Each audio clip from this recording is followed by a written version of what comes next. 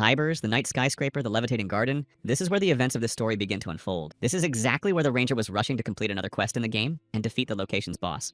Avoiding yet another lightning strike, the ranger continued on his way toward the boss, who was already visible ahead of him. Meanwhile, perched on the clouds in the sky, the garden's guardian, Cumulonimbus, was directing more and more lightning bolts at the ranger. But the ranger didn't give up. Getting close enough, he fired a shot from his pistol, managing to graze the garden guardian's hair. Noticing that her hairstyle was ruined, Cumulonimbus screamed, while the ranger was already behind her and continued firing. But suddenly he noticed many magic circles beneath him and all around, and thought anxiously, oh no, lightning all over the place.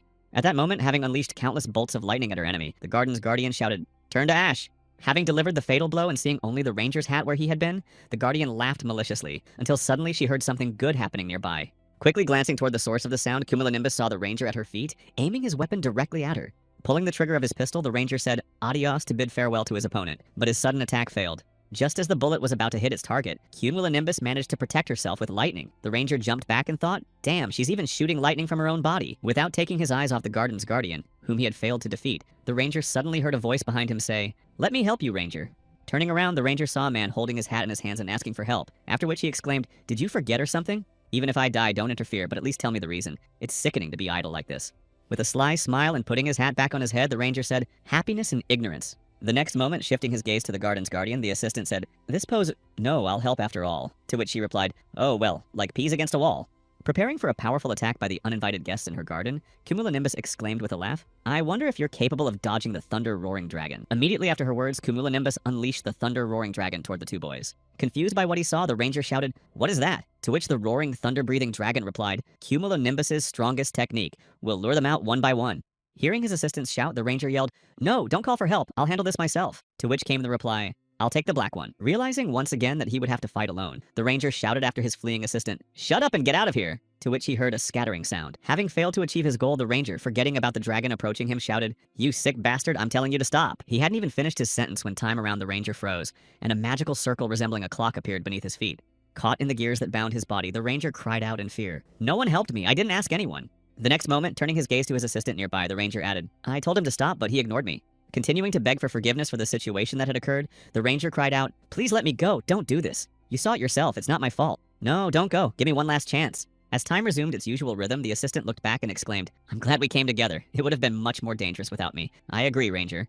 But as he looked back, the assistant saw a thunderbolt strike the ranger, knocking him off his feet right before his eyes. Then, rushing to his partner, the boy shouted, "Ranger, what are you doing? Come on, get up."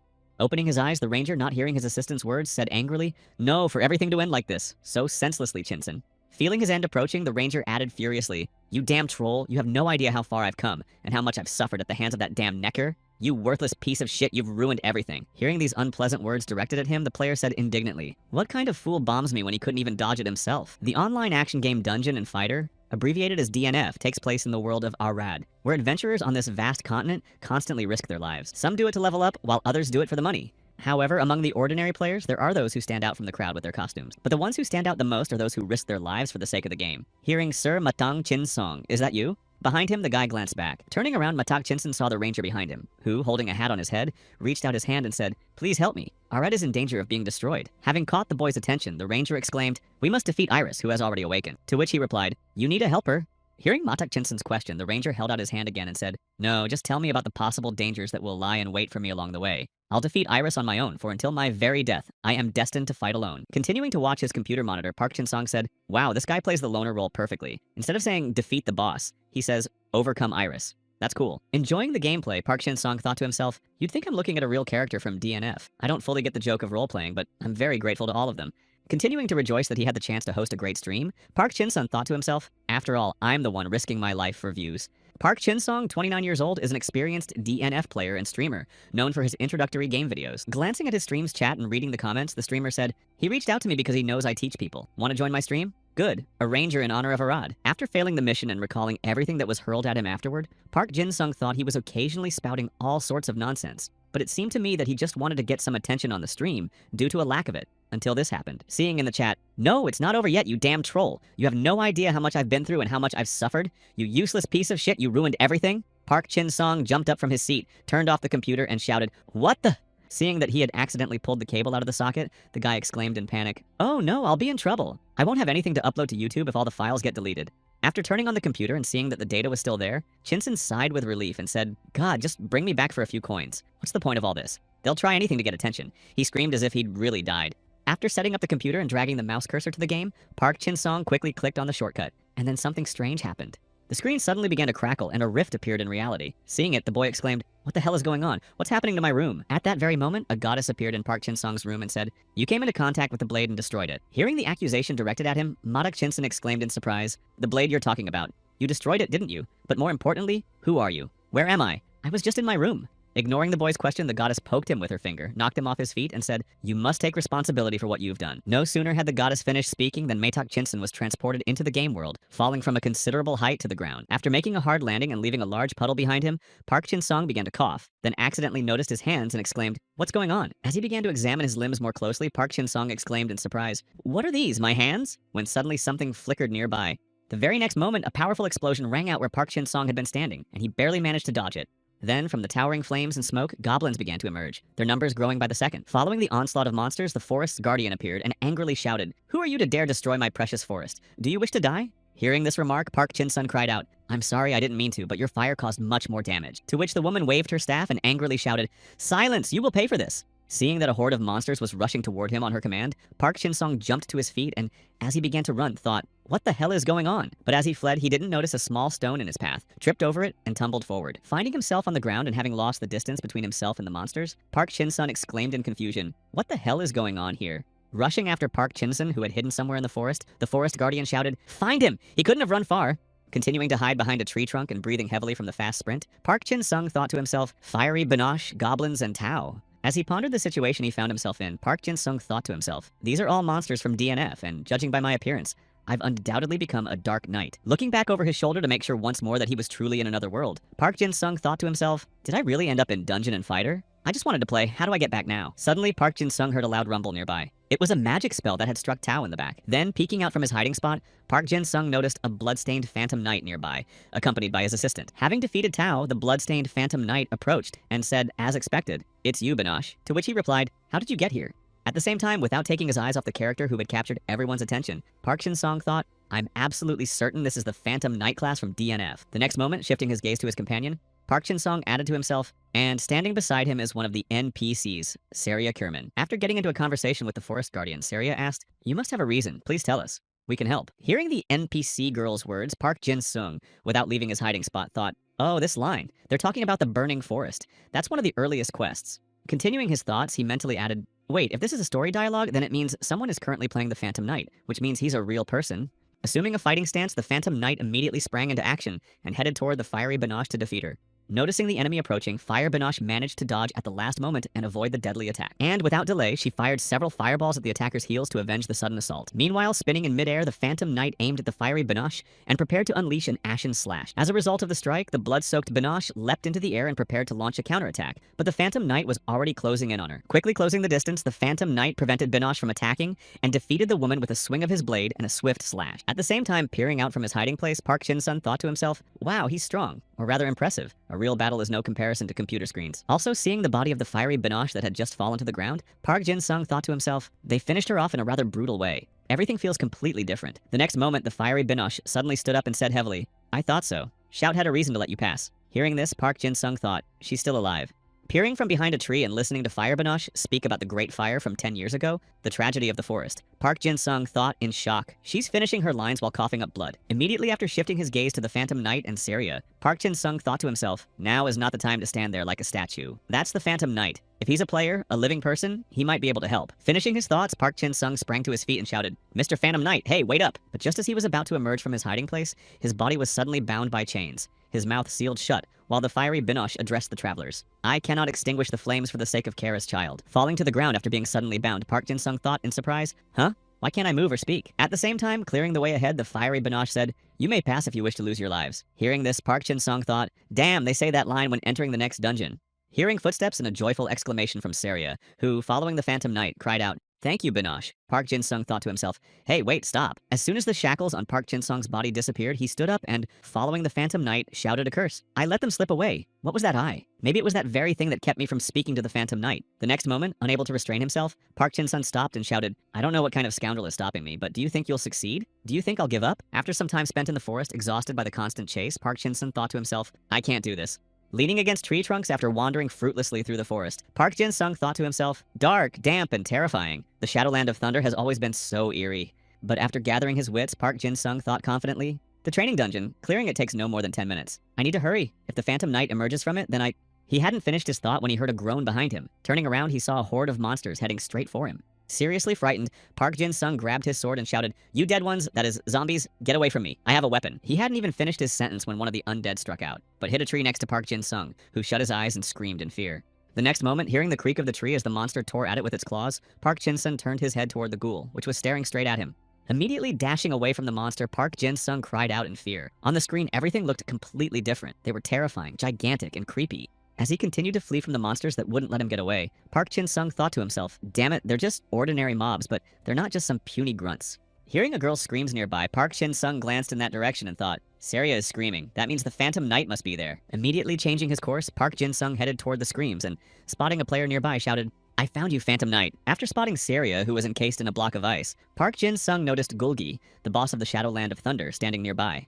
Then, placing his hand on the Phantom Knight's shoulder, Park Jin-sung said awkwardly, Whoa, so you're taking on the boss, man. We can talk. Noticing that the boss had gone on the offensive while the Phantom Knight hadn't even batted an eyelid, Park Jin-sung called out, Hey, man. Unable to get through to the guy, Park Jin-sung jumped aside to avoid Gulgi's ice attack, which struck the Phantom Knight. Looking back and seeing that the player was encased in a block of ice, Park Jin-sung exclaimed in confusion, The Phantom Knight? At the same time, noticing that the location's boss was trying to interfere with their battle, he summoned ice zombies while preparing for his next strike and said, Don't interfere. But Park Jin-sung's only hope for salvation was the Phantom Knight encased in the ice block, and he tapped on it, shouting, Hey man, come on, get out of there. Is he AFK or something? Not willing to just stand by and watch, one of the boss's summoned minions lunged at Park Jin-sung and struck him. Jumping back and seeing the monster slash on himself, Park Jin-sung cried out in pain, Oh my god! At that very moment, the monster attacked again and was about to deliver another blow, but Park Jin-sung managed to block it with his sword. As he continued to fend off the monster's onslaught, Park Jin-sung thought fearfully, This is going to hurt. I'm done for. I don't want to die here. Realizing the situation was dire, Park Jin-sung swung his sword, slicing the monster in two and cried out in fear, Get lost, you devil!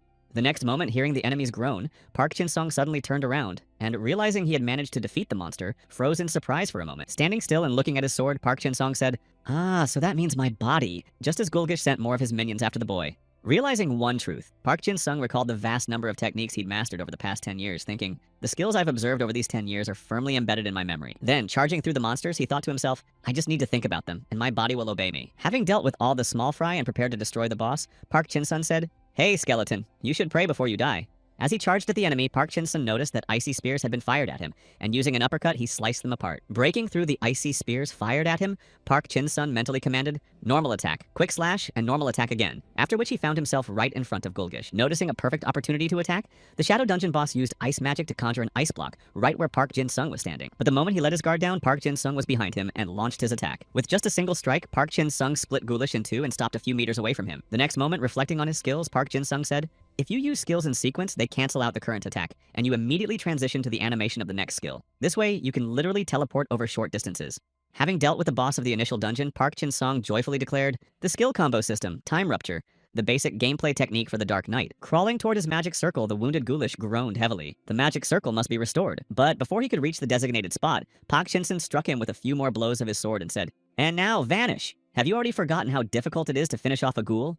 When Gulgish was finally defeated, the ice block in which Saria was encased shattered, and the girl was free once more. Also, recalling the words of the monster he had just defeated, Park Jin-sung rubbed his neck and said, Oh my, the event breakthrough of Gulgi's dungeon has started. It seems I accidentally completed the Phantom Knight's quest. Later, noticing Gulgi's card behind him, Park Jin-sung picked it up and said in surprise, Huh, what's this? The next moment, the card suddenly began to crackle, and the very same goddess appeared before Park Jin-sung. Seeing her, the boy thought to himself, No, not again. Holding the card of the defeated monster in her hand, the goddess said, Impressive. A human summoned from another dimension. You have taken your first step on the path to becoming a guardian of the flames. Hearing the goddess's words, Park Jin-sung, without taking his eyes off her, thought, Namir. I'm sure that during our first meeting, I didn't have time to get a good look at her. The goddess of wisdom, Namir. As he pondered the figure standing before him, Park Jin-sung mentally added, A deity. No, it would be more accurate to say an enlightened being capable of traveling through worlds. Namir, Finishing his thoughts, Pak Chinsen exclaimed, "But you're just a game character, just a part of the game. How were you able to summon someone like me from the real world?" Upon receiving Park Jin-sung's question, the goddess replied, "I have been watching you, one who could become a sharp blade capable of completing the mission. He who has dedicated his life to a rod can become the true blade of this world, and you must not stop at the blade." Hearing the goddess's strange explanation, Park Jin-sung thought discontentedly, "What nonsense is this? I asked a perfectly normal question, and she just let it go in one ear and out the other." The next moment, recalling the game's mechanics, Park Jin-sung thought to himself, "Wait a minute, but in the game, the term blade has the same meaning as adventurer, and the people who control these adventurers are the players." Continuing his thoughts, Park Jin-sung rested his hand on his chin and thought to himself, "She summoned me here so that I could become an adventurer." Suddenly, upon hearing the goddess say, "You," Park Jin-sung stretched out his hand and exclaimed, "No, I understand what you want from me, but I refuse. Why should I help you? Send me home." Hearing the young man's remark, Namir began to form a spear of memories in her hand and said, "Because the responsibility for this lies on your shoulders." After hearing the remark from the enlightened one, Park Jin-sung shouted, "Responsibility? What the hell are you talking about?" But before he could finish, the spear was already in his forehead. At that very moment, Park Jin-sung saw all the moments of the situation, the ranger's assistance and his cries about not wanting help in the battle against the boss, after which he thought, "I've ruined everything." Showing Park Jin-sung the reason for his becoming a blade, Namir said, "The blade you destroyed was a person from your dimension." Continuing to tell Park Jin-sung about his predecessor, the goddess added, "He dared to go against the blade's fate, which is why the Lords of Time were forced to intervene, smoothing out all the rough edges, and all because of you." Realizing everything that had happened, Park Jin-sung said fearfully, "That ranger was a human, just like me, a living person. Then I really did finish him off." Later, the goddess said, "A corruption is spreading throughout Arad. This corruption has interfered with the course of the trials, distorting the path of the blade." Continuing to explain the reason for summoning the players to the world of Arad, Namir added, "And if this continues, Arad faces the same altered future." Without taking her eyes off the boy who had been summoned to this world, the goddess added, "Become my blacksmith's tool and guide the blades onto the righteous path." Hearing the goddess's words, Park Jin-sung said in surprise, "The righteous path," and then added in his mind, "Blacksmith's tool." Continuing his thoughts, Park Jin-sung added in his mind, "When the player deals with Gulgish, Saria must clear the magic circle. That's the correct outcome of the training. But since the Phantom Knight cannot move, Saria is immobilized along with him." Continuing his thoughts, Park Jin-sung added in his mind, "Perhaps it was just a coincidence, but if it weren't for me, Saria might have died." Finishing his thoughts, Park Jin-sung said, "I see. So if Saria doesn't survive, the next quest, even the entire story that follows, will be without the characters who are supposed to complete it. A bug, that's what she meant by corruption, and the instrument will be whoever left all these bugs behind." Hearing Park Jin-sung's assumption, Namir said, "Correct. That is the instrument's job. Now that you understand, go on." No sooner had Namir said this than Park Jin-sung, flying downward, cried out in alarm, "Wait a minute!" Watching the boy fly down, the goddess said one last thing. "Help the blades. Hurry and find their source." As he continued to fall, clinging to a piece of debris, Park Jin-sung cried out in fear, "Why do you think I agree? I haven't decided anything yet." To which she replied, "As soon as you fulfill your duty, I will return you to where you came from." Hearing this promise from the goddess, Park Jin-sung exclaimed, "Listen, but my character isn't really capable of anything. What do you think I can do? Give me at least some kind of powerful ability or something." Hearing the player's request, Namir said, "I cannot grant you abilities capable of altering reality, but I can give you one item, so choose wisely." Looking at the choices the goddess had given him, Park Jin-sung drooled and thought, rare avatars and epic gear, there's even a master level one. But despite the wide variety of choices he had, Park Jin-sung said, "No, wait, give me the Eternal Royal Contract." Hearing her blade's wish, the goddess selected the desired skill from the list of available options and said, "As you wish." After granting Park Jin-sung the skill, she added, "Now wait, this won't be anything like infinite stamina or anything of the sort." Hearing further requests from her blade, the goddess said with a smile, "Oh my, indeed, for an instrument like you, I will free you from physiological difficulties and the stress they may cause." Hearing exactly what the goddess had bestowed upon him, Pate Chinsen exclaimed, "No, not that." After which he said, "Listen, I will no longer turn to you in times of need. Find me yourself." Continuing the final conversation of this meeting, Namir added, "And you will no longer be able to meet me in the spatial corridor. You will only be able to meet a part of me. I will be watching you closely." After another hard landing, Park Chinsen grumbled, "Here we go again." And as he got up, he heard lags and glitches behind him. Coming to her senses and noticing the hero nearby, Saria walked toward him and exclaimed, "Adventurer, are you all right?" At the same time, watching the two characters from a distance, Park Jin-sung thought, that Phantom Knight is still trying to finish the event. He's glitching, and that's why he's standing rooted to the spot. Hiding behind branches so as not to be noticed, and hearing, "Look, the magic circle," Park Jin-sung thought to himself, "and this is the time to be hallucinating? I'll follow them, but I'm better than they are." After a while, when the Phantom Knight arrived at the settlement, Park Jin-sung, who had continued to hide, said, "This place is an elven outpost." Emerging from his hiding spot and following behind, Park Jin-sung thought to himself, "It's still very strange to think that I've ended up in the NDF world, and all these cursed tools too." The next moment, recalling the incident with the ranger he had accidentally killed, Park Jin-sung thought to himself, "But one thing is clear. I need to prevent such incidents from happening." Having finally come to terms with his mission, Park Jin-sung moved forward with a smile and thought, I'll become your tool or whatever. Here in Arad, I'll survive. Stopping in the forest and opening the system window, Park Shin-sung said, the purpose of the blacksmith tool Namir mentioned is to help players get rid of curses. To do this, I need to head to the village where the next quest takes place. Continuing his thoughts, Park Shin-sun added to himself, on the way, I tried to figure out the mechanics and managed to learn a few things. Looking at the list of available items, Park Shin-sun thought to himself, first of all, I have an inventory. Strange, I thought I'd thrown that sword away. Putting the fruits he found in the forest into his inventory, Park Jin-sung added, Nemir returned it to me. Wow, how kind of her. Having finished gathering the fruits, Park Jin-sung said, so it looks like that's everything. And the stats, or rather, the status window. Continuing to examine the system window that had popped up, Park Shin-sung thought to himself, the minimap and auction aren't working, so it looks like only 2 windows are available for now. And even those don't display much. By the way, shouldn't I be checking my HP or MP? The next moment, seeing his reputation, which was very low, Park Shin-sung added disappointedly, second, what was I expecting? I'm a total loser. Recalling how Nemir had told him in the spatial corridor, you will only be able to meet a part of me, Park Jin-sung thought to himself. Archimedes' spatial corridor? Only by finding it will I be able to return home. Continuing his musings, Park Chin-sung thought to himself, to enter any dungeon, you need to raise your reputation level. To enter Archimedes' spatial corridor, you'll need 38,095 reputation points. Looking at his reputation stats, Park Jin-sung said, but I only have 6 reputation points. I'll have to go a long way. Setting off on his journey and finding himself with a torch in the dark forest, Park Jin-sung thought that a much bigger problem was that Namir wasn't actually what it appeared to be. Exhausted by thirst and the long journey, Park Jin-sung thought to himself, even if I manage to reach the spatial corridor, will she really just let me go home? Taking a break, Park Jin-sung built a fire and, taking a bite of the fruit he had gathered earlier, said, it seems there's no need for food. I feel neither hunger nor fullness. Freedom from physical hardship, that's what Namir meant by that. Plunging back into thought, Park Jin-sung added in his mind, according to Namir, if I don't help her, the curse will destroy Arad. But in the game, her true goal is the rebirth of the creator god and the creation of the world of Cisnova.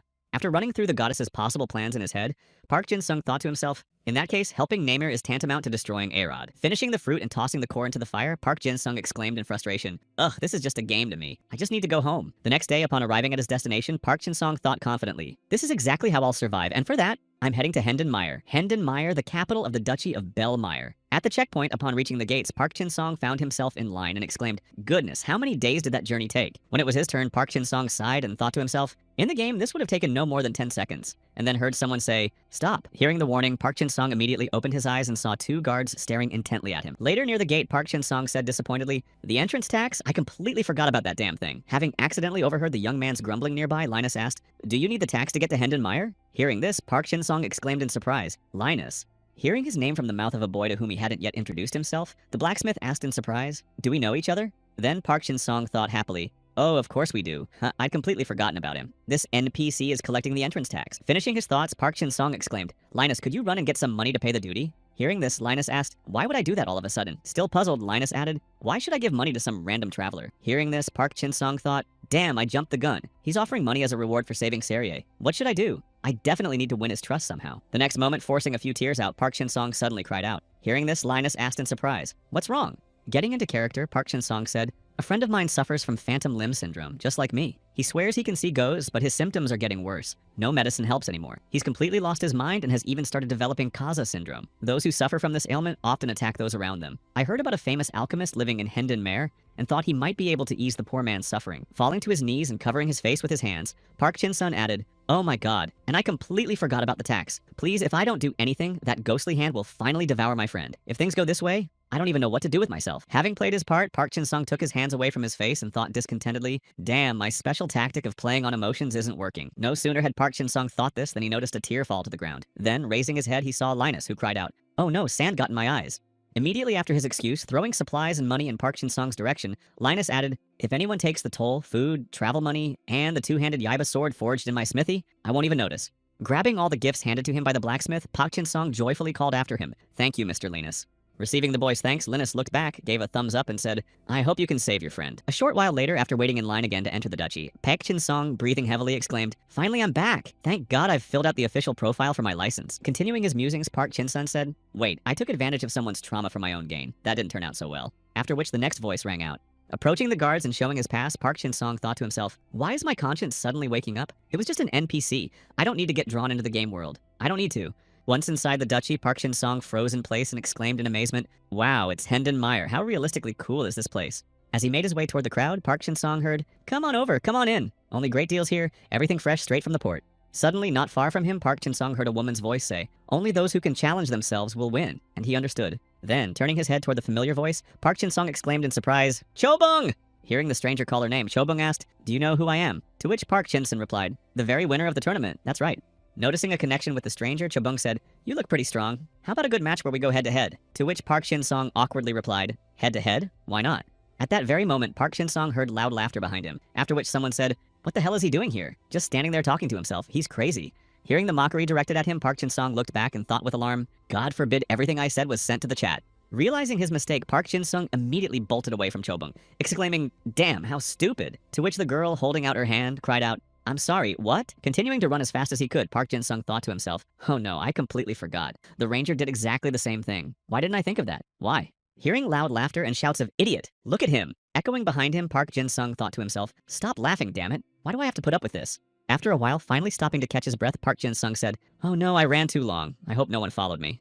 After catching his breath a bit, Park Jin-sung said, "It's time to stop talking to myself," then looked back and saw the Moonlight Tavern there. Delighted by this discovery, Park Shin-sung thought to himself, "How could I have forgotten about it? I used to come here often during the Sky Castle quest. Since I haven't leveled up yet, there must be a lot of players doing this quest. I think I can pick up some rumors and get some information at the tavern." Upon entering, Park Shin-sung immediately drew a lot of attention and thought to himself, "Maybe I should just get out of here." But gathering his courage, he thought confidently, "Not a single step back." Park Shin-sung was greeted by the staff, who then said, "Welcome." Glancing at the girl behind the bar, Park Shin-sung exclaimed in fright, "You scared me." After which the girl asked, "How can I help you?" To which he replied, "A glass of milk, please." After placing his order, Park Shin-sung immediately leaned toward the girl and said, "Actually, I'd like to find out about everything suspicious and strange that's happening within the walls of this tavern." To which the girl replied discontentedly, "Well, of course, there's one right in front of me." The next moment, lost in thought, the bartender said, "Suspicious or strange? Interesting." Then opened a chest and added, "And you should have just said so." Impressed by the object shown to him, Park Shin-sung exclaimed, "That's certainly interesting, but I'm talking about something else. How much does it cost?" After that, a "good afternoon" rang out from behind. Later, Saria approached the bar with a player and said, "I'm the tavern owner. My name is Saria." Hearing this, Park Shin-sung thought, "Saria, this dialogue? They're passing through the Sky Castle." Continuing his thoughts, Park Shin-sung focused his attention on the female warrior and thought, "So she's a player completing a quest. A female warrior of the fighter class." Suddenly hearing a voice from behind, "Hey, fighter, move it already." Park Shin-sung thought, "I've heard that voice somewhere before." Just then, another person entered the tavern and said, "That's why I hate newbies. All they do is ask questions and let the answers go in one ear and out the other. Seriously, do you think you know everything? Hey, show some respect. That's the captain's order." Recognizing the voice of the one who had just entered the tavern, Park Shin-sung looked back and thought, "That can't be. How did the Order of the Iron Wolf get here?" The Order of the Iron Wolf is a knightly order that serves the royal family of the Delos Empire. Right now, they're supposed to be investigating the Sky Tower. Continuing to look at the three people who had arrived at the tavern, Park Shin-sun added that for this reason, the players would have to carry out their mission in the tower side by side with the knights of this order. But how had they ended up in the tavern? Recalling the characters who had visited the tavern, Park Shin-sun thought to himself, "Fiona and Dan, the characters you meet in the Heavenly Tower's Puppet Museum." The next moment, shifting his gaze to another girl, Park Shin-sung added in his mind, "And we might run into Lenny and the Loppy of the Darkness, but none of them should show up." Listening to the conversation between Saria and Shusia, from which came the words, "Sorry, we don't have enough magic stones." And "No, look, I think we could," Park Shin-sung added in his mind. Judging by their conversation, the player had already cleared out the museum and the lobby. In other words, this trio should no longer appear in their story. Continuing his thoughts, Park Shin-sun, without taking his eyes off the trio, added silently, "But if they came here with the player, what is this if not a curse?" Having finished all her business and heading off with the Dark Wolf Squad, Saria exclaimed, "Thank you, Miss Shusia." After which Lenny muttered discontentedly, "Finally finished, thank God." Thinking, "I need to follow them." Park Jin-sung arrived at the Sky Tower where, looking out at the group of people, he heard, "Hurry up, Captain. You're already up there. And why did you need these researchers anyway?" Without taking his eyes off the group of characters, Park Jin-sung added in his mind, "But which of the knights is affected by the curse? In any case, I'll have to stop them." Just as Park Jin-sung was about to follow the group of characters, he heard a voice nearby. "Show your entry pass or else." Realizing he didn't have a pass to get inside the tower, Park Jin-sung grabbed his head and shouted, "Damn it!" Hurrying toward Roger Levin, where he might be able to get what he needed, Park Jin-sung thought, "I need a pass." The NPC who issues passes to the tower and then called out, "Roger!" Hearing why the young man had come to her, Roger's assistant said, "Mr. Roger is currently away. I'm sorry, but I don't have the authority to issue passes." Seeing Park Jin-sung fall to his knees before her, Roger's assistant awkwardly added, "Please forgive me."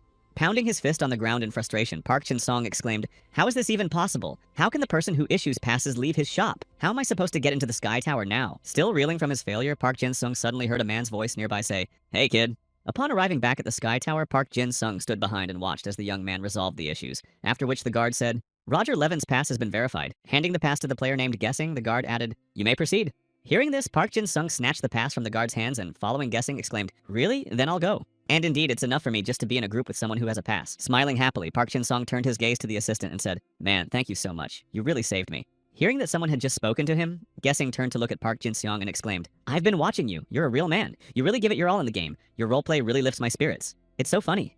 Receiving the mixed praise from the guy, Park Chin-sung said, "It's not roleplay, I always talk like this." To which he replied, "Are you serious? You talk like that in real life?" Still laughing, Guessing stepped forward and shouted, "What a weirdo. Come on, Behemoth. I'll clear this for you since you made me laugh so much." To which Park Jin-sung exclaimed, "What? I've been playing this game for years just to get you to carry me." Immediately after realizing the risk involved, Park Jin-sung thought, flustered, "No, this is help, and I can't accept it." The next moment, starting to wave his arms frantically, Park Chin-sung shouted, No, I don't have a single team. I've got urgent business. Let's do this some other time." Hearing this and seeing that the team had disbanded, the player reached out her hand toward the monitor and shouted, "Hey, wait." Then, sighing, she added, "He ran off. How sadly funny." Resting her head on her hand, the girl smiled slyly at the monitor and added, "I wonder why his in-game name wasn't visible." Finding himself in the Sky Tower, Park Jin-sung sighed heavily and said, "Whatever that guy's nickname was, I guess I'll have to stay away from him." Climbing the stairs inside the tower, Park Jin-sung added, "In any case, here I am in the Sky Tower. It's high up, and where did those three go? I've wasted too much time. I need to deal with the damage quickly." No sooner had Park Jin-sung finished his thoughts than Fiona ran past him, shouting, "How annoying! You could have easily dodged that." Lenny and Dan were running right behind her. Continuing to follow the leader, Dan exclaimed, "I'm fine. I was just trying to protect the explorers as ordered." To which Lenny retorted indignantly, "Stop spitting blood all over the place. You're not in a position to worry about them." Watching the Dark Wolf squad, Park Chin-sung thought, low-level knights, did they really leave the player behind? These characters are affected by the curse. Pondering who had been affected by the curse, Park Chin-sung said, "Could it be that they aren't the ones infected?" The next moment, picturing the leader of the Dark Wolf squad in his mind, Park Jin-sung added, "And the person giving orders to these three and the rest of the order is Captain Wang Walshad." After these thoughts, Park Jin-sung wondered, what will happen if a soldier encounters the captain? What if he spreads the curse to the other knights? Gaining speed and ignoring his surroundings, Park Jin-sung shouted, "We need to hurry!" No sooner had Park Jin-sung shouted about hurrying than a small dragon attacked him from behind, grazing his face and leaving a scratch. At that very moment, Park Jin-sung quickly drew his sword from his inventory and finished off the attacker with a single swing. But the enemy wasn't alone. There were quite a few monsters, and they had all already noticed the guest who had arrived at the Sky Tower. Blocking the approach of one enemy with his sword, Park Jin-sung thought, "Damn, I let my guard down." After dealing with another little dragon and noticing even more monsters heading toward him, Park Jin-sung thought, "Damn, I'd forgotten I'm in the middle of a dungeon." Gripping his sword tightly, Park Jin-sung began battling the enemies charging at him, fending off their onslaught. But after a few minutes, starting to run again, Park Jin-sung thought, "Damn, there's no time to fight back. There are too many of them." While fleeing, noticing that a man-eating lizard was catching up to him, Park Jin-sung used his Dark Strike skill, but the attack failed. Falling near a statue, Park Jin-sung thought, "Damn, my mana ran out too soon. I came here needing to recharge a bit, but then I suddenly noticed something." Realizing where he was, Park Chin-sung instantly jumped to his feet and managed to escape the range of the fire-breathing statue. Glancing back at the statue that had just defeated his attackers, Park Chin-sung thought, "The statue was definitely right here, that's the trick," recalling the end of the statue gallery. Hurrying to the place he'd just remembered, Park Chin-sung spotted the magic circle and joyfully exclaimed, "My memory hasn't failed me, the magic circle of full recovery." Having fully recovered and replenished his mana and health, Park Jin-sung destroyed all the nearby monsters and, noticing a strange effect, realized he had leveled up. Having boosted his abilities in the Sky Tower and prepared to continue his mission, he confidently exclaimed, "All right, let's go." Continuing the battle, Park Jin-sung destroyed his enemies one by one using his skills. And then Park Jin-sung unleashed a triple strike that culminated in a triple attack, taking out a couple more monsters. Having dealt with them, Park Jin-sung, unable to hide his joy, thought, "I feel like the main character of a manhwa." The next moment, recalling his choice, Park Jin-sung thought to himself, "It wasn't for nothing that I chose the royal contract," and shouted, "Fall in line, scoundrels." Hearing a shout nearby and seeing the dungeon boss before him, Park Jin-sung said, "So you couldn't appear earlier? Back then, my level was lower." After receiving the remark from the guest, the boss of the Draconid nest, Lachius, said, "I've spotted a stranger defiling the Sky Tower. All Draconids, begin the purge." Hearing the order from their boss, all the monsters rushed into battle against Park Jin-sung. Just as another enemy was about to attack, Park Jin-sung used a portal to dodge the strike and appeared behind the Draconid, confidently shouting, "You're too slow!" Behind the enemy's back, Park Jin-sung suddenly cut himself off because he hadn't accounted for certain factors and got stuck in the wall. Seeing that the stranger had just screwed up big time, the Draconid wasted no time in landing a direct strike on Park Jin-sung. Continuing the battle with the tower's monsters, Park Jin-sung, while chasing the little dragons, shouted, "Mosquitoes perish," and attempted a jumping strike, but failed. After the failed attack, the little dragon flew up to him and, without slowing down, landed a blow to his jaw. The Dark Knight's skill combo system allows you to skip skill cooldowns, but at the same time, skills must be used in a strict sequence. In fact, a competent choice of skill combinations is what distinguishes a good Dark Knight from an amateur. After a failed attack on the flying enemies, Park Jin-sung chased after the cackling monsters, swinging his sword and shouting angrily, "Come on, you scoundrels. Dark slash, round attack." Gritting his teeth after yet another failure, Park Jin-sung thought, "Damn it, I chose the wrong order. I've already wasted the skill twice." Noticing an enemy approaching from behind and blocking the attack, Park Jin-sung thought, "During a game I could just laugh it off, but right now, my life is on the line." The next moment, a spear flew through the monster's body. The dungeon boss had intended to finish off the stranger through his minion. Having failed, Lachius tore the Draconid apart and lunged at Park Jin-sung with loud shouts, but fell victim to Park Jin-sung's Great Wave attack. Seeing that his attack had done no damage to his opponent, Park Jin-sung thought to himself, "Damn it, he's still as tough as a rock. I can't just take him down that easily." After a while of fierce combat, having taken damage and charging at Lachias once more, Park Chin-sung unleashed a painful, lightning-fast slash. But his attack ended in failure, after which Lachias knocked Park Chin-sung to the ground, and casting a condescending glance at him, asked, "Are you done?" To which the third one replied. Enraged at the stranger who had ignored his question, the dungeon boss lunged at him and shouted angrily, "What are you mumbling about?" Rising to his feet and lunging toward the Draconid, Park Chin-sung unleashed a fourth strike in midair.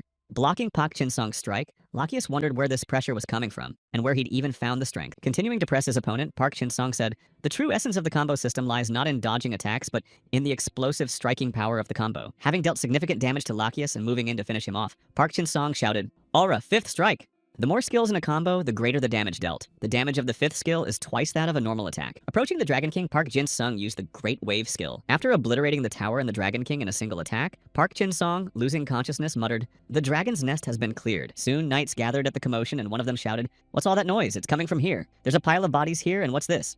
Noticing Park Chin-sung among the Dragonkin corpses, a subject shouted, "Vice Captain, there's a man there!" Lying on the ground after a grueling battle, Park Chin-sung thought to himself, "Man, that was tough. I needed to find someone who could go through all that in my place." The next moment, feeling the effects of recovery on his body and seeing the status window, Park Jin-sung thought, "Thank God my health has been restored." Regaining his strength and getting to his feet, Park Jin-sung exclaimed joyfully, "Great! Time to collect the loot and move on."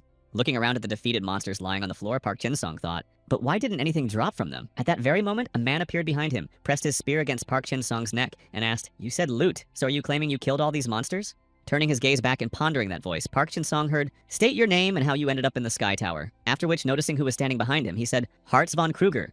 When the knights surrounded Park Chin-sung on all sides, Hartz von Kruger said, "State your name and tell me what you're doing here as well as how you know me." Having received a question from a man who had been spoken of rather poorly in the game, Park Chin-sung thought to himself, "How could I not know you? Because of your bad behavior, you're the only character whose personality has been changed in the entire history of DNF." Still having received no answer to his question, the vice commander of the Dark Wolves said, "What's the matter? Did you swallow your tongue?" To which the vice captain replied, "You're the deputy captain of the Iron Wolves, aren't you? How could I not recognize you?" After answering one question, Park Chin-sung heard, "Well, how did you end up here?" To which he replied, "I got a pass from Roger Levin." Upon learning how the guy had gotten into the tower, the vice commander said, "Roger Levin, you say? Hand it over. I'll take a look at it." To which Park Chin-sung replied, "I don't have it."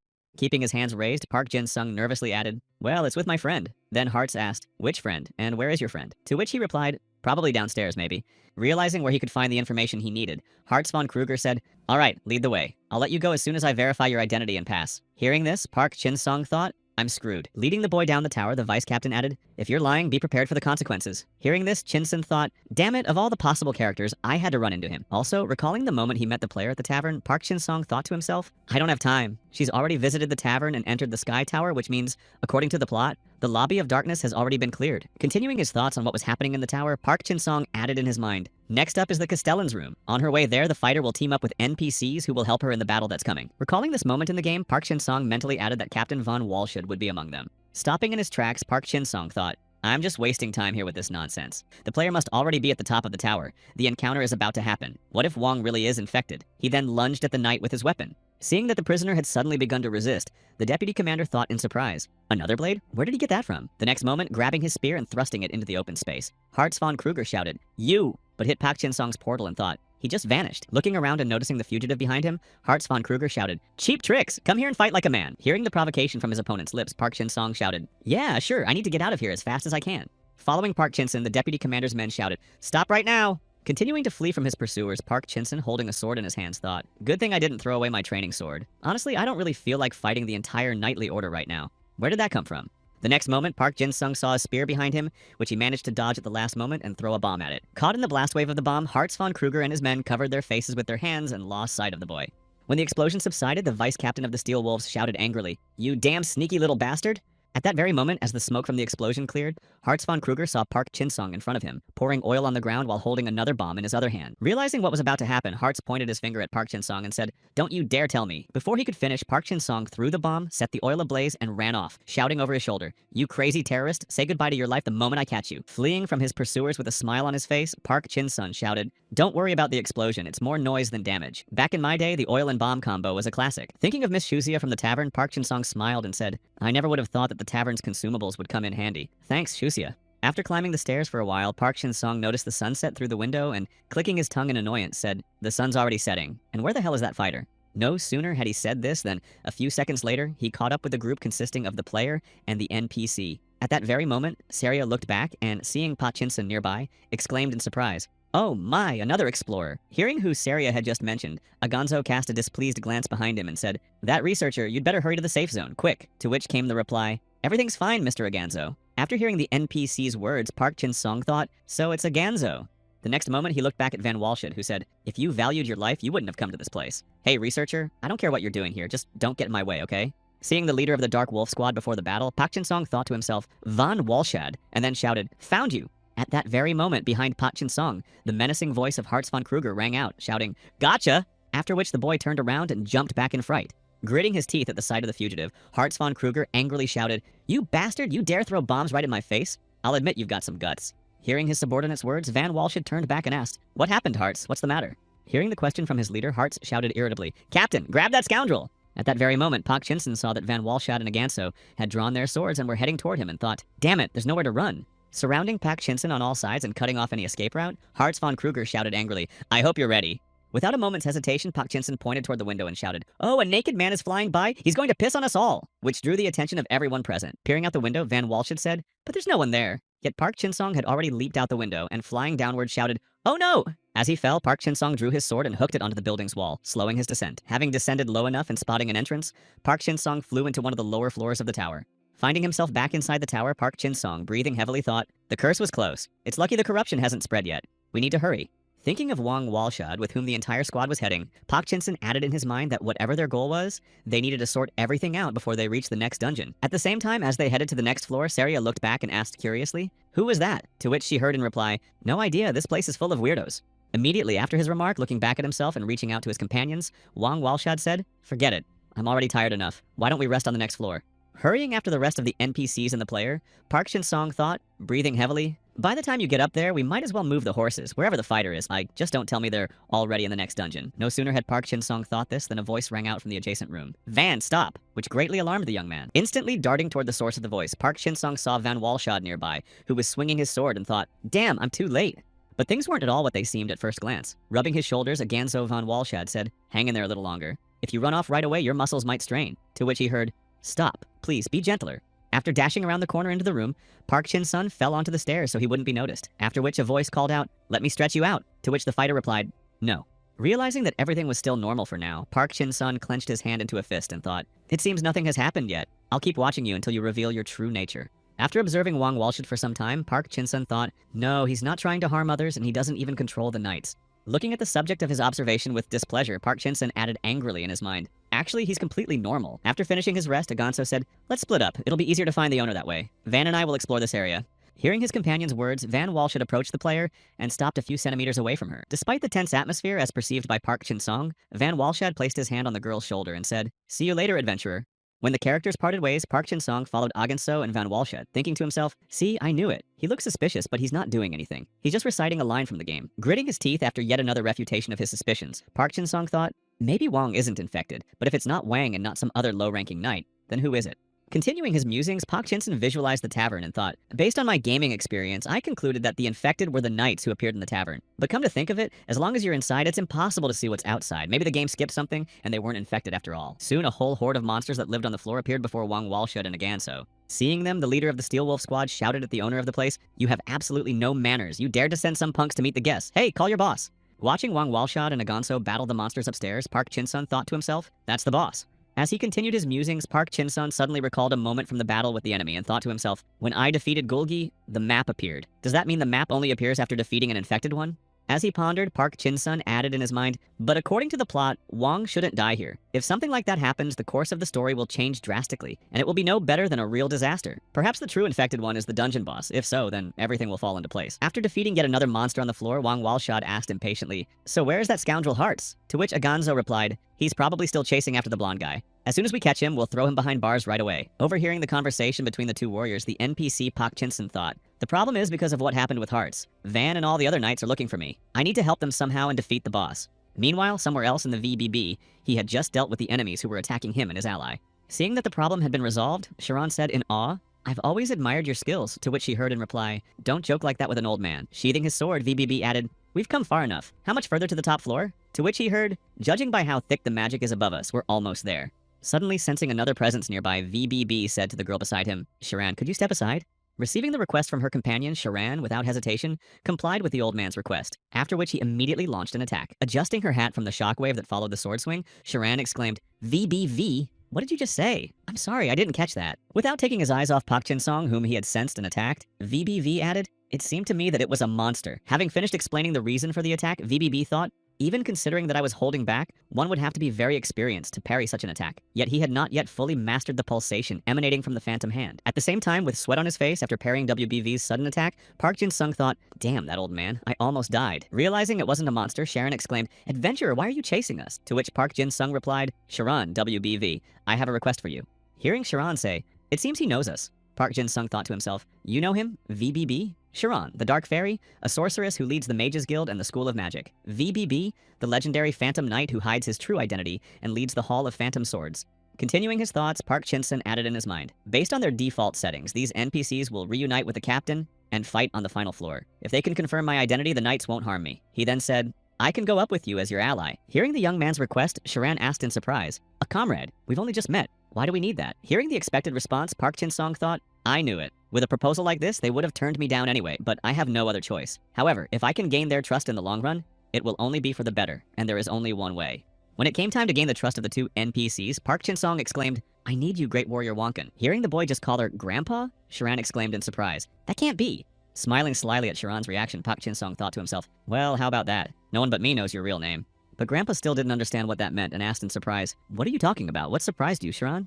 Then, raising his index finger, Park Chin-sung exclaimed, it's someone's name, but of course not yours, to which Sharan replied, what are you getting at? Having gotten the name wrong, Park Jin-sung recalled a story from the plot where it was written that the one who maintained peace between the two states was the Great Warrior Wonkan. The WBV decided to stop in the Kingdom of Mare. He destroyed countless soldiers and, to atone for his sins, gouged out his own eyes and shed bloody tears, after which he thought, damn, he doesn't know him. That name is written in his biography. Also recalling some changes in the game, Park Jin-sung thought to himself, I want this part, and they removed it during the update. But it can't be that they also changed the character's settings. So what now? At that moment, Sharan, VBB, and Park Chin-sung, who was pondering, thinking, and recalling the story, began to be surrounded by monsters. Noticing them, VBB said, looks like we have guests. In that case, continuing his thoughts, Park Chin-sung wondered why he was using those initials. Great Fighter, Work, Willful Master of the Orchestra, a name somewhat similar to DNF, after which he spoke, Grandson of the Tower of Despair. Hearing Park Chin-sung's last words, Sharan looked back at herself and said, hey, you seem like an interesting young man, but we're in a hurry right now, so why don't you...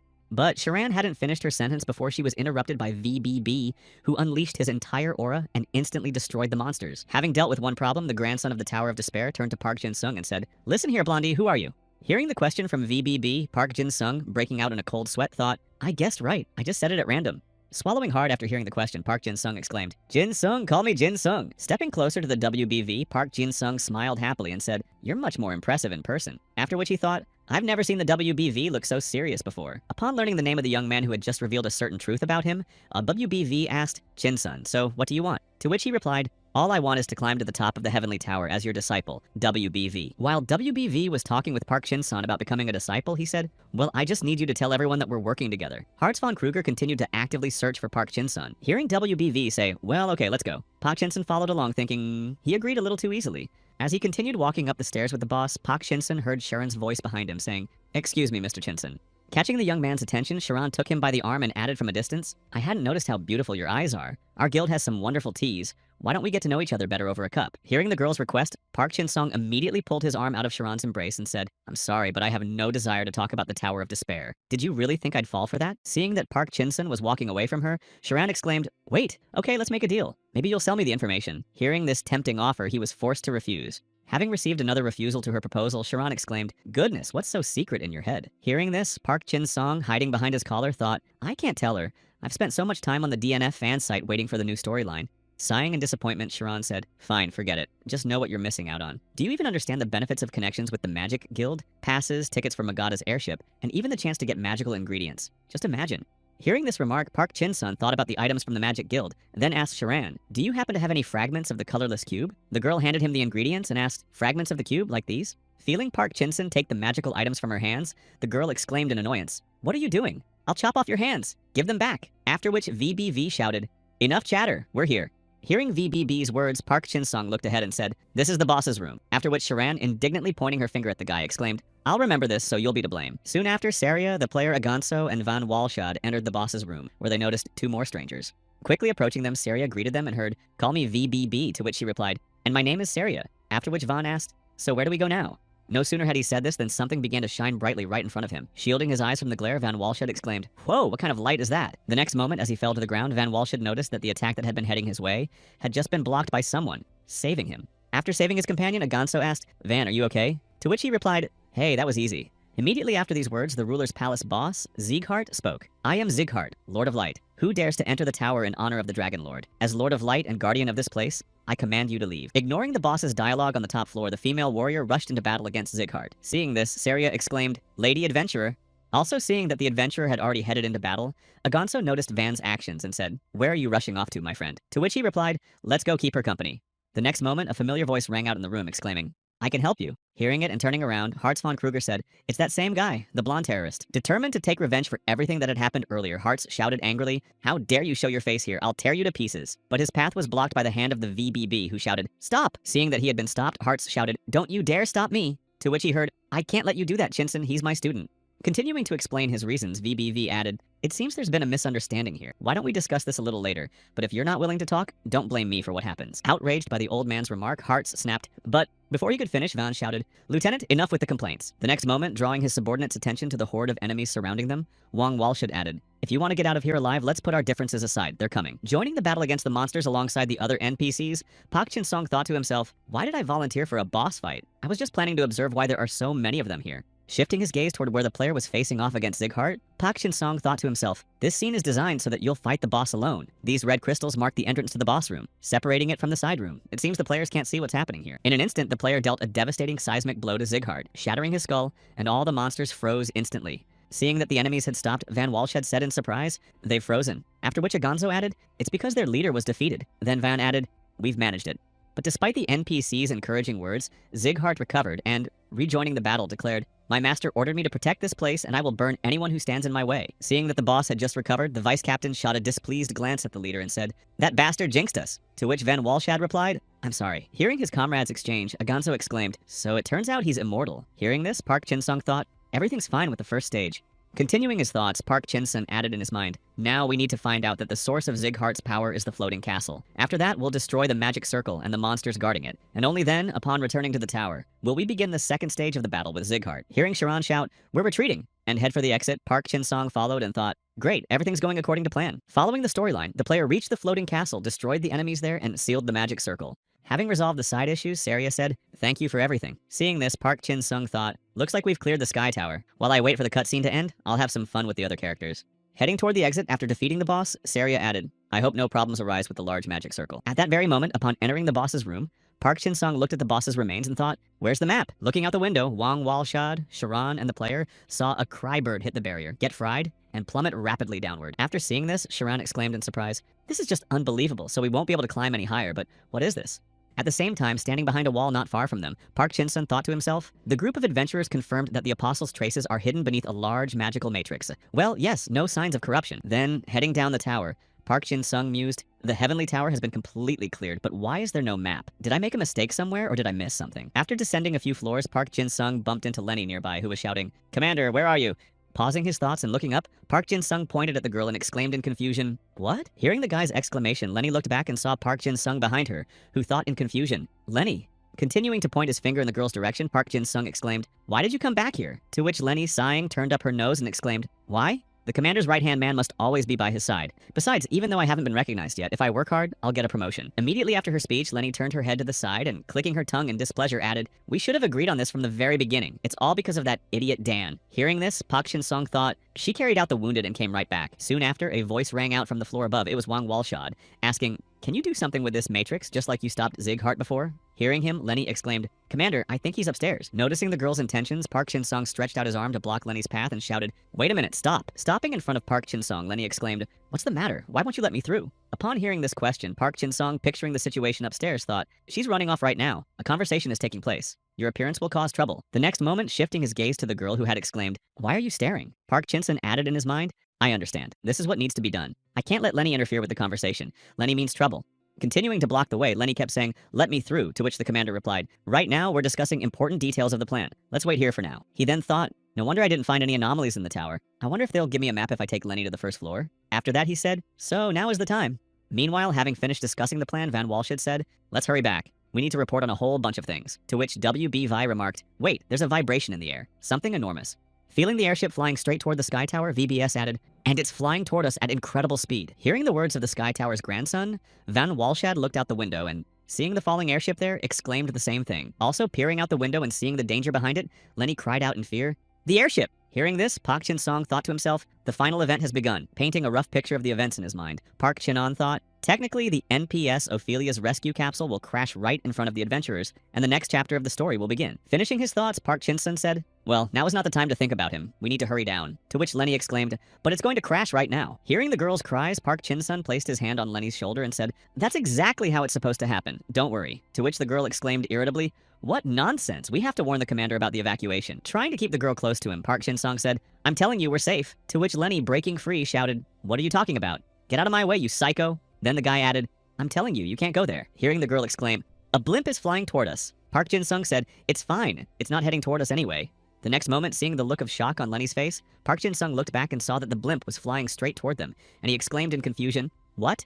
Realizing that the situation had changed drastically, Park Jin-sun thought in confusion, why did the airship suddenly take this route? That means this is the true cause of the damage to the Sky Tower. Realizing what his job entailed, Park Jin-sun instantly pulled a weapon from his inventory and thought, I don't need to stop Lenny, but to prevent what might happen to her. It's too late to run away. There's only one option left, blow up the airship. Technically, this is the NPC Ophelia's escape pod. It will crash right in front of the adventurers and the next chapter of the story will begin. At that very moment, a thought flashed through Chin-sung's mind about the correct sequence of all these events. Lenny must not die right here.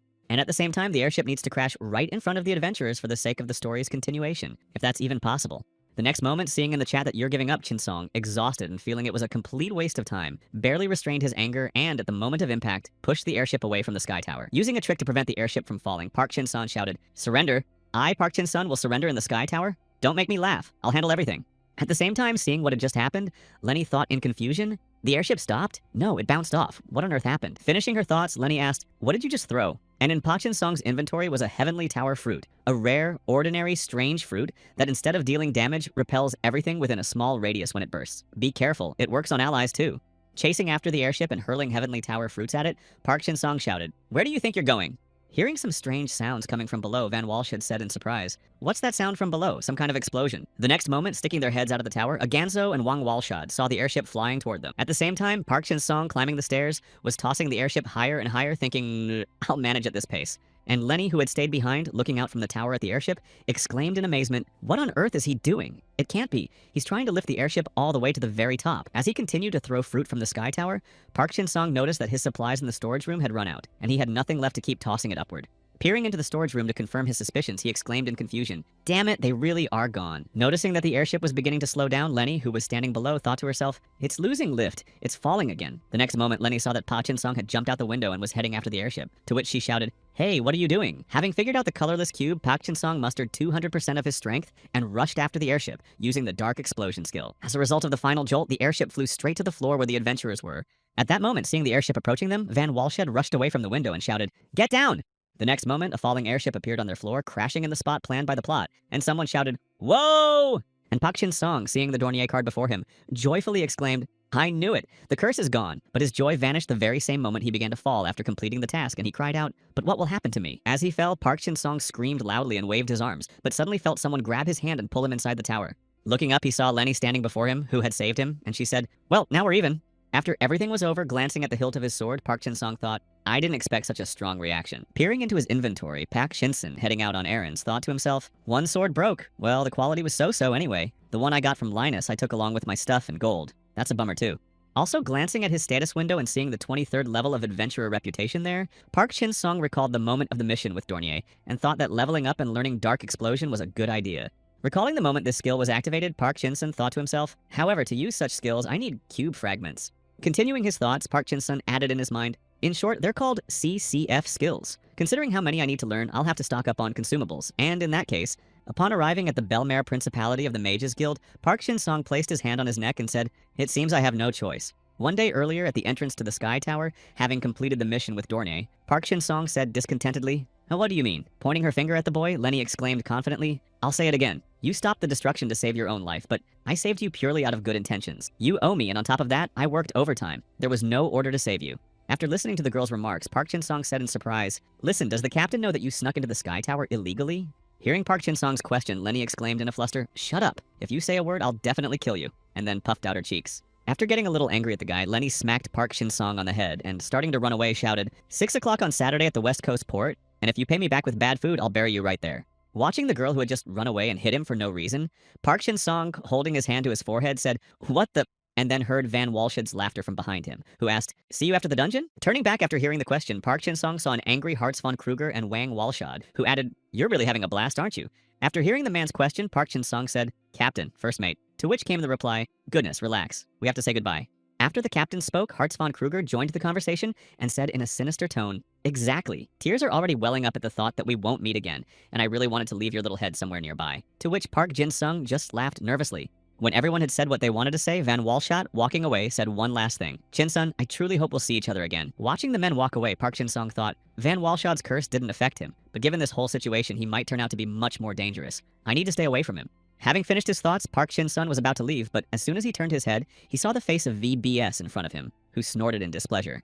Clutching his heart after such an encounter, Park Jin-sun cried out in fright, "Yikes, you scared me!" To which the grandson of the Tower of Despair exclaimed, "Great job, kid." Receiving the praise, Park Jin-sung said, "Thank you for being so understanding." To which the reply came, "No problem. You had your reasons, but we still have one unfinished business, don't we?"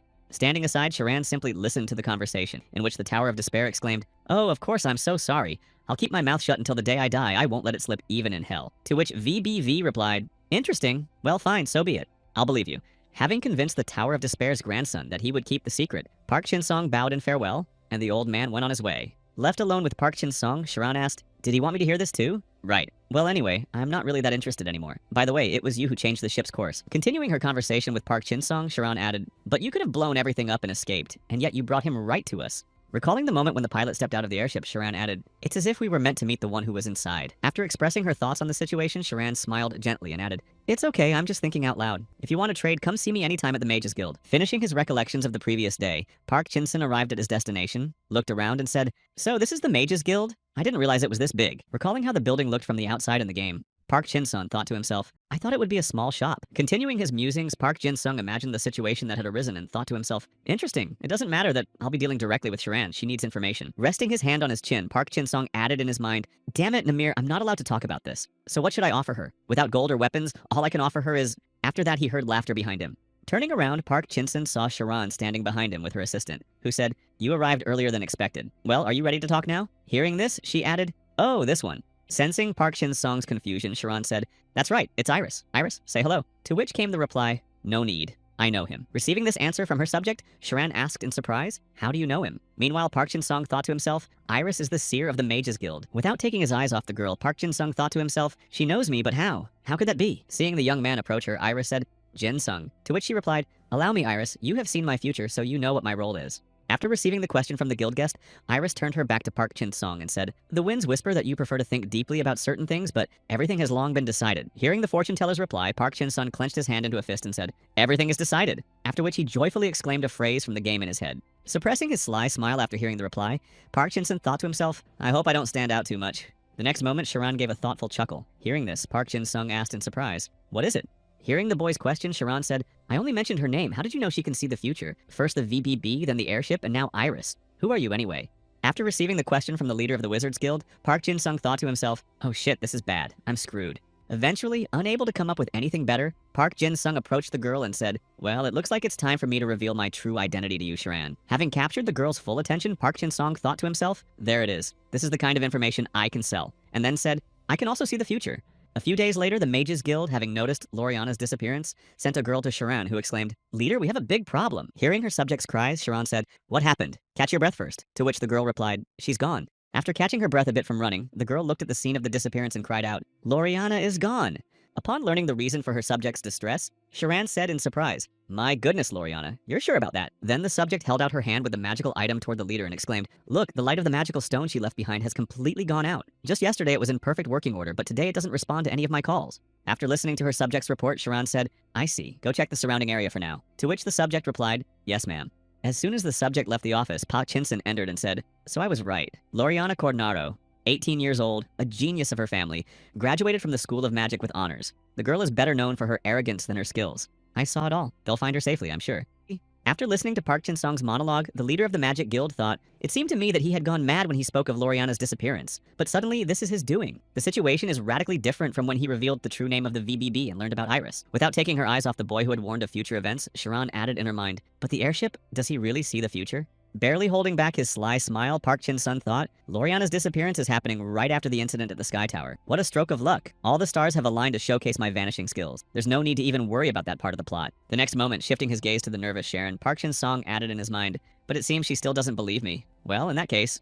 Finishing his thoughts and heading for the exit, Park Chin-sung said, well, it's time for me to go. By the way, you'll be meeting Kargon soon. Hearing this, Sharon exclaimed, Kargon, the Dark Elf? As she continued to ask about the meeting, Sharon added, Kargon? To which Pa Chin-sun, recalling an event in the game involving a sign that read, Margot Express Delivery and Tour Services, replied, you can get more detailed information at Kargon's shop in the harbor. Finishing his recap of the game's plot and calculating the time, Park Chin-sun added, you'll need Margot soon. Upon arriving at the harbor, Pa Chin-sun thought to himself as he walked, Sharon almost believed me. By continuing to defend the city and the guild, I'll be able to earn even more trust. It's interesting.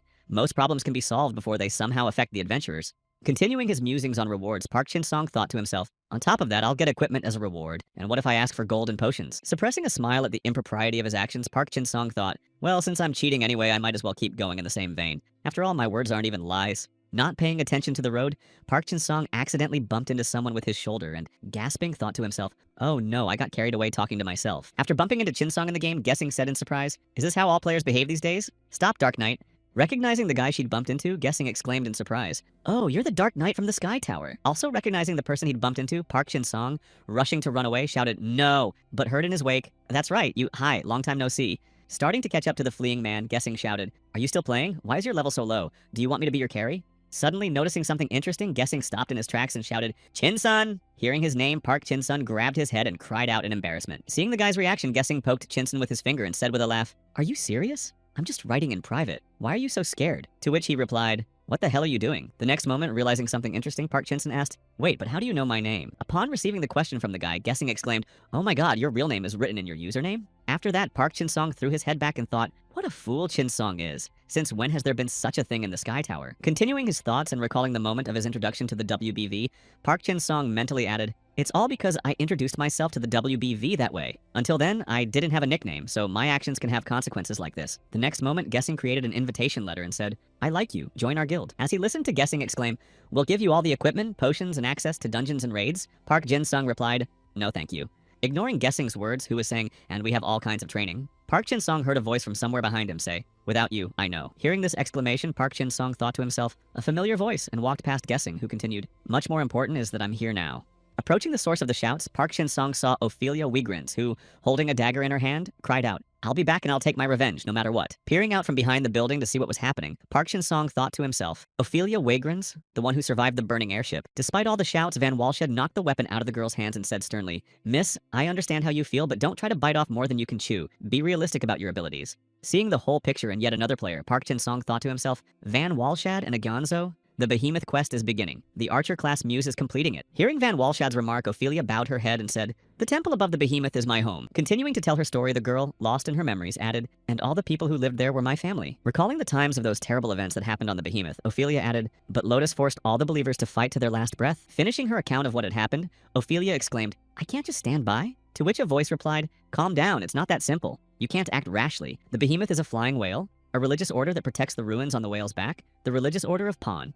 Due to Apostle Lotus's attack on Behemoth, Ophelia was forced to land the airship. The Apostles, those called the rulers of another dimension, the demonic realm, number only 12. They are the main antagonists of the DNF world. Lotus's primary ability is mind control. Dealing with him is very difficult. Continuing to watch the situation from behind the building, Park Chin-sung thought to himself, well, I won't have to deal with him. I just need to handle the infected. But he wondered if the Muse class wasn't too difficult for a beginner. Seeing that Musa had just turned around and headed somewhere, Van Walshad said, hey, adventurer, Margata Harbor is on the other side. After which Agazno clicked his tongue in dissatisfaction and exclaimed, what the hell? Sighing in disappointment at what he'd seen, Van Walshad said, never mind, we'll come back here at sunrise. After which Park Chin-sun thought to himself, she skipped the dialogue. It looks so strange in real life. Without taking his eyes off the two NPCs, Park Chin-sun added in his head, it looks like they aren't infected. Van Walshad and Naganzo will board the Behemoth when they meet again. Just as he was about to leave, Park Chin-sung said, the scene is over. But he hadn't taken a single step when he heard the sound of footsteps and Lenny's voice calling out, Captain! Turning his gaze toward the shouts, Park Chin-sun saw Lenny shouting, I'm coming too. And Hartz von Kruger, who, trying to stop her, shouted, hey, stop! Then he thought, but the dialogue is already over, Lenny. After speaking with Ophelia, the heroes set off for the dungeon known as the Temple's Outer Wall to neutralize Lotus. The adventurers Wong Walshid and Agan So set off as a trio, in other words. Looking at the scene unfolding right before him, Pak Chin Song thought to himself, Lenny, you shouldn't be here. Hearing her subject say, please, just once, I'll show you what I'm capable of, to which Van Walshid replied, enough, this isn't a job for you. After hearing these remarks from the leader of the Steel Wolf squad, Hartz von Kruger grabbed Lenny, covered her mouth, and said, I'm sorry, Captain, she's a nuisance. She's impossible to stop. While the squad's deputy commander tried to calm the girl down, shouting, shut up and calm down. The captain said you can't handle it on your own. Van kept his eyes fixed on them. Also standing nearby, Park Chin-sun suddenly heard, well, how can we refuse her? Fine, let's go. And thought in surprise, if she comes with us, this quest will be tainted. Despite the girl's joyful shouts and the vice captain's disappointment, Park Jin-sung thought to himself, it's exactly the same as if I'd left her to die in the Sky Tower, but there's still time before dawn. The next morning, seeing a familiar face nearby, Kargon cheerfully exclaimed, good morning, Lady Sharan. You're as beautiful as ever. And who's that with you? Glancing at Pak Chin-sun, who was rummaging through his gear, the dark elf added, oh, that beggar? To which Sharan replied discontentedly, that's Chin-sun, a guest of our guild. Continuing to rummage through his things, Pak Chin-sun said disappointedly, well, okay, there's just a bunch of junk here, not much use, but still better than a regular t-shirt. Staying on the shore near the ship, Sharan asked, wait, but is the Magadha Kargon really ready to set sail? To which she heard, are you insulting her? I just greased her up on board. You're always welcome, Lady Sharan. Hearing these words, Sharan pressed her hand to her face and said, no, I'm leaving. After which she recalled the events of the previous night, when there had been a knock at her door accompanied by cries of, Lady Sharan, Lady Sharan. Opening the door and seeing the guest, Sharan said, what's happened, Sir Chin-sun? Are you rushing off again? To which he exclaimed, we have a problem. The future I saw is coming much faster. Something will happen on the behemoth, and then... Recalling that nighttime encounter, Sharan thought to herself, when he returns, he'll tell me what's coming, and in exchange, I must help him with his preparations. Without taking her eyes off the boy rummaging through his gear, Sharan thought to herself, I gave him potions and shards, but asking me for weapons and armor? He must think that's a fair price for information about the future. Well, fine. After that, Park Chin-sung exclaimed, wow, not bad. Continuing his conversation with the leader of the Magic Guild, Kargon cheerfully asked, since you're here, maybe we could have some tea. After which he heard a noise behind him. Turning around, he saw that his gear was all scattered and ruined, and he froze in shock. Rubbing his nose after his gear was ruined, Park Chin-sung awkwardly said, wait, I only touched it. Unable to contain his emotions after what had happened, Kargon punched Pak Chin-sun in the face and shouted angrily, what are you doing, you beggar? Do you even know how much this costs? To which he heard, but it's just a pile of junk. Then Kargon added, well, you've had it. You're finished. After the conflict with the Dark Elf, Park Chin-sung pointed at Sharan, who was standing behind him, and shouted, she'll pay for all of this. Soon after, a Ganso entered the warehouse with a girl who asked, I beg your pardon, but is there a Dark Elf named Kargon among you? I am Roboto, a knight of the Principality. I request permission to come aboard. After making her request, the girl saw a strange scene before her. Kargon stood behind her and shouted, Lady Sharan, he's crazy! While the angry figure of Sharan loomed over Pak Chin-sun, who was apologizing. Waiting for the flight to begin, Kargon exclaimed in surprise, so many passengers today, something must have happened. Everyone, take your seats now. Folding his hands in front of him after the incident he had stumbled upon, Aganzo said, you never cease to amaze me. Just think, a member of the Mages Guild. To which Pak Chin-sun replied, not exactly. I'm more of a guest of the guild. Upon hearing how Park Chin-sun identified himself, Aganzo remarked, indeed, it seems that despite this, Lady Sharan expects a great deal from you. While Chin-sun himself looked at the angry woman holding a giant check in her hands. Heading toward the ship, Park Chin-sung noticed Van Walshid nearby, who said, wait, aren't you that WBV apprentice? After that, Lenny called out, Chin-sung, and they heard, oh, hello, I'll be accompanying you as a member of the Mages Guild. Upon learning why Pak Chin-sun was on this ship, Van Walshid asked in surprise, escort you? To which he replied, yes, and if it's not too much trouble, I need a few people. I was in such a hurry that I didn't have time to find anyone. Hearing Park Chin-sun's request, Van Walshid said cheerfully, actually, we do have a suitable candidate. Upon hearing this, Lenny exclaimed in surprise, you're sending me with this guy? Hearing that everything was going exactly according to his plan, Park Chin-sung exclaimed happily, wonderful, I'm very grateful, Captain. After which he smiled slyly and thought, everything is going according to plan. Now I'll be able to watch her. Noticing Park Chin-sung's sly smile, Lenny exclaimed, what are you up to? To which Kargon replied, what do you mean? Someone's missing. Well, it's your own fault. Let's go. At that very moment, Van Walshid noticed that the adventurer had appeared on board the ship and said, here she is. Also seeing that the last candidate had arrived, Kargon exclaimed, great, now we're taking off. Lifting his ship into the sky, the Dark Elf adjusted his glasses and said, our next destination is Behemoth. While everyone was flying around the ship shouting, hey, slow down, Pak Chin-sung, looking at Musa, wondered how she could stand there motionless, just like a doll. The next moment, recalling the passage through the Sky Tower, Pak Chin-sun thought to himself, and that fighter from the tower must have acted the same way. When transitioning between dungeons, the player waits for the loading screen, but their character freezes completely. Continuing to steer toward the behemoth, Kargon shouted, we're almost there. After which their ship began flying right past the giant whale's eyes. Seeing this sight, Lenny cried out in fear, so that's the behemoth. Upon arriving at the behemoth, Kargon shouted, just a heads up, I won't be able to dock here. Send a signal when you're done. Once on behemoth, Van Walshid said, the air here is heavy, even heavier than in the Sky Tower. After which Aganso added, interesting, I didn't think things would be this dire. At the same time, standing behind the adventurer, the player Pak Chinsun thought to himself, the dungeon opening event has begun. The player on Muse must have already logged in. I can't let her catch sight of me. As he turning his head, Van Walshed saw a masked figure clutching their chest and gasping, please help. Quickly taking in the one who was asking for their help, Van Walshed exclaimed, a mask with 3 eyes, reminiscent of Behemoth. Those are worn by members of the Order of Pawn. This is one of the survivors. Looking at the cult member, Commander Van saw tentacles begin to crawl out of him, and a voice rang out, finish me off, but soon his sanity vanished, and the monster's menacing voice declared, all who do not submit to Lord Lotus shall die. As he engaged the monsters in battle, Van Walshed said, hey, adventurer, don't feel sorry for them. It's better to die than submit to the apostle. I'd say we're doing them a favor. Standing behind and watching the battle, Pak Chin-sung said, Lenny, let's retreat and see. Let's get ready. Don't leave my side. Hearing Park Chin-sung's words, Lenny held out her hand in front of him and exclaimed, what else? Be careful yourself. You don't have a weapon. To which he replied, actually, I do have one. I just bought it recently. Here, look. As she examined the weapon Park Chin-sung had shown her, Lenny let her guard down and asked in surprise, huh? What is this? To which Park Chin-sung replied, a sword. What else? Continuing the conversation, Lenny, unaware that one of the monsters had revived, said, are you blind? Isn't that just a hilt? No sooner had the girl said this than she felt someone tug at her from behind. It was Park Chin-sung who, pulling her out of the danger zone, finished off the monster. Driving the sword into the monster's body, Park Chin-sung made several dozen slashes and tore it to shreds, after which he sighed. Having finished the battle and wiped the remaining blood from his face with his finger, Park Chin-sung said, are you okay, Lenny?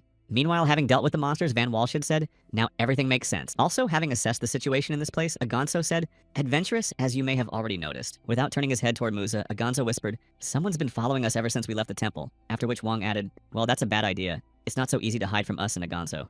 Later, upon hearing this from his companion, Agonzo said, then we'll stay one step ahead as usual. If that's the case, let's head into the jungle. Walking behind Wang Walshed and Agonzo, the adventurer Lenny asked Chinsun, did those zombies also use magic? Hearing the question from his assistant, Pak Chinsun looked at the remains of the creature and thought to himself, no, those were remnants of magical energy left over from the battle with her. Recalling the game's plot, Park Chin-sung added in his mind, Isadora, whose mind is not yet under her control, is following the group and will try to finish off the heroes before Lotus takes over their minds. Continuing to recall the sequence of events in this location, Park Chin-sung thought to himself, but she's caught red-handed in the ancient jungle, and a battle begins. As she continued to survey the area, Lenny noticed something. No bodies were visible, to which Pak Chin-sung replied, I guess no one died, and then thought that after the battle, she would join the heroes and lead them to Lotus. Ignoring Lenny's words, which sounded something like, well, there's our captain, Park Chin-sung thought, so the battle with Isadora is over, which means they're heading to the next dungeon. Lenny's presence is really slowing me down. After which the girl asked what he was thinking about. Continuing his thoughts, Park Chin-sung said to himself, the adventurer is moving faster than expected. But before he could finish his thoughts, he got a pinch. Turning his attention to Lenny, he heard, why are you flying in the clouds? Were you even listening to me? Continuing to scold the guy who had grabbed his head after the pinch, Lenny added discontentedly, just say no, focus. Glancing at the girl he was walking with behind Park Chin-sung, he thought to himself, if things keep going like this and nothing happens, Lenny will die soon. After which he recalled that moment from the game. The next moment, stepping forward, Lenny exclaimed, fine, screw you, let's go. While Park Chin-sung, clenching his hand into a fist, thought, an event I cannot and must not stop. She is doomed. Then, rushing after the girl, Park Chin-sung shouted, hey, Lenny, wait, do you want to get caught off guard again? Hearing this remark, the girl awkwardly exclaimed, what are you talking about? Indignant at Park Chin-sung's remark, Lenny added, I just relaxed a little, that's all. Hearing this, in other words, she'd been caught. After that, he thought, if I can't influence the outcome, then let there be a smile on her face in her final moments. That's all I can do for her. Suddenly, throwing her arm around her neck, Lenny said awkwardly, by the way, you... Hearing her uncertain tone, Park Chin-sung asked, what? Then, the girl added, are you seeing someone? Hearing the question that caught him off guard, Park Chin-sung thought in surprise, wait, what is she talking about? Stop, this must be some kind of joke, right? Finishing his thoughts and deciding to answer, Park Chin-sung said, well, After which the ground suddenly cracked, and wooden vines emerged from it. Jumping back instantly and seeing that the vines had caught Park Chin-sung by the arm, Lenny exclaimed, Chin-sung, that plant! Caught in the tight embrace of the wooden monster, Park Chin-sung thought to himself, damn it, I let my guard down. I thought the squad had taken care of everything, but they missed this one. Then, reaching into his inventory to grab a weapon, Park Chin-sung shouted, come here, I'll chop them all to hell, but heard a noise behind him. Noticing that another monster was attacking Park Chin-sung from behind, Lenny grabbed her sword and finished off the enemy, then freed the boy. Freeing himself from the monster's wooden shackles, Park Chin-sung landed on the ground and joyfully shouted, Lenny! Hearing Park Chin-sung's joyful shouts, Lenny clicked her tongue in annoyance and exclaimed, wooden monsters and duck monsters, what kind of jungle is this?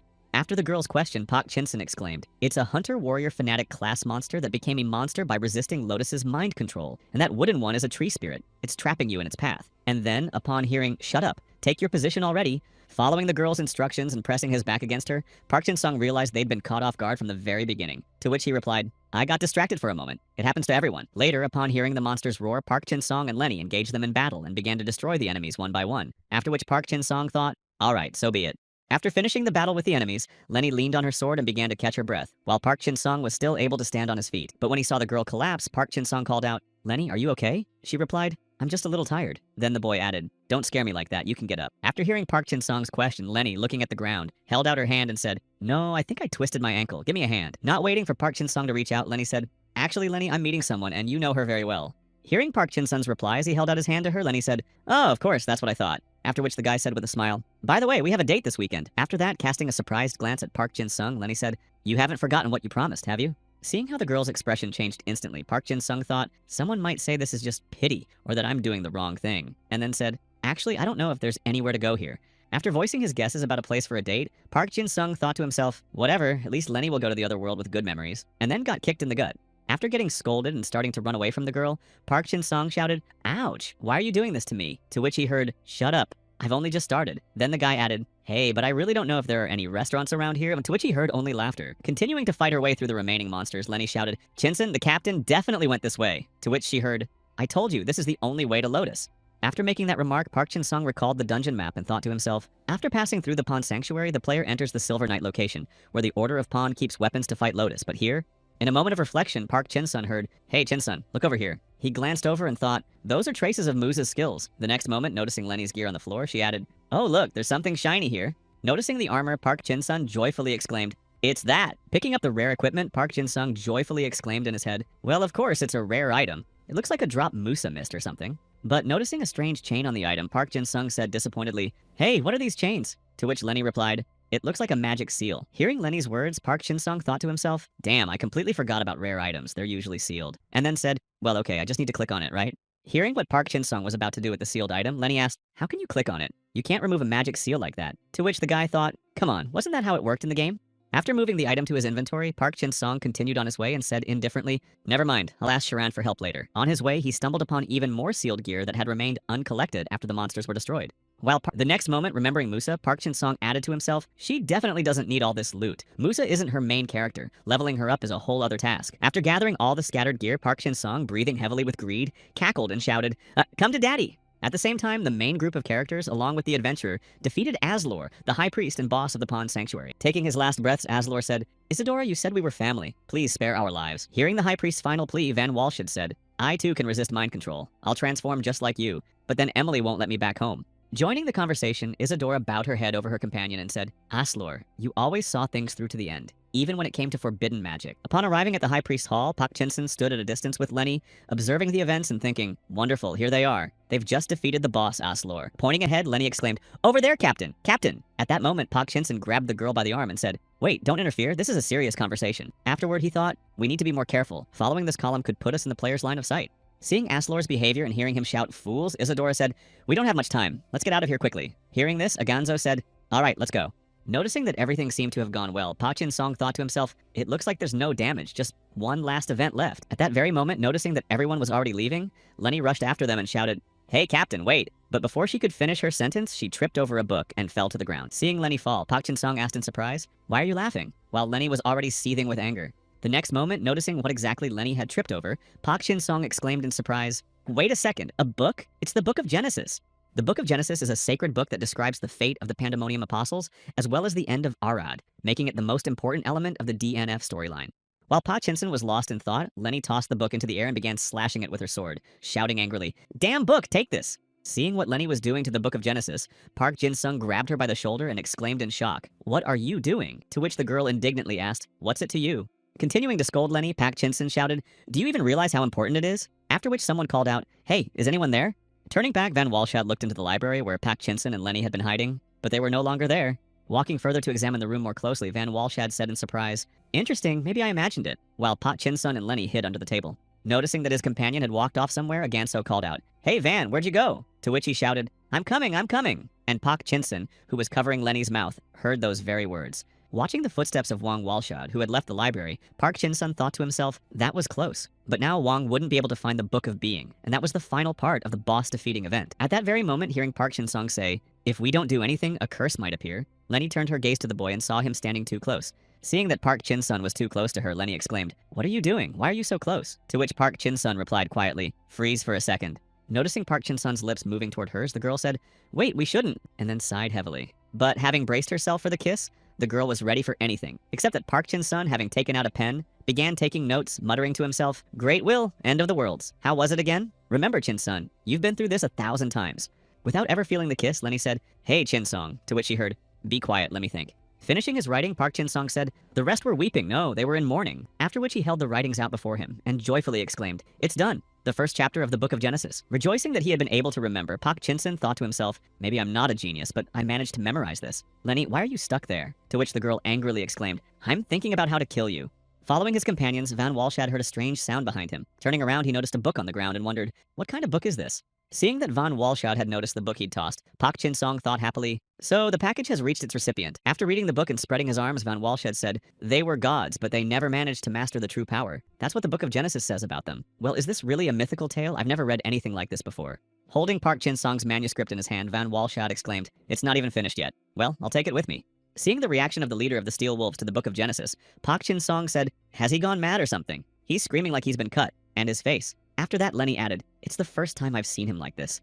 Pressing her trembling hand to her chest, Lenny said, "Not even when I threw a meatball at him or when he was arguing with a deputy." Turning her gaze to her leader, the girl added fearfully, "But the captain has never been this angry before. What did you show him?" Hearing Lenny's question, Park Jin-sung looked back at her and asked in surprise, "Did he get angry because of the Book of Being?" After which he thought, maybe Wong is always like this. Recalling moments from the game, Park Jin-sung thought to himself, "It's hard to say. In the picture, his face is expressionless, but I'm certain of his lines."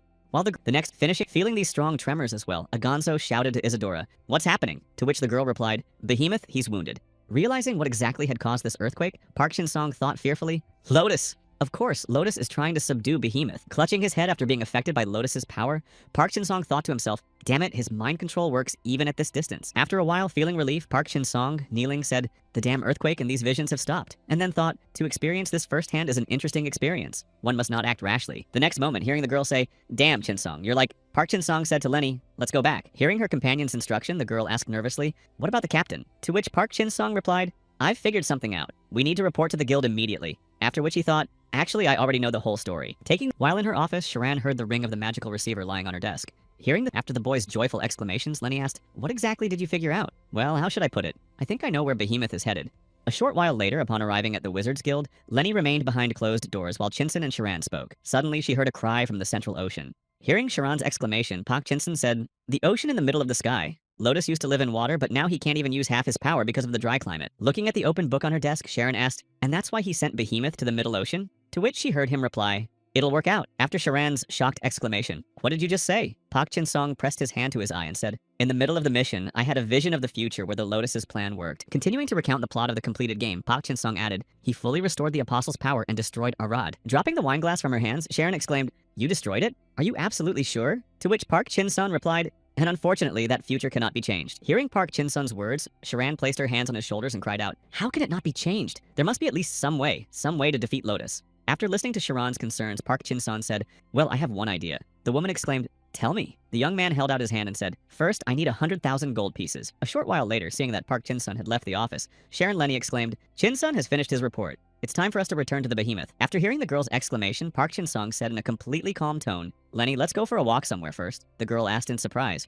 "Where?" Finding herself at the market with 2 ice cream cones in her hands, Lenny said discontentedly, "This is the Hendon Mead Market." To which Park Jin-sung replied, "It's the real thing. My eyes are popping out." Hearing that Park Jin-sung was seriously planning to come here, Lenny exclaimed, "Are you kidding me? Are we playing with toys here?" To which he replied, "I didn't say that." And then thought, "Fortunately, the players don't notice my conversation with Lenny. Maybe they don't even see her. According to the plot, she doesn't appear in the city." Finishing his thoughts and turning back to Lenny, Park Jin-sung said, "You've felt the power of the Lotus yourself. We're here to prepare ourselves as best we can." Learning the reason for their presence at the market, Lenny said, "Well, yeah, you're right. But why do we need ice cream?" To which Park Jin-sung replied, "It's delicious. I'll have the chocolate one." Walking through the market, Park Jin-sung and Lenny approached a stall where Kenna cheerfully exclaimed, "Oh, welcome. Kenna at your service. Are you looking for something specific? I have everything you could want." While Lenny gazed admiringly at the girl, thinking how cute she was, Park Jin-sung handed her a list and said, "Can you find the items on this list for us?" To which Kenna replied, "Sure, let's see."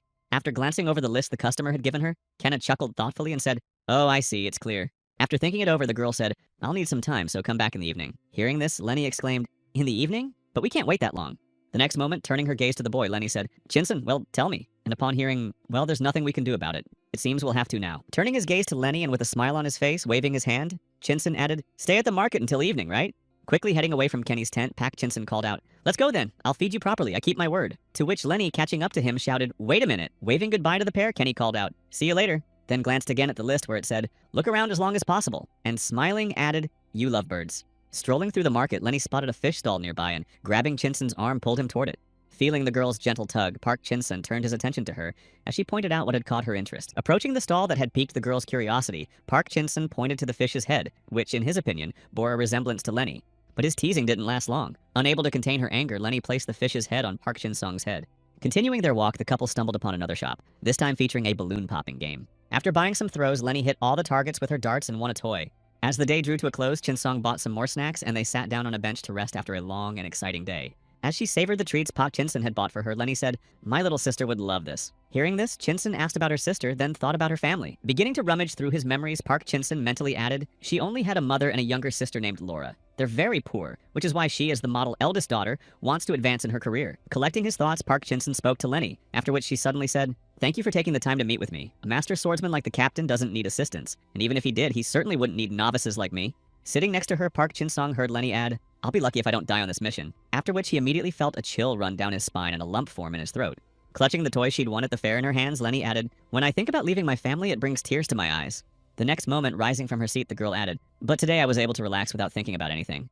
Glancing at Park Chin-sung with a smile on her face, Lenny cheerfully added, "I'll remember this day for the rest of my life. Let's have our next date in the Delos Empire." Hearing that, no sooner had he said this than he saw Lenny reach for his hair and say, "I'll follow your orders, that's all I can do. Iron wolves never retreat." Feeling a leaf being plucked from his hair, Park Chin-sun thought to himself, "Even if you die, that very phrase is stuck in my throat." That same night, in the Silver Knight dungeon, upon arriving at the right spot, Wang Walshad said, "Hey, Isadora, we heard that weapons against Lotus are kept here." After his companion's words, Agonzo, having also noticed something strange, said, "But that's not even close. There are some eggs here."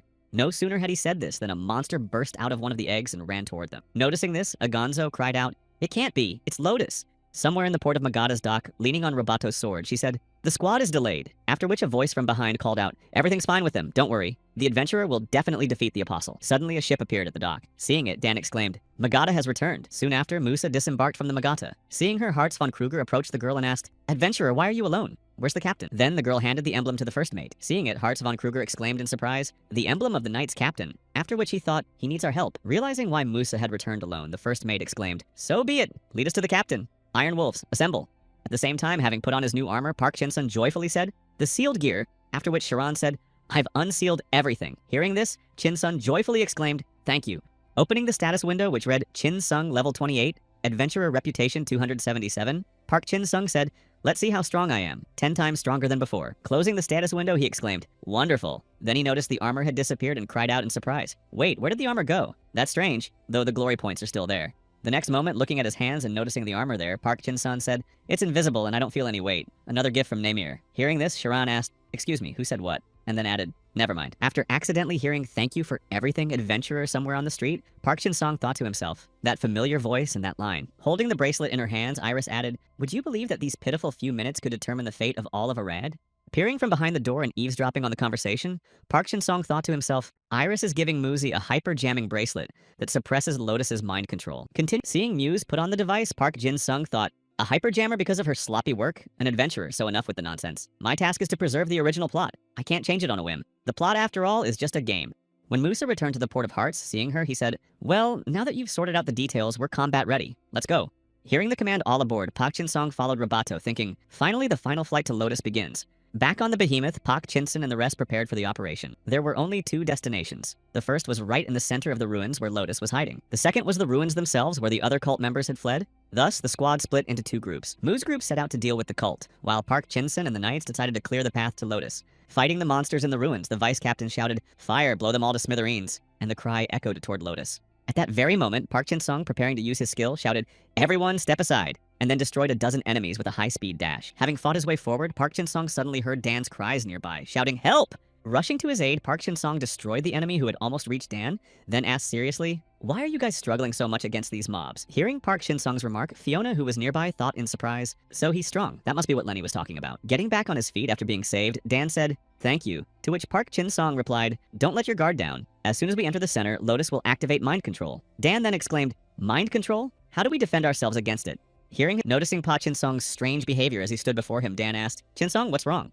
At that very moment, glancing back, Pak Chin-sung noticed that the space around him was changing, and Lotus's voice rang out saying, "Come on, become my servant and give up your life." Noticing the eighth apostle, the long-limbed Lotus, standing before him, Park Jin-sung thought to himself, "Damn it, that bastard Lotus didn't even let me finish speaking." Standing before Lotus, Park Jin-sung thought to himself, "Don't panic. Maybe he has subjugated everyone on his planet Solaris, but right now he's weakened by a lack of water. I'll use my gear." After that, Lotus asked, "What is Solaris?" Hearing one of the apostles add, "How do you know about him?" "I haven't said a word about it." Park Jin-sung thought, "Does he read minds or something?"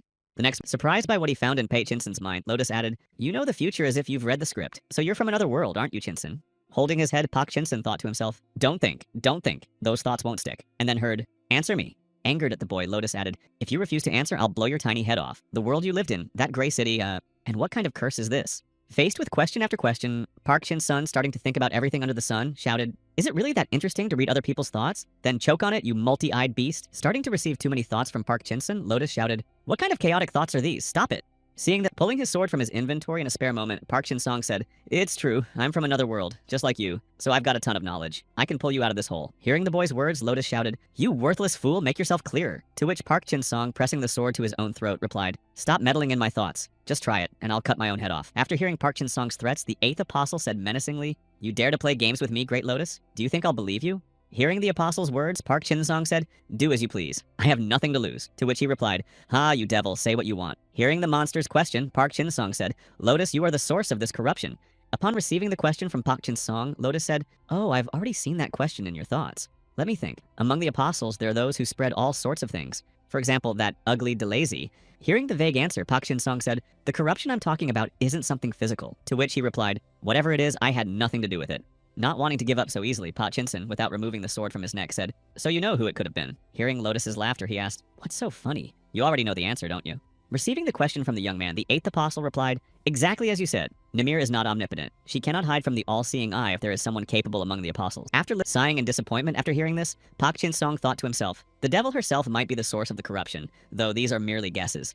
After reviewing Pak Chin-sung's thoughts again, Lotus said, "It's amusing to watch your attempts to escape reality." Hearing his thoughts being read once more, the apostle added, "That's unnecessary. It's enough to look at your pitiful face." Hearing the remark from one of the apostles, Park Chin-sung said, "Come to think of it, who else was there? Hitler, Sirocco, and Cassia? I remember there were other apostles capable of reading minds. Their abilities are stronger than yours, yes." Hearing this question, Lotus exclaimed angrily, "How dare you compare me to those good-for-nothings? Reading minds? Don't make me laugh." As he continued to listen to Lotus angrily exclaiming, "Hitler! All she's capable of is playing with dolls. Cassia is gifted with a warrior's intuition. That's all." Pak Chin-sung thought, "Oh dear, looks like I hit a nerve." Continuing to express his dissatisfaction, the eighth apostle added, "Sirocco may be useful, but she wasn't even close to my level. Know your place, little person. I am Lotus, ruler of the Middle Ocean." Later bowing his head and beginning to piece together the information he'd received, Park Chin-sun thought to himself, Tox Hitler can't read minds. Finishing his thoughts, Park Jin-seon said, "I have one more question." After that, Lotus waved a tentacle and shouted, "Shut up! It's your turn to answer. What's in that little box?" Then, peering into Lotus's tentacle, the boy saw a phone there and said, "I don't understand what you're talking about." Angered again by the boy's answer, the apostle shouted, "Stop playing the fool. Why the hell did they stick me in this box? And a bunch of people, young and old, are doing whatever they want with me. Explain it." After hearing the question, Park Chin-sung thought, is he talking about a phone or what? A mobile DNF? Then he sighed and said, "So you've seen it? Well, there's no choice. I'll tell you. Your fate is to be at the mercy of adventurers about 1,000,000? No, more like 1,000,000,000 times." Immediately after hearing this, Lotus shouted, "You worthless nobody dare to speak of my fate? I'll crush you like a worm." To which Park Chin-sung, preparing for battle, replied, "Go ahead, try it, you octopus-brained fool." But as he left Park Chin-sung's consciousness, Lotus said his farewell. "Consider yourself lucky, human. I'll back down, but I warn you, get out of here or I'll show you true destruction." Watching his consciousness clear, Park Chin-sung thought in surprise, he's letting me go? How can he say he'll never play with me? Before Park Chin-sung had fully regained his senses, Dan ran up to Fiona and exclaimed, "Fiona, we have a big problem. The adventurer has disappeared. Lenny is looking for her right now." After listening to her friend's report, Fiona said, "Oh no, we need to hurry." Then noticed Chin-sung running past her and called out, "Hey!" Ignoring Fiona's shout, Park Chin-sung hurried toward Lenny, thinking, "Damn, Lotus. So that's why he did that? Now Musa's hyperjammer is off and Lotus can control her." As he began replaying the familiar game scenario in his head, Park Chin-sung thought to himself, if she attacks Lenny now, Lenny will die. I have to prevent this. But after saying prevent, Park Chin-sung slowed down and thought, what am I even doing? I'm saving Lenny. I need to stop the curse, and I almost created it myself. Pull yourself together, Chin-sung. We've been through this before, now you can let her go without regret. At that very moment behind him, Park Chin-sung heard a crackling sound. Space began to collapse and a spatial portal appeared within it. Looking back and seeing who was emerging from it, Park Chin-sung thought to himself in surprise, wait, isn't that Muse and Iris? But isn't Muse under Lotus's control? What on earth is going on here? Soon after, a man with a sword stepped out of the portal. Stretching his neck, he said, "We've made it safely to the behemoth." Confused by the third person, Park Jin-sung thought, "Who are you? I've never seen you before." Wait a second. An Eastern-style suit, a peasant accent, and a katana at the belt. That's one of the 4 swordmasters, and also the time traveler Saran. Continuing his musings, Park Jin-sung added in his mind, "So, this is a story of the future on the 71st level. Siran the adventurer, and Iris will travel to the past." Peering from behind a tree to see what was happening behind them, Park Jin-sung added in his mind, "It was just the mechanics of the dungeon. They're actually traveling through time." Soon a shout rang out from a nearby building. "Stop! Adventurer, stand still! Who am I talking to?"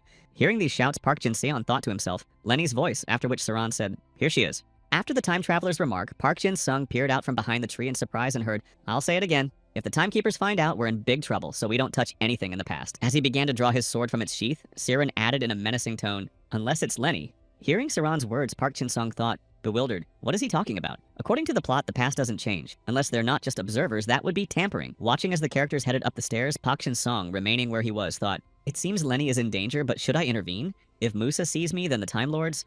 At the same time, dodging Musa's attacks, Lenny shouted, "Damn it, adventurer, snap out of it!" Arriving at the scene of the battle, Siran said, "So, who do we have here? Let's move." No sooner had Siran spoken than someone attacked him, but reacting quickly, the man managed to block the blow and shouted, "What's going on?" Turning his head toward the attacker who had jumped aside, Siran said in surprise, "A cultist." Hearing himself called a cultist, Park Jin-sung thought to himself, "Excellent, they didn't recognize me. I won't let them interfere no matter what happens." Continuing his thoughts, Park Jin-sung mentally added, "I need to disguise myself." But upon noticing his disguise was fading, he exclaimed, "This isn't armor, why the hell is it disappearing?" Having let his guard down, Park Jin-sung, caught in Siran's attacks, thought, "I'm done for. What am I supposed to do now, rulers of time?" But despite all expectations not feeling that he had been bound, Park Jin-sung looked back at Muse and wondered why nothing was happening. Realizing that even when the adventurer's gaze fell upon him, nothing happened to him, Park Jin-sung shouted, "Not so fast," and made a quick dash. Outraged that he had been forgotten, Saran lunged at Park Jin-sung and shouted, "Why are you looking around?" and launched an attack. But Park Jin-sung escaped using a portal. Having moved far enough away, Park Jin-sung used the Dark Frenzy skill and attacked the adventurer and Siran. But having let his guard down, Park Jin-sung was struck in the head by Iris, who had appeared behind him. Knocking Park Jin-sung to the ground, Iris pinned him down and shouted, "Master Saran, adventurer, the time has come. This is your chance to save Lenny." Hearing Iris's shout, Park Jin-sung raised his head and, glancing after Siran and Muse, asked in surprise, "Save Lenny?"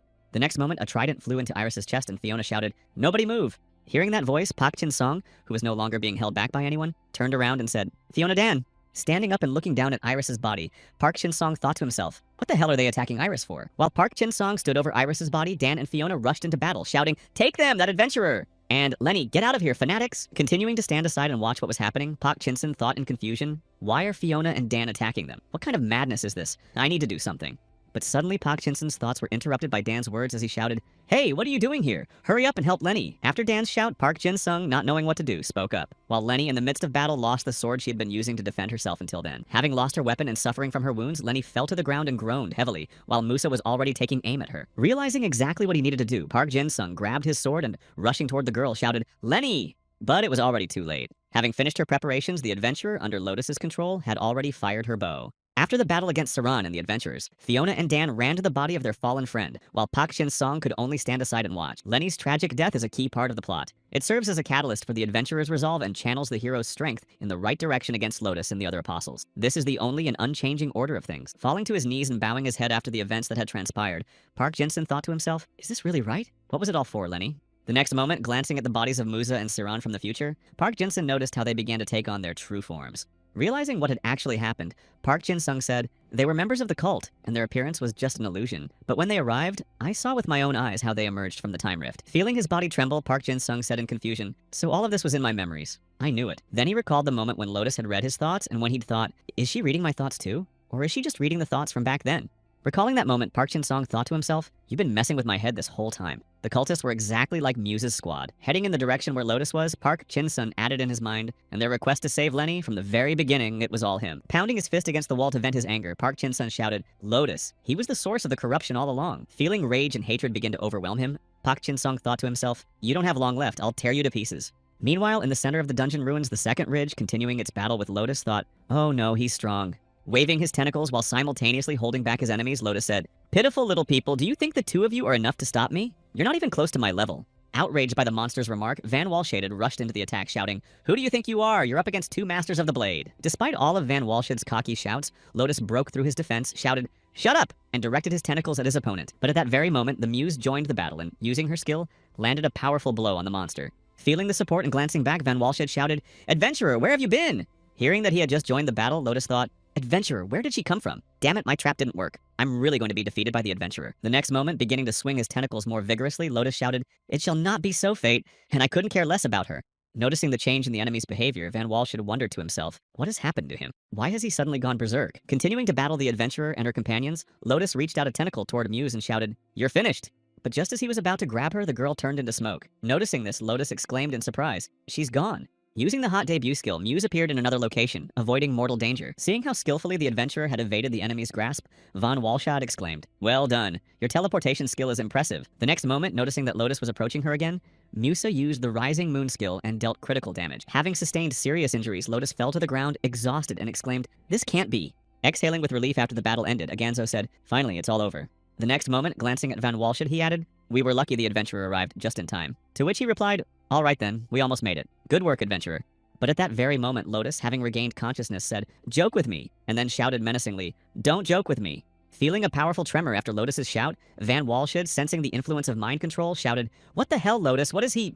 But before he could finish, he succumbed to mind control along with the others, and became a puppet of the 8th Apostle. Smiling maliciously after subduing his 3 enemies, Lotus shouted, fate is a lie for the worthless? I am the invincible Lotus, always. But before he could finish, a voice rang out. Perhaps we'll laugh together. Then, interrupting his gloating, Lotus saw Pak Chin-sung standing right in front of him, who added in a menacing tone, on your grave, you devilish octopus. Surprised by Pak Chin-sung's appearance, Lotus said, how are you even standing on your feet? To which he heard, I don't even know. Maybe because you're a damn weakling. Having received an answer to his question, Lotus raised one of his tentacles and said, well, whatever. Just submit to me. After firing several electrical pulses at Pa Chin-sung and seeing that they had no effect on him, Lotus said, but how? Gritting his teeth after the 8th Apostle's question, Pak Chin-sung said discontentedly, why even ask? You boasted about your ability to read minds. Then, reviewing the memories of Pak Chin-sung that were now available to him, which he had received earlier, Lotus saw the moment of visiting Kenny's shop and said, the potion of resistance. Hearing that the enemy had just named his method of resisting mind control, Park Chin-sung thought to himself, my order from Kenny's shop. Continuing his thoughts, Park Chin-sung added in his mind, I prepared based on the description of the hyper jammer. The jammer blocks hallucinations and mind control, but not mind reading. Angered at Park Chin-sung for resisting his abilities, Lotus shouted, you insolent scoundrel, you dare use cheap tricks against me? Resuming his pressure on the boy with his aura, the monster added, don't get cocky. You've only blocked my mind control. I still have a few aces up my sleeve. Unable to tolerate his opponent's chatter, Park Jin-sung grabbed his sword and shouted, enough talk. Let's settle this right here and now, Lotus. After a moment, continuing to pressure his opponent, Park Jin-sung asked, so, are these your aces? To which he received silence. Blocking Park Chin-sung's next attack, Lotus shouted, I see right through you. Your 5th combo only looks threatening, but as long as you don't land a hit, you have nothing to fear. Waving his tentacles to prevent Park Chin-sung from counterattacking, Lotus shouted, how will you fight against someone who reads your every move? Hearing this remark, Park Chin-sung smiled and asked, exactly, then use the Great Wave skill. As he pressed his opponent, Park Chin-sung added in his mind, and then used the Dark Slash skill. Continuing to advance on his opponent, Park Chin-sung thought to himself, he may try to lure me into a trap, but whatever you're planning, it won't work. Circling the enemy from different sides to attack again, Park Chin-sung thought to himself, if he can read my thoughts, then my only option is to launch an attack he won't have time to react to.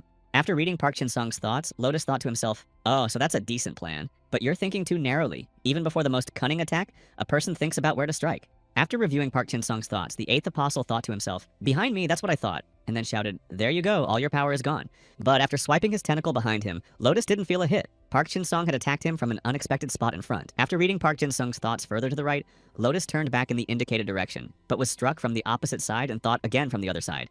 Having lost one of his eyes during the battle with Park Jin-sung, Lotus thought to himself what a fool he was for attacking in a direction opposite to his thoughts. After noticing the key combinations for activating skills in Park Jin-sung's thoughts, the 8th Apostle wondered what those symbols meant. Noticing his opponent's confusion, Park Jin-sung exclaimed, what's the problem? Didn't you say you were good at reading minds?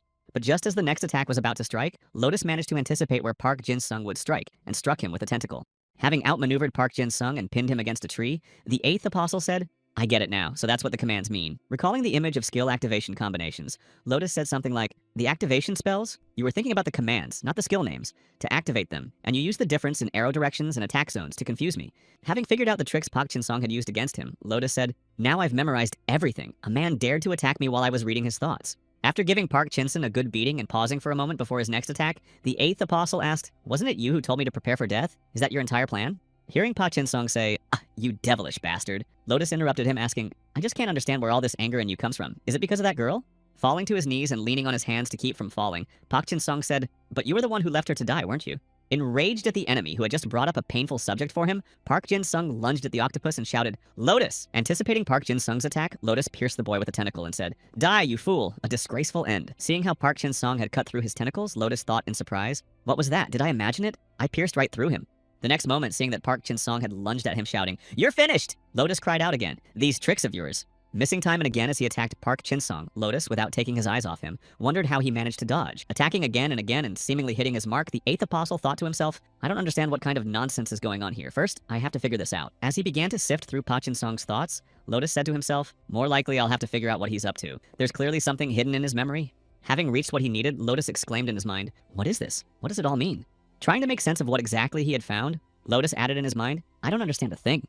Falling into a fit of rage, Lotus shouted, "This is impossible, it can't be. Super armor, invulnerability, some kind of nonsense." Continuing his thoughts, the eighth apostle, seeing Park Jin-sung heading toward him again, said, "Wait." Confidently approaching Lotus to take his revenge, Park Jin-sung thought to himself, "Lenny, I didn't know what was right and what was wrong. Now nothing can be fixed. Please forgive me." Recalling the joyful girl, Park Jin-sung added in his mind, "I'm angry at myself for letting you die, and this is the only way to atone for my guilt so that your death wasn't in vain." Preparing to unleash his final strike, Park Jin-sung added in his mind, "Lotus, the apostles are a curse. I'll destroy them all." Grabbing a sturdier sword, Park Jin-sung swung it and prepared to strike. Using the dark strike skill and dispatching the eighth apostle, Park Jin-sung, leaving Behemoth, said, "Goodbye, Lenny."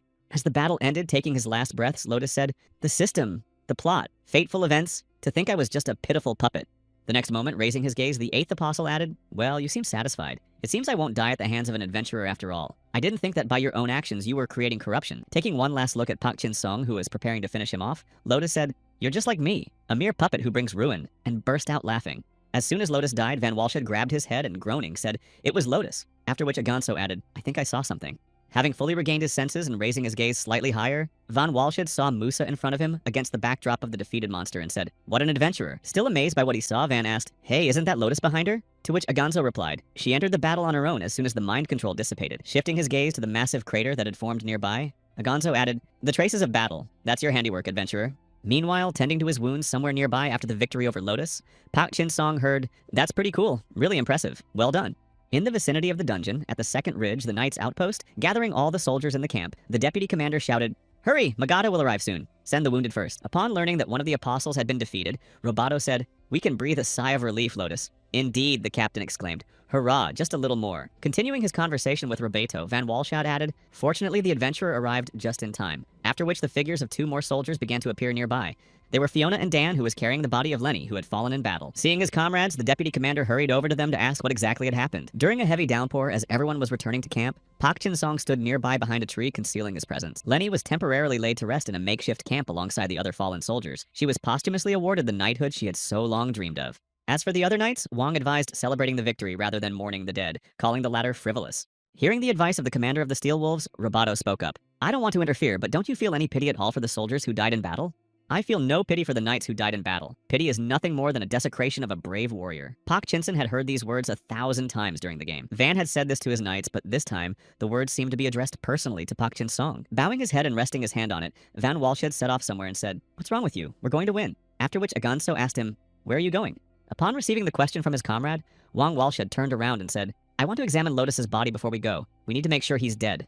Hearing where Van Park Jin-sung was headed, he thought to himself, "Liar." In reality, he wants to absorb Lotus's power into his ring. With the power of an apostle, it will become an incredibly powerful weapon. Deciding to do nothing, Park Jin-sung thought, "This is the right course of events, and I'll have to follow it. I won't interfere anymore, and the plot, even if it has consequences, is coming to an end just like this." Trying on the mask Park Jin-sung had brought, Sharon exclaimed in amazement, "Oh my gosh, how could you even see anything through that? It's unbelievable."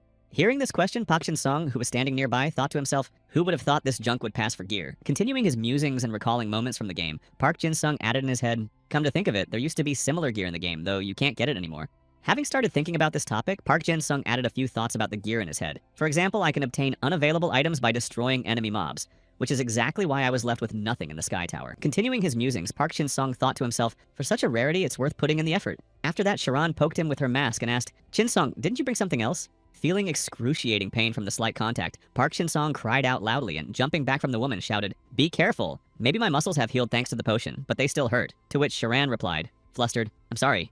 Recalling the description of the super armor that forces one to take the full extent of damage, Park Jin-sung thought to himself, "Damn super armor, I'm still feeling the effects of the damage." Then, hearing Sharon say, "Wait, but the adventurer defeated Lotus, so why are you complaining?" Jin-sung added in his mind, "Damn it, I just can't tell them."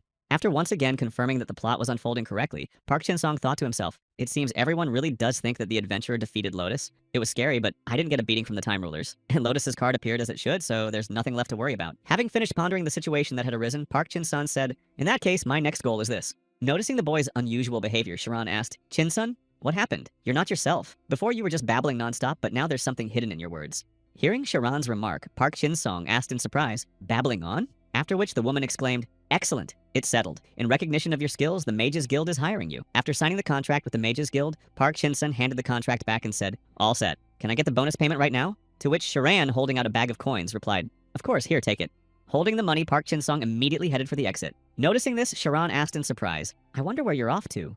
After asking the new guild member a question, Sharon heard, I have one thing to take care of. I'll be back in a few days. After which she added, you're not just going to run off with that gold, are you? After receiving the question from his leader, Park Chin-sung looked around near the exit and said confidently, don't worry, now I have a reason to give it my all. Returning to the guild, Park Chin-sung said disappointedly, well, how could the rain have washed away the path to the elven outpost? Hearing this, Sharon asked, did you want to get to the forest? After asking Park Chin-sung a question, Sharon said, yes, we agreed to meet Linus there. And then taking a potion from the shelf, she said, interesting. Puffing out his cheeks after the failed expedition, Park Chin-sung said, so what do we do now? Maybe we should summon Magata? After which Sharon handed him a small bottle of potion. Holding the potion in her hand, one that could help Chin-sung with his problem, the leader of the Mages Guild said, here, take this. Taking the bottle of potion in his hands, Park Chin-sung asked in surprise, what is this clear liquid? To which he heard, you really don't know? Surprised that Chin-sung wasn't aware of what she had given him, Sharon said, fine, as long as you haven't drunk it yet. But no sooner had she said that than Chin-sung had already started drinking it. The next moment, right before Sharon's eyes, he dropped the bottle of teleportation potion and vanished from the guild. Having moved to another location, Park Chin-sung said, it's hot. And then, looking around, exclaimed, wait, this is the Elven Outpost. Heading in the right direction along the Elven Outpost, Park Chin-sung thought to himself, I didn't expect Sharon to give me a teleportation potion. Doesn't it have a level restriction? And shouldn't the color be yellow? Lost in thought and wandering through the forest, Park Chin-sung noticed a familiar face nearby and joyfully called out, Linus. Upon meeting Chin-sung, Linus placed his hands on his shoulders and said, just look who's here. Hearing, hello, how are you? He replied, fine, but it's boring without Serie. How's that friend of yours you wanted to save? Hearing this question, Park Chin-sung immediately thought of Lenny, who had died in the battle on the behemoth, and then said, well, there's nothing to worry about anymore. Upon learning of his friend's success, Linus asked, so, what's up? Go ahead, tell me. Why did you come? I doubt you came just to share the news. Hearing this, the other guy asked, do you want to make a sword?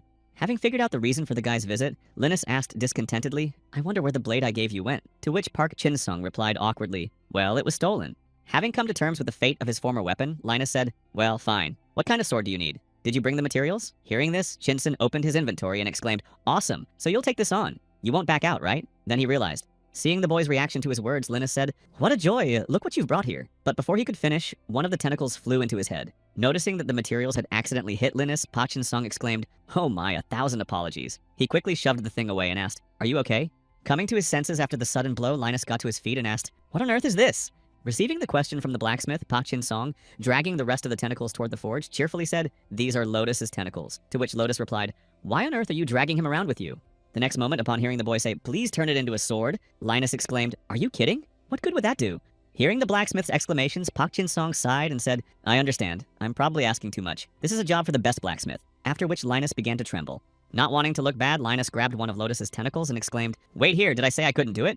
Seeing that Linus had already gotten to work, Park Chin-sung thought to himself, perfect. The weapon is in reliable hands. I still need to stock up on potions while I have money. It's time to head back. But just as he began thinking about returning, he realized how he'd gotten here and thought in confusion, wait, I don't have any more teleportation potions. Clutching his head after realizing the problem, Park Chin-sung exclaimed, what am I supposed to do? The path here has been erased. After which Chin-sung heard, arriving at the elven guardhouse following Park Chin-sung, Sharon said discontentedly, can you listen to me before you disappear? Handing Chin-sung another vial of potion, Sharon added, all you have to do is think of the place you want to go, then drink it. Luckily, I've already programmed the coordinates into the potion. Hearing this, he replied, thank you so much. After explaining how it worked, Sharon noticed the look of surprise on Park Chin-sung's face and said, let's go back to the guild, something's wrong. To which he replied, I thought the teleportation potion was yellow. You prepared it correctly. Hearing no reply from the woman, Insun looked up at her and added, Sharon? After which he heard her say in an angry tone, how dare you compare this cheap stuff from the market to my masterpiece? It's full of artificial dyes and mine is a natural product. The next moment, reaching out her hand to Chin-sung, Sharon added discontentedly, well, if you want it, give it here. To which Chin-sung exclaimed in confusion, thank you very much. Returning to the guild and arriving at an empty room, Park Chin-sung looked around and asked, is this my room? Standing soon after, a servant arrived in the room carrying a tray and said, Lady Sharon, your order. To which she replied, oh, thank you, just leave it somewhere here. When Sharon hung the sign outside the room, Chin-sung, seeing that it read, Guild Association of Extraordinary Anomalies, exclaimed, what's that? To which she replied, not bad, your new job. Offended by the text on the sign, Park Chin-sun exclaimed, "Are you kidding? What a stupid name." To which she replied, "I mean, I made it myself." Chin-sun then added, "It looks like an old woman's handiwork." Sharan angrily shouted, "Say that again!" After a long argument, Sharan smiled slyly and said, "Everything's already been decided, so just give in." To which Park Chin-sung replied wearily, "Damn it." The next moment, as Sharan shifted his displeased expression, he heard, "Starting today, you're working on behalf of the guild. Make sure you adhere to the terms of the contract. I'll provide you with everything you need. Your task is to warn us of any danger on our path." Upon learning of his duties, Park Chin-sung thought to himself, the dangers following the behemoth will become the metastasis of yet another apostle. Metastasis is the name given to the disappearance of all living things into another dimension. This phenomenon is the source of all problems, but nothing is known about it. It's not even clear whether this is a natural phenomenon or the work of someone's hand, but they managed to figure out why metastasis affects the apostles. Having imagined the reasons behind the apostles' actions, Park Jin-sung mentally added that, according to the prophecy, after the adventurer defeats the apostles, Hildur will sacrifice Ara to resurrect the demon realm.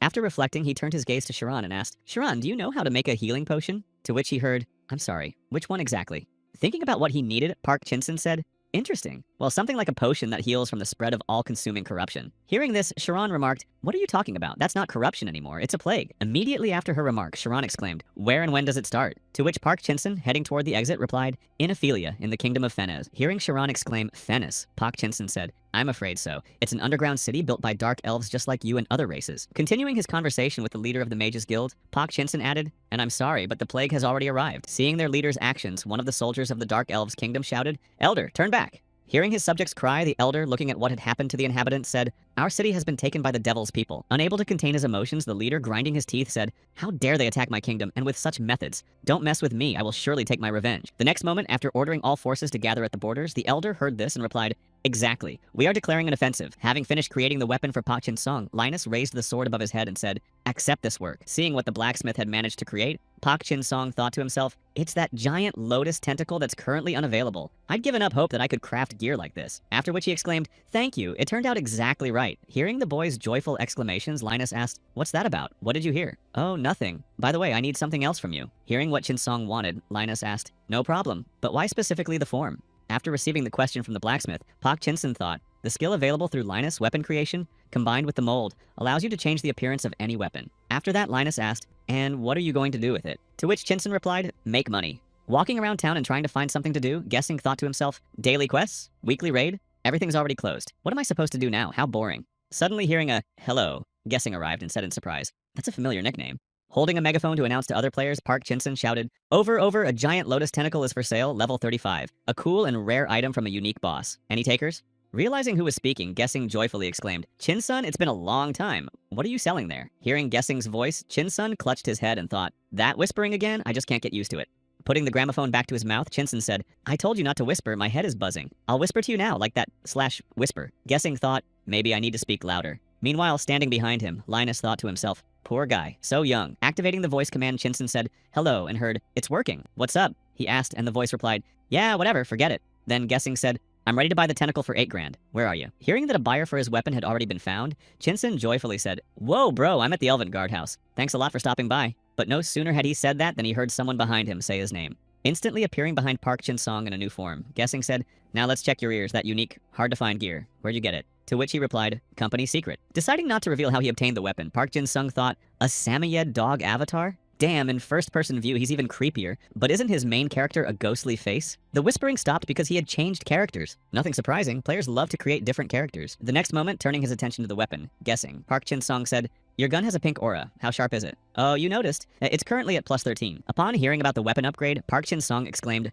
13. Then he thought, most people are satisfied with 12. To go from 12 to 13, you need a ton of gold. Finishing his thoughts, Park Chin-sung, staring at the dog, said, "Well, I think that's exactly what the main character needs." "What?" he heard. "That's not the main character." Surprised by his companion's words, Chin-sung exclaimed, "What? I created him because I like the Phantom Knight." Then Chin-sung asked, "Then why this weapon?" To which he replied, "I love pink." Upon learning the reason for upgrading the weapon to such a level, Chin-sung thought, he's lost his mind. After which Guessing said, "All right, let's get down to business." To which Chin-sung replied, "Of course," and thought, "Let's settle this quickly and go our separate ways." After receiving payment for his weapon, Park Chin-sung handed it over without delay and began to enjoy the tidy sum. At the same time, examining the sword, Guessing said, "So this is the tentacle sword. It's cute, isn't it? Oh, and there's something else." Throwing a giant egg at Park Chin-sung, Guessing said, "I have a little gift for you." Catching the egg from Guessing, Park Chin-sung looked at his reflection on the shell and said in surprise, "This is a creature egg." Creatures are pet-like beings that exist in the game, ranging from cute little animals to creatures that grant powerful buffs. There are countless variations. Holding the pet egg above his head, Park Chin-sung thought, one of the reasons I wanted this form was to buy a creature, and then joyfully exclaimed, thank you, I love weirdos. After receiving plenty of thanks from Park Chin-sung, Guessing said, this should be a perfect fit for you. And an octopus hatched from the egg. Seeing the little monster that had hatched from the egg, Park Chin-sung reacted instantly, tossing the pet into the air and delivering a powerful blow. Seeing his pet slowly slide down the tree, groaning heavily, Park Jin-sung nervously thought, oh no, I think I overdid it. After the events that unfolded before his eyes, Guessing asked, cute, right? I thought you'd like Lotus. To which Park Jin-sung replied with a feigned smile, that's right, how did you guess? Picking up his battered pet, Park Jin-sung sighed and said, alright, it's not your fault. You just had bad luck with your looks. Sorry. Hearing his pet continue to squeak at him, Park Jin-sung said, well, what else? Maybe I should fry you. Hearing this, Guessing asked, what's going on? Are you having fun with your pet? That's funny. Don't you want to join our guild? After receiving yet another invitation to the guild, Park Jin-sung said, no, I'll pass, and then thought, if I join the guild, they might expose me. Upon hearing his refusal, Guessing said, is it because of the rumors? Or are we not as reclusive as people say? Hearing Guessing's speculation, Park Jin-sung thought, the rumors are about a popular guild. I know about the guild leaders in general, but I don't remember what was in the invitation. After that, Guessing said, alright, just let me know if you ever get interested. To which Jin-sung replied, okay, thanks. See you later. Returning to the Mages Guild, Park Jin-sung decided to visit Sharan. Upon entering her office, he said, hello, Sharan. Not seeing the woman in her usual spot, Park Jin-sung walked over to her desk and, noticing a letter there, said, she's not here. I wonder what the note says. Taking the note in his hands, which was addressed to Chin-sun, the young man began to read. I don't want to admit it, but it seems you were telling the truth. As he read the letter, Chin-sun saw, I have been informed that my homeland, Fennes, the kingdom of the Dark Elves, has been struck by an epidemic, a terrible disease that turns the dead into horrific monsters. Continuing to read the note, Park Jin-sung learned that the saddest part of it all is that the Dark Elves believe this is the work of humans. Reading the note, Park Jin-sung learned that because of this, the region separating the two nations, the mountains of Ophelia, is under the threat of war. If this continues, battle is inevitable. Staying in Sharan's office, Chin-sun read her note. Before it was too late, the queen had sent adventurers on an investigation. During the investigation, they found clues for curing the disease. As he read the note, Chin-sun realized that was why he and the alchemist Lotan had set out for the nearest region of Ophelia to develop a cure. You weren't at the guild, so I left a note. By the time you read this, I'll already be there. Reaching the end, Chin-sun rushed to the exit and thought, the adventurers have started the investigation, which means someone has begun the quest. I need to hurry and head to Ophelia. But suddenly bumped into Syria. Freezing at the entrance in front of the girl, Park Jin-sung heard her say, hey, and thought to himself, it's definitely Syria. She joined the Mages Guild after the Sky Tower. When the girl asked, haven't we met before? Park Jin-sung looked away and said, hello, I'm Chin-sun, a member of the Mages Guild. Then thought, for now, I'll pretend I don't know her. As they spoke, the voices of two guild members nearby could be heard in conversation. The queen has no idea how dire the situation is and don't tell her. War could break out at any second. Continuing the conversation, one guild member added, and they're choosing an unknown adventurer instead of an official member of the principality. The other replied, an adventurer is just a cover. Aren't they just mercenaries? Can we even trust them? The next moment, joining the conversation between the two guild members, Saria said, I think the adventurers will manage. They saved my life. After the girl's remark, a guild member said, I've heard something similar, but a couple of goblins are nothing compared to what's happening now. Then Saria remarked, but I'm sure the adventurers can handle anything. To which he retorted, how would you know? You were just standing there watching them beat up the goblins. At that very moment, standing behind them, Chin-sun, seething with anger, said, how dare you speak to the lady like that? To which Saria replied, it's all because I was standing behind you, watching and blessing the adventurer, and the others as well. Seeing the radiance emanating from Saria, all three young men standing nearby thought, she must be a goddess. Having come to believe in the adventurers thanks to Saria's words, the guild members awkwardly said, well, I guess I believe it now. While Park Jin-sung, leaving the guild, thought, I can't waste any more time, Ophelia. After some time with Mini Lotus on his head, Park Jin-sung managed to reach the Principality of Belmare in the border zone of the Ophelia Mountains. Smiling happily as he spoke with the woman, Lotan Maximag exclaimed, Sharan, it could have been much worse. In the mountains of Ophelia, at the Principality's temporary camp, Lotan continued to wave his arms joyfully and added, it couldn't have gone better. We had to finish the medicine, but I never even thought we'd run out of ingredients. To which Sharan replied, calm down, I've got everything under control. Still beaming, Lotan exclaimed, amazing, just wonderful. How did you figure all this out? To which the woman replied awkwardly, well, let's just say, suddenly joining the conversation, Park Jin-sung, who had crept up from behind, said, Sharan, I came to help, but I only managed to scare her. Startled and using her magic, Sharan exclaimed, what on earth is that? To which Park Jin-sung, removing the mini lotus from himself, replied, oh, I haven't come up with a name for it yet. Realizing who was on Jin-sung's head, Sharan said, forget it, I don't even want to know. Things are going badly here. To which Park Jin-sung replied, I can see that myself. And where's the adventurer? After receiving a question from her companion, Sharan said, the path to the Dark Elf Kingdom has been blocked by the dead, so the adventurer is clearing the way to provide support. Upon learning what the player Park Jin-sung was currently doing, he thought to himself, it seems everything is going according to plan. The first dungeon has been cleared.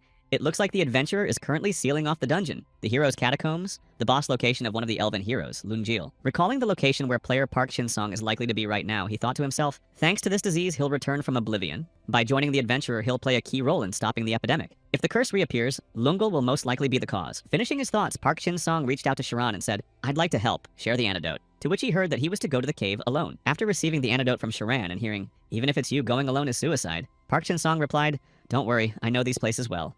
As he pushed through the crowd of monsters, Park Chin-song thought to himself, "These ghouls aren't even close to me." Physical damage, 428 tentacles. Activating his weapon's additional skill, Park Jin-sung thought to himself, and he also has the ability to summon a lotus tentacle with a 2% chance. There are two main reasons for the spread of the disease in the Ophelia Mountains: the Apostle's Aura, which transforms all living things into something incomprehensible, and the Dragon of Doom's Aura, which resurrects the dead. Continuing his musings, Park Chin-sung said, "And the Apostle and the Dragon. Fortune is definitely not on the Dark Elves' side. Damn, this cannon is even cooler than I expected." After accidentally noticing his pet's actions, Park Chin-sung exclaimed, "Why are you so proud?" Later, looking in the direction his pet had pointed, and seeing the entrance there, Park Chin-sung said, "The columns of the boss's room, that's what it means." Entering inside and confirming that he hadn't made a mistake, Park Chin-sung thought to himself, "This is Lungul's tomb." Approaching the tomb where the hero was supposed to be and noticing that it had already been broken into, Park Chin-sung thought, "And where is our sleeping beauty? They've already resurrected him. Since they got there so quickly, I didn't have time to catch up. The Time Lords didn't reach me yet, which means the corruption hasn't appeared yet." Later, having also visited the treasure room in Lungul's chamber, Park Chin-sung said disappointedly, "So this is it. Here's the hero's grave. And this is what you call treasure." Picking up what was lying on the floor, Park Chin-sung added disappointedly, "There's just a couple of coins and some scraps here." After which he turned his head to the side and shouted to his pet, "Hey, throw that trash out. Do you want me to eat you?" The capital of the Dark Elf Kingdoms, the entrance to the foothills. Having climbed out of the cave where she found Lungul, the adventurer said, "Oh no, we're surrounded."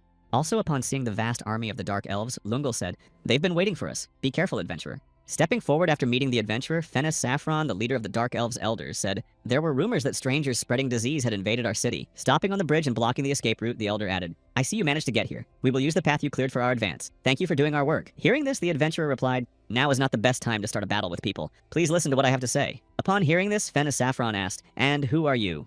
After the rude tone of the question, the mythical hero spoke menacingly. "I am the conqueror of the monster-like dragon Hydragar, and the one who completed the 7 missions of the goddess Venus. My name is Lungul." Upon hearing who exactly stood before him, Fennis Saffron exclaimed in confusion, "Impossible! Lungul is a knight of ancient legends." After which a voice from behind called out, "Wait, check his credentials." Extending her hand to stop her elder, the queen of the Dark Elves, Maya declared, "Without a doubt, Lord Lungul stands before us." Hearing the queen's remark, Fennis Saffron approached her and said, "My queen, people can use illusions." To which Maya replied, "You don't really think this fabricated illness is capable of controlling our fallen ancestors, do you?" At that very moment, a soldier began running toward the army nearby, shouting in fear, "Alarm!" Hearing this, Fennis Saffron asked, "What has happened?" Immediately after asking the question, Fennis Saffron and the queen standing beside him heard a loud roar.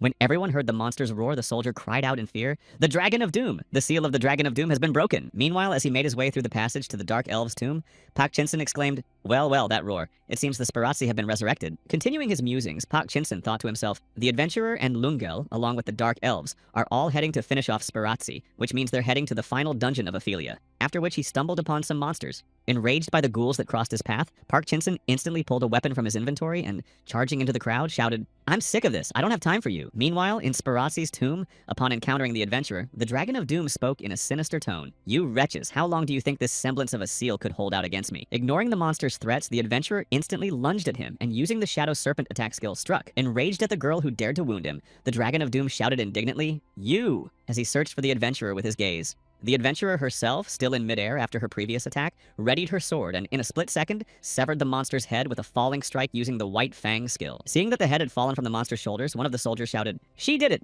To which Fennis Saffron replied, "This time for sure." But all the joy ceased instantly. The Dragon of Doom quickly regenerated and struck back. After hurling the adventurer into the wall and knocking her out of action, Sparazzi said, "Impressive, but your attacks will never harm my immortal body." Seeing how quickly the tide had turned, a soldier of the Dark Elf army cried out in fear, "This is the end! No matter how much we beat him, he keeps regenerating. We can't win. We're all going to die here." After speaking, the dragon approached the adventurer, who had risen to her feet, and preparing to finish her off, shouted, "Vanish, insect!" Appearing instantly before the girl and blocking the dragon's attack, Lungul said, "Adventurer, it was fun with you. I was able to see my descendants across the ages and help them. Thank you." Continuing to fight the Dragon of Doom, Lungul, preparing to do one last favor, said, "However, this will be the last thing I do for you." As he hurried toward the location of the Dragon of Doom's tomb, Pak Chin-song exclaimed, "The columns of the boss room. We're here. This is Spiration's tomb." No sooner had Pak Chin-song spoken than he saw a bright light begin to radiate from the entrance to the tomb. Having suffered critical damage from the Dark Elf's attack, the Dragon of Doom shouted, "Lungul, you devilish elf, what have you done?" At that very moment, watching Lungul dissolve into thin air after his final attack, the adventurer heard, "Don't miss this chance." Heeding the advice of her companion who had given his life for her, the adventurer used her double strike skill and delivered the finishing blows. Standing behind the Dragon of Death she had just defeated, the adventurer heard a shudder behind her, "You vile scum," and the sound of the monster falling. When the dragon fell to the ground again, one of the soldiers shouted, "We did it!" To which Fennis Saffron replied, "It won't regenerate." Hearing their leader's words, the soldiers realized that this time they had definitely won and began to cheer joyfully, "We did it! We defeated the Dragon of Doom. The adventurer and Lungel overcame it." At the same time, peering from behind the wall near the entrance, Pak Chin Sung, who had just arrived on the scene, thought to himself, "What the hell did I just miss?" In the capital of the Dark Elf Kingdom, at the foot of the mountain, returning to the royal hall, Fence Saffron said, "We have defeated the Dragon of Doom, yet this plague still refuses to end." Bowing his head before his queen, the kingdom's elder added, "I do not believe this is the result of the resurrection of the dead or the plague, but I am inclined to believe it is the work of humans." After hearing the elder's latest theory, Queen Maya remarked, "Here you go again. Enough of suspecting them. The lives of our citizens are at stake." Continuing to voice his dissatisfaction, Fennis Saffron said, "With the arrival of the Dragon of Death and the plague, the people were able to summon Lord Lungel to stop it." The next moment, holding out a vial of antidote to the queen, the elder added, "And now they're pushing their own antidote on us. Are you saying this is just a coincidence, my queen? All I'm suggesting is a simpler path where we can trust one another." After listening to these remarks, Queen Maya asked, "And what if there's only the difficult path?" To which Fennis Saffron replied, "I think you understand yourself, if you've lived for 9 centuries. Then Maya added, "Well then, you're unlikely to take my side." The next moment, Queen Maya pressed her hand to her head and, sighing heavily, said, "I want to say that people's innocence only complicates everything." Continuing her musings, the queen added, "It would be strange if we told the adventurer who risked his life to slay the dragon that we would not drink to his memory because of our distrust." Also recalling the adventurer's next mission, Maya added, "Instead, he'll have to go to Neuerferu, the city where this plague began, and come back alive. Do you even know what that city hides?" At the same time, rushing to Neuerferu, Park Chinsun thought to himself, "The 6th apostle, the plague-ridden Delizi, is the cause of the disease, but right now, something else is more important." Visualizing a rough map in his mind, Park Chinsun noted that he had passed through the Ophelia region, yet the curse hadn't appeared. It was the first time he'd seen the curse fail to appear after clearing a location, since the Arc of Disease wasn't yet complete. As he ran toward the cave's exit, Park Chin-sung thought to himself, "If we're talking about the story arc instead of the plot line, it sounds pretty good. But something feels off. I need to hurry to Neuerferu." Upon arriving at the right spot and seeing quite a few bodies before him, Park Chin-sun said thoughtfully, "So, the broken altar and the dwarves? I'm where I need to be." Continuing on his way while pondering, Park Chin-sun said, "The dungeon, the altar of the Tyrant King, dwarves live on the way to Neuerferu." Recalling the relationship between the two races from the game, Park Chin-sung mentally added to the story. The Dark Elves wanted to capture Neuerferu, but the dwarves, despite their illness, refused to leave the city's outskirts. Noticing yet another dead body on his path, Park Chin-sung added that, although they are intelligent, they are not very sociable. They regard all outsiders as enemies and attack without hesitation. While Mini Lotus was examining the dwarf's body, Park Chin-sung added, "That's exactly why they're considered the monsters of this dungeon. There are usually plenty of dwarves here, but apparently the adventurer has dealt with them all." Continuing his musings, Park Chin-sung spoke of the reason the dwarves had refused to leave the city, then quickly dashed off, using his quick-step skill. Hurrying toward the treasury and noticing that his pet was lagging behind, Park Chin-sun exclaimed, "Why are you staring, Taco? Let's go. I'm talking to you. You look like a taco, so you'll be Taco." Eventually, upon reaching the desired location and freezing in shock at what he saw, Park Chin-sung thought to himself, the dwarves didn't leave Neuerferu because of the underground tunnels deep within the city where they hide their treasures. The Golden Tunnel. Picking up a single gold bar that lay at his feet and glancing at his reflection, Park Chin-sun thought, "I'd completely forgotten about this. What kind of place is this?" Making no secret of his greed, Park Chin-sun began stuffing the gold into his inventory, thinking to himself, "I can touch everything, and I can take it all." Rejoicing at his find, Park Chin-sun spread his arms wide and, laughing joyfully, exclaimed, "Gold, come here, we're rich, Taco." Continuing to stuff everything he could get his hands on into his inventory, Park Chin-sun shouted, "Grab all the golden crystals, just imagine how much this could be worth." Having stashed quite a lot of treasure into his inventory, Park Chin-sun lay on the gold and thought happily, "I'm so happy, why would I even want to go back with a pile of money like this?" The next moment, after saying, "I could just live here," Park Chin-sun saw several fragments from the game he had already played flash before his eyes, and in one of them was Lenny. Remembering why he had come here in the first place, Park Chin-sung stood up and said, "No, this is too much," and heard the sounds of battle nearby. In the next room, the adventurer used her slash skill and finished off another dwarf who had shouted, "My gold!" Having finished fighting the inhabitants of the Golden Tunnel, Mainet looked around and said, "I didn't expect it. It seems they were mining gold behind our backs." Catching up to the adventurer, Mainet added, "Incredible, but now is not the time to be surprised. Let's go." Hearing this, Park Chin-sun, peering out from his hiding place, thought, "The adventurer and Mainet with her? What?" Recalling the person helping the adventurer, Park Chin-sun thought to himself, Elder Fennis Saffron instructed her to watch over the adventurers. She's the NPC Neuer Fairy. Moving to another pile of gold, Park Chin-sun said, "It seems they came by a different route. All right, let's follow them, Taco."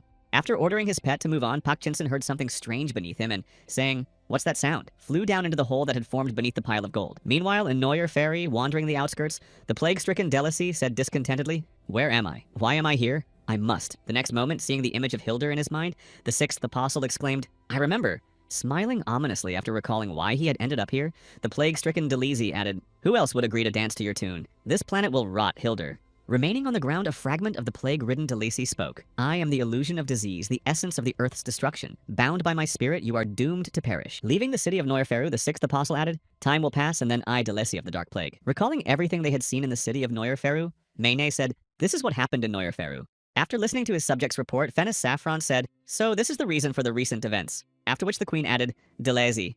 Upon learning the true cause of the disease's spread, the queen of the Dark Elves looked at Iris and added, everything is just as you said, prophetess. Holding the instrument of prophecy in her hands, Iris said, my purpose is to resolve all your misunderstandings regarding humans. There's no point in me lying. I believe that the two of you have seen this apostle, Delesi, or rather, a fragment of his power. Continuing to speak of the sixth apostle, the prophetess added, Delesi destroys everything he comes near. We must destroy Delesi for the sake of Arad. After all misunderstandings were resolved, the Dark Elf Kingdom offered the humans a military alliance. The adventurer left the kingdom and headed for a location in Delisi, in the northern region of the Principality of Hendenmeyer, Nordmare, the fearsome green city. Trying to somehow hold back the flood of monsters heading toward them, a resident of Nordmare shouted, stop them! Don't let them enter the city! Assessing the situation unfolding around him, the young man added, damn, there are too many of them. We can't handle this. Help! Just then he noticed a girl beside him and exclaimed in surprise, Michelle! Appearing at the most critical moment, the girl effortlessly defeated the monsters that were attacking her city and harassing the residents. Having dealt with the threat, Michelle stood alongside her friends and shouted, hang in there a little longer, we won't give the city to them. To which the boy joyfully replied, exactly, we Safers gave up too much to build it.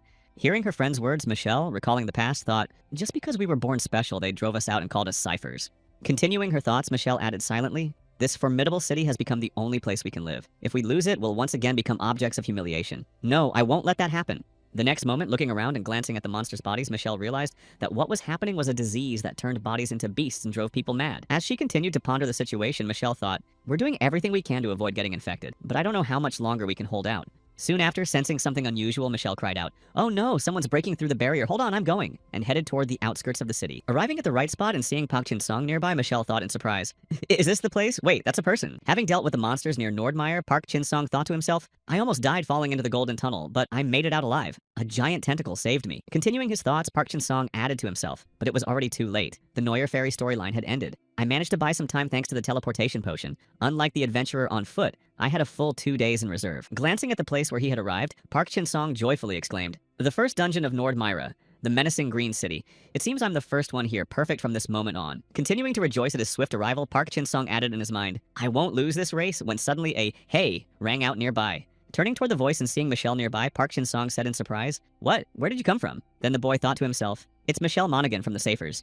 Still surprised by the appearance of a person on his territory, Michelle exclaimed, there's a disease going around here, you're infected. Who are you? To which Pak Chin-sen nervously replied, don't worry about it. I'm actually here studying the disease. After offering an explanation and recalling the game's plot, Park Chin Song thought to himself, damn, this definitely won't work. Michelle has never accepted strangers. She'd hardly even believe an adventurer. What am I supposed to do?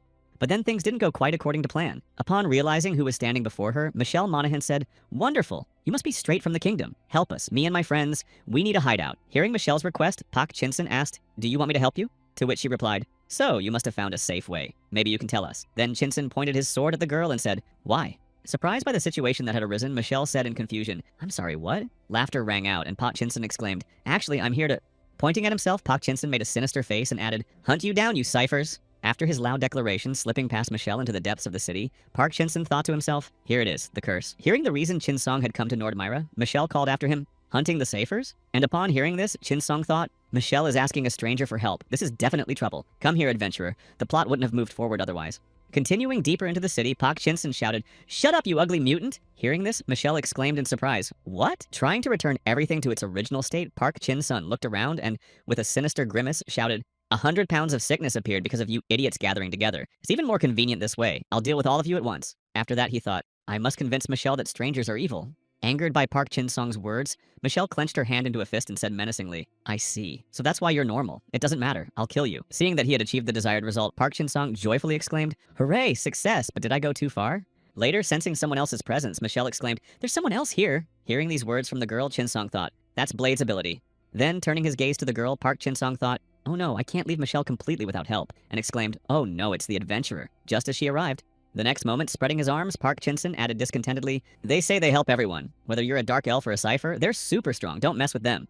Immediately after speaking, Park Chin Song started running as fast as he could and shouted as he left, I guess I have no choice, I'm retreating. You go ahead and look around. Angered that the boy had run away, Michelle shouted, oh, you! After which a voice rang out, it's you, Michelle. I'm Louise. Nice to meet you. And this is the adventurer. We're here on the Principality's behalf to study the disease. Wouldn't you be so kind as to help us? Watching the situation from his hiding spot and hearing Michelle shout, "Get out of here! I'm not in the mood to talk to you or any other normal people," Park Jin-sung breathed a sigh of relief. Realizing that everything was going according to plan, Park Jin-sung added, "For now, I can breathe easy. The card, by the way, still hasn't appeared, which means..." As he began to reflect, Park Jin-sung thought to himself, this isn't the real curse, just minor precursors to it. Just like when the knight appeared at the tavern, or when Wang accidentally found the Book of Being. Continuing his thoughts, Park Jin-sung mused, judging by everything, Hitler has started to act. She sat like a mouse throughout the entire arc of the Dark Elf Kingdom. Why did she suddenly decide to make her move now? Seeing the outcome of the battle and hearing Louise say, "Hey, we didn't come here to fight. Let's talk," Park Jin-sung thought to himself, it seems the adventurer will figure this out on her own. Taking his sword in hand and preparing to move on, Park Jin-sung thought to himself, I don't have time for this nonsense. I need to continue searching for the source of the corruption. I hope I'll make it in time this time. Continuing his musings, Park Jin-sung said to himself, I'll follow them to the last dungeon of Norm Myra, where they'll meet Delisi Respawn, the Village of Freedom. Seeing how the barrier created by Michelle Louise worked, she exclaimed in surprise, wow, it really is blocking the plague.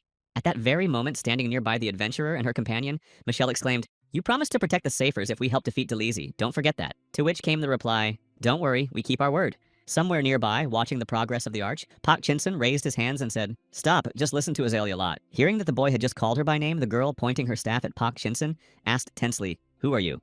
To force the adventurers to kill all the apostles. That was Hilder's plan. However, by protecting the apostles, they hoped to put a stop to it. To that end, a secret organization called the Phantom Hunters was formed, without taking his eyes off the young lady standing before him, who was shouting, why are you following me? What do you want? Park Jin-sung thought to himself, so this is Azalea, their leader. Continuing to ponder how he had even come across the girl, Park Jin-sung added in his mind, just as I thought, she was following the adventurer. The next moment, recalling another topic, Park Jin-sung added in his head, even if there's enough antidote right now, the effects of the disease intensify as we get closer to Delisi. That's exactly why we need a barrier, but there's no hope for Michelle. Smiling slyly as he pondered, Park Jin-sung thought to himself, I need this NPC's help, then said, my name is Jin-sung. I want to make you an offer.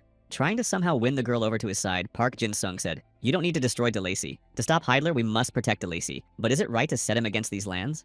Continuing his conversation with Azalea, Park Jin-sung added, that's exactly what you're worried about. To which the girl exclaimed, how do you know that? In response to the question, Park Jin-sung said, the Phantom Hunters are an organization created to prevent the end of the world. However, protecting the apostles is not the goal, but a method. Hearing this, Azalea thought, he knows about the Phantom Hunters. Noticing the girl's reaction to his words, Park Jin-sung held out his hand and said, I'm not asking you to believe me, I just want to stop Hilder. The next moment, Azalea heard Park Jin-sung say, our methods are different, but the end result is the same. And she froze in shock. A memory surfaced in her mind of the leader of their Phantom Hunters cult, who had once told her, our methods are different, but the end result is the same. Having calmed down a little after hearing those words, Azalea lowered her staff and said, so that's what you mean. You're saying your name is Jin-sung. Sighing with relief after hearing this, the girl added, I won't interrogate you anymore. Hearing this, Park Jin-sung smiled slyly and thought, it worked. At the end of the conversation, Park Jin-sung said, Azalea Delisi, go to the city of Reshpan and help the adventurer. Upon receiving the instruction, Azalea replied, Reshpan, got it. Hey, wait until you're gone.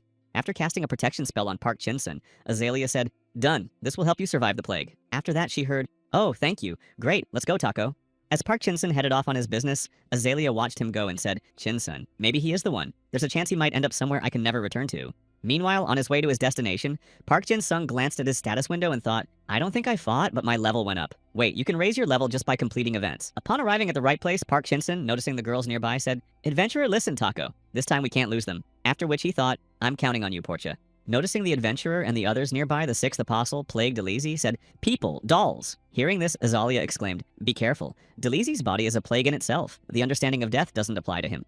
Watching the game's plot unfold from a distance, and hearing how Louisa said with a dissatisfied snort, and how are we supposed to win then? Park Jin-sung thought, excellent. The curse hasn't appeared yet, but it will soon. Continuing to follow the course of events, Park Jin-sung thought to himself, Hitler will open an interdimensional rift. Recalling what was to happen in the near future, Park Jin-sung added to himself, an interdimensional rift is a subspace where an eternal storm rages. The dead, like Deleuze, will simply be sucked in there, and the body will disintegrate and regenerate again until it is sealed away forever. Continuing to recall the game's plot, Park Jin-sung added in his mind, however, that using the last remnants of Delisi's power, he would open the interdimensional rift again and disappear along with the adventurer. Fighting against his opponents, the plague-ridden Delisi, rushing toward Azalea Lot, shouted, a failed attack, I tell you. After striking Azalea with his tail and knocking the girl out of action, the plague-ridden Delisi shouted, disappear! Hearing a heavy groan and seeing that Azalea was no longer there, Louise looked around and cried out in alarm, no, Azalea! At that very moment, Park Jin-sung, who had begun coughing up blood, fell to the ground and groaning heavily uttered, barrier.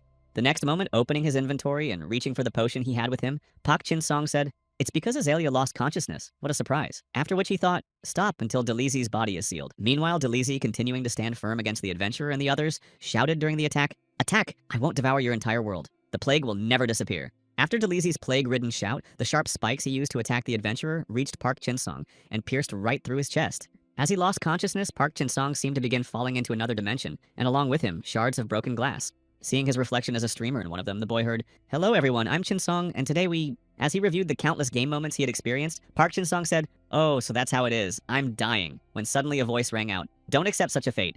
The next moment, the darkness around him shattered, and the character he was playing added, "Only you have the right to decide what your destiny is." Heeding his character's words, Park Chin-sung suddenly came to his senses and, opening his eyes, saw Taku sobbing above him, pouring every available potion into him. Then, sitting up, Park Chin-sung looked at his hands and asked, "Where am I? My wounds. And what about the adventurer?" The smoke cleared, and it became easier to breathe. Having recovered from the plague poison and peeking out from behind the wall at the heroes, Park Chin-sung thought to himself, "So, it's all over for Deleezy then." Helping Azalea walk, Louise said, "I don't know how the spatial rift opened, but Deleezy is gone. It's the adventurer's victory." Hearing who Louise had just addressed, Park Chin-sung cast his gaze on the girl and thought in surprise, "The adventurer? Why is she here? She was supposed to have disappeared along with Deleezy." The next moment, jumping to his feet and preparing to bring the course of events back to normal, Park Chin-sung said, "There it is. That's what the curse is." Recalling the moment from his dream where the turning point occurred, Park Chin-sung said, "What do you think of the plan? I just need to open it again, though I'm not sure if it'll work, but right now I feel like I can do it." Noticing the panicking Taku, Park Jin-sung said, "I know this is the last chance to end the plague. I don't have any more potions, and asking for a barrier isn't an option. But if I leave everything as it is, I'll get another penalty, so be quiet for a moment and let me think." After finishing his preparations and opening his eyes, Park Jin-sung said, "I sense a small crack between the dimensions." Rejoicing in their victory over the enemy, Louise asked, "So, are we going back?" But Michelle suddenly interrupted her, saying, "Wait." Pointing to the spatial crack that was growing larger and larger, Michelle added, "Look over there." Continuing to strain to create a rift to recreate the plot, Park Jin-sung mentally said, "Poison." After which he began to strain even harder. Breaking free from the spatial rift created by Park Jin-sung, the plague-ridden Deleezy reached out toward the adventurer and grabbed her with its paw. As the sixth apostle began to return to the other space, dragging the adventurer behind him, Louise cried out in confusion, "Deleezy, but how?" Continuing to hold the spatial rift open so the plot could run its course, Park Jin-sung heard a voice say, "If it weren't for you, Hilder's plan would have worked. Adventurer, no." Falling to his knees from exhaustion after opening the spatial rift to recreate the plot, Park Jin-sung said wearily, "I did it. I didn't even think it would work." Hearing his pet's joyful squeak, Park Jin-sung looked at him and said happily, "You did great too, Taco. You really saved me with your potion, thank you." Getting ready to head back, Park Jin-sung stood up and said, "Come on, let's hurry to the guild for our reward." But at that very moment, another spatial rift opened behind him. While Louise said in confusion, "That can't be," the adventurer Azalea, hearing a frightened squeak nearby, glanced at Taco, who was nearby, and said, "That creature."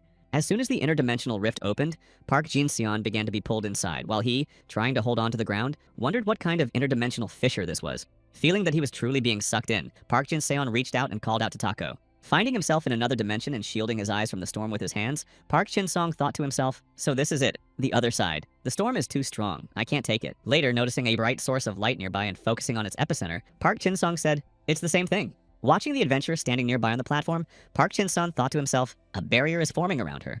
Realizing what was happening, Park Jin-sung used his quick-step skill and thought, "I just have to make it before it closes in." As he approached the barrier, which was nearly complete, Park Jin-sung drew his sword and, at the last moment, cut his way inside.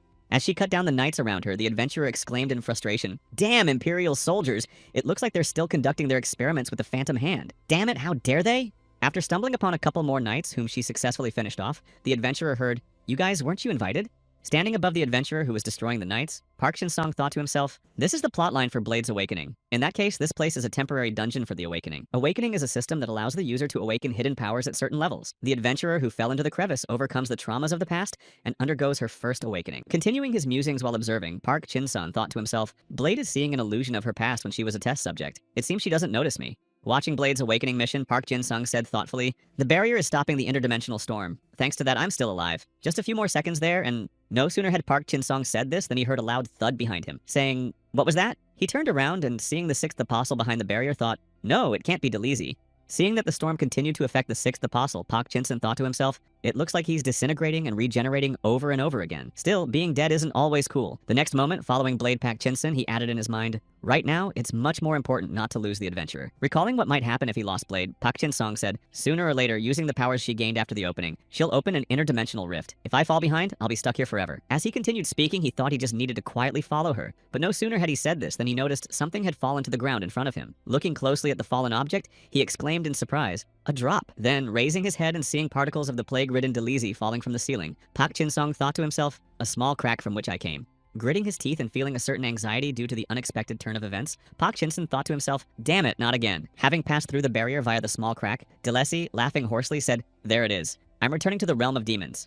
The next moment, noticing Blade nearby, the plague-ridden Delesi said in surprise, it's that adventurer. Spotting the figure he disliked, the sixth apostle hurled a curse in the adventurer's direction, shouting, Hilder's puppet! I'll finish her off. Noticing these actions from the monster who had entered the barrier, Park Chin-sun, using the skill of Dark Frenzy, shouted, not my turn. Feeling the damage Park Chin-sun had managed to inflict on him, Delesi, beginning to attack the boy, shouted, and what are you? Avoiding the main damage from Delesi's attack, Park Chin-sun thought, damn, this is bad, I'll have to fight. Although the disease doesn't seem to affect me after contact with Delesi, either the plague is weaker here or I'm just lucky. The next moment, thinking to himself, either way, this is my chance. Park Chin-sun used his Great Wave skill and unleashed a shockwave in pursuit of the sixth apostle. Splitting into two parts to evade the enemy's attack, the plague-ridden Delesi, shifting his attention to the enemy, shouted, I remember, Hilder, it's all that damned woman's fault. Paying no attention to what was happening nearby, the adventuress said discontentedly, I will never forgive you. At the same time, jumping from one portal to another, Park Chin-sun thought to himself, damn it, his attacks are too unpredictable. Attacking is simply futile. This regeneration. Having failed to catch the boy during their confrontation, the plague-ridden Delesi exclaimed in frustration,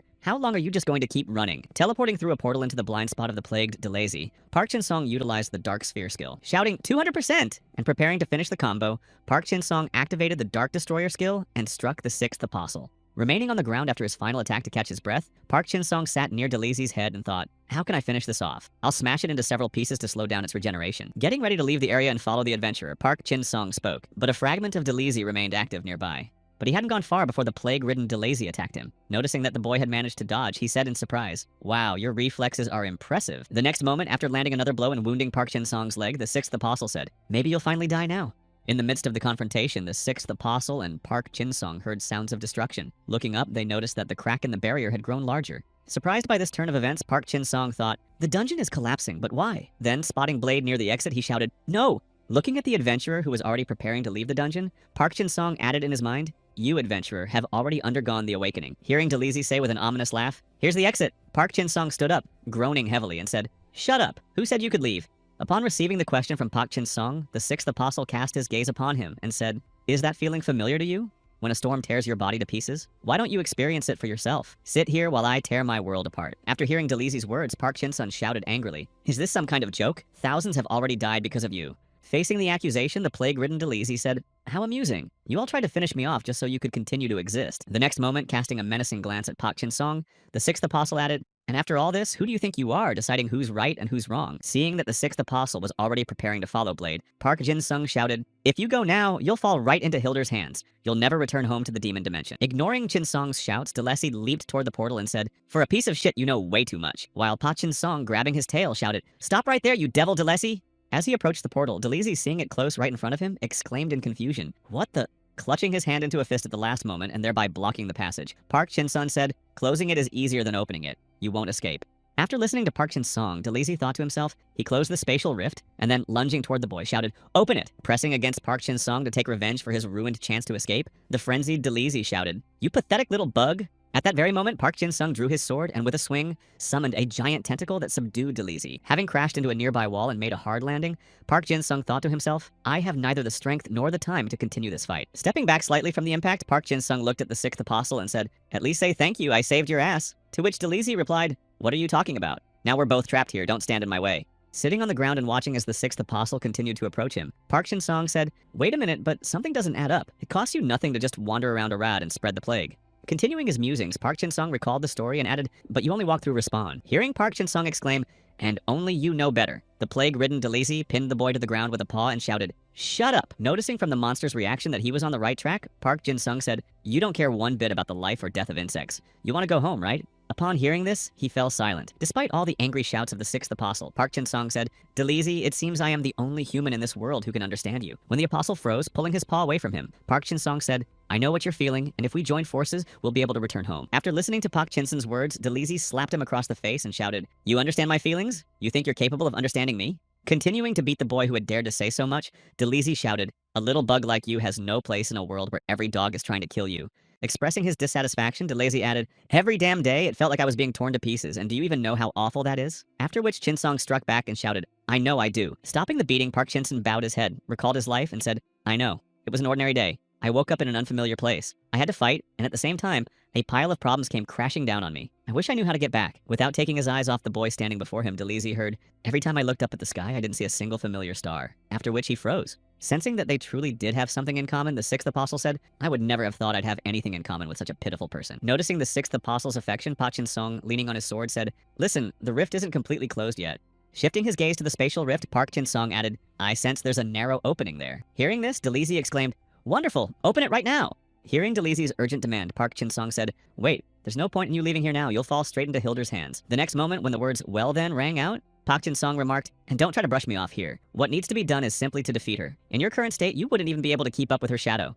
Continuing his dialogue with the sixth apostle, Park Chin Sung added, Hilder is one of the world's greatest mages. She easily manipulates the apostles, and she's smart enough to outmaneuver you. Charging headlong means playing into her script. Immediately after pointing at Delise, Park Chin Sung said, however, there is something even Hilder cannot foresee. The actor who has already left the stage. Trying to convey his point to the sixth apostle, Park Chin Sung added, she is certain you are dead. Hide somewhere, and at the moment of climax, suddenly leap out from behind the scenes. Envisioning what might happen at the decisive moment, Park Chin Sung added, you'll end the performance with a bloody massacre. Clenching his hand into a fist, Park Chin Sung confidently added, I'm not ordering you, nor am I trying to manipulate you. This is an equal exchange, Delacey.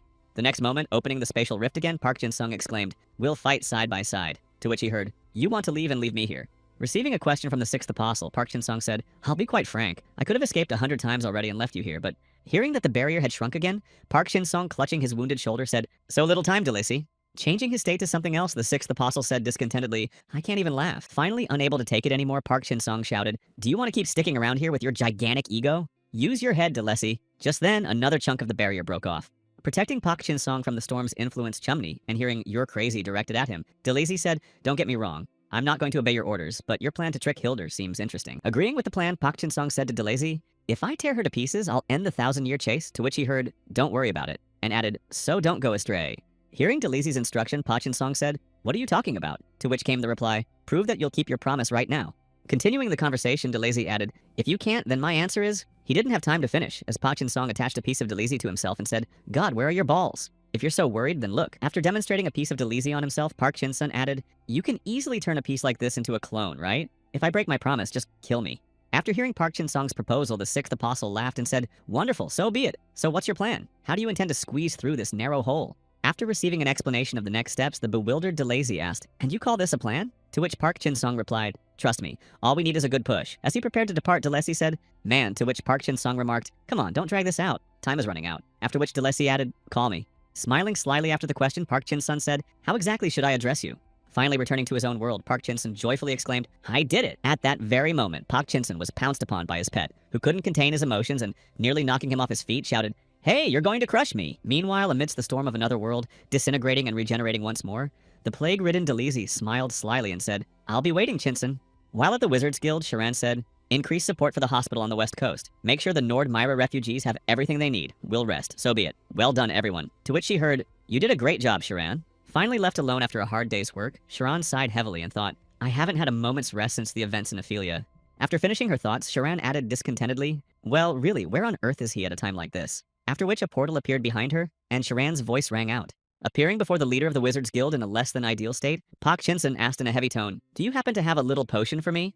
Immediately after speaking, Pa Chin Sung dropped his pet from his hands and collapsed unconscious right before Sharan's eyes. After some time waking up in bed, Park Chin Sung groaned heavily, looked around and said, where am I? This is the guild leader's room. Noticing that Park Jin Seon had come to, Sharan, who was standing nearby holding a glass of drink, asked, you're finally awake. Hearing a familiar voice and seeing the girl nearby, Park Chin Sung said in surprise, Sharan, to which she, setting the glass on the table, asked, how are you feeling? I've treated all the wounds I found. Learning that he had already received all the necessary care, Chin Sung swung his legs off the bed and said, thank you. His body feeling as stiff as a board, to which Sharan remarked, well, that's not surprising. As soon as Sharan added, you've been lying around here for a whole week, Park Chin Sung exclaimed in confusion, a whole week? Wait, what about the plot? I'm the adventurer. I can't lose it. And what about my clothes? Where did my armor go? After listening to Chin Sung's concerns, Sharan said, calm down. I took care of your equipment. Hearing this, Park Chin Sung sighed with relief and said, praise the gods. Then Sharan added, don't get me wrong, but I'm not going to give it back. The next moment, snapping her fingers and pointing at the fragment of Delisi sealed within a magical barrier, Sharan said, and you'd better answer me very honestly right now. Why the hell did you bring a fragment of Delisi into the city? Without taking her eyes off the boy, Sharan added, do you even understand how dangerous this is? I'll report every word you say to the principality. After listening to all of Sharan's remarks, Park Chin Sung bowed his head and thought to himself, I can't come up with an excuse, then said, I fought with Delesi. Telling everything as it was, Park Chin Sung added, and I found out something else. Dalizi was forced to infect those lands using a controlled ability to spread the plague. Someone attacked Arad. Hearing Pak Chinson add that in such a situation, Dalizi had no choice but to defend himself, Sharon exclaimed in confusion, "Stop! You're defending Dalizi? Do you even realize how many people died from the plague?" After listening to Sharon's remarks, Park Chin-sung approached the barrier with the Dalizi and said, "If a crime has been committed, we'll arrest not the gun, but the one who fired it. That's exactly why we made a deal. I'll help Dalizi carry out his revenge." Continuing to describe the situation that had occurred, Park Chin-sun, recalling the moment of the agreement, said this part as if he were an observer, so that he wouldn't violate the agreement. Hearing this from the woman, he made a deal with the apostle, and as for you, Park Chin-sun, he clenched his hand into a fist and said, "Please, Sharon, help me use Dalizi's power." After hearing Park Chin-sung's request, Sharon pressed her hand to her head and, sighing, said, "To drag him into the city, you understand the risks involved." To which she replied, "I'm not going to act without a plan. As far as I know, there's armor that can help me." Continuing the conversation with the leader of the Wizards Guild, Park Chin-sung added, "Please trust me, I also don't want the disease to spread throughout the city." Upon receiving the request, Sharon, without taking her eyes off Park Chin-sung, said, "You know how much we've been through. I'll pretend I didn't hear any of this." The next moment, releasing the sealed items and a fragment of Delesi from the barrier, Sharon added, "And I'll also pretend I have nothing to do with any of this." Hearing Pak Chinson's joyful exclamation, "Sharon, thank you," the guild leader said, "I can't believe it, but..." Recalling the moment she distributed potions to the residents of her homeland, Sharon added, "I'm doing you a favor for saving my homeland." Continuing her conversation with Park Chin-sung, Sharon shifted her gaze to the fragment of Delesi and said, "Well, let's see. Since we're separating the apostle's power and ridding ourselves of the disease, it'll take some time." Resigning himself to the turn of events, Park Jin-sung shook his head and said, "Fine, but where is my equipment anyway?" To which Sharon, pointing at the boy's sword, awkwardly replied, "Oh my."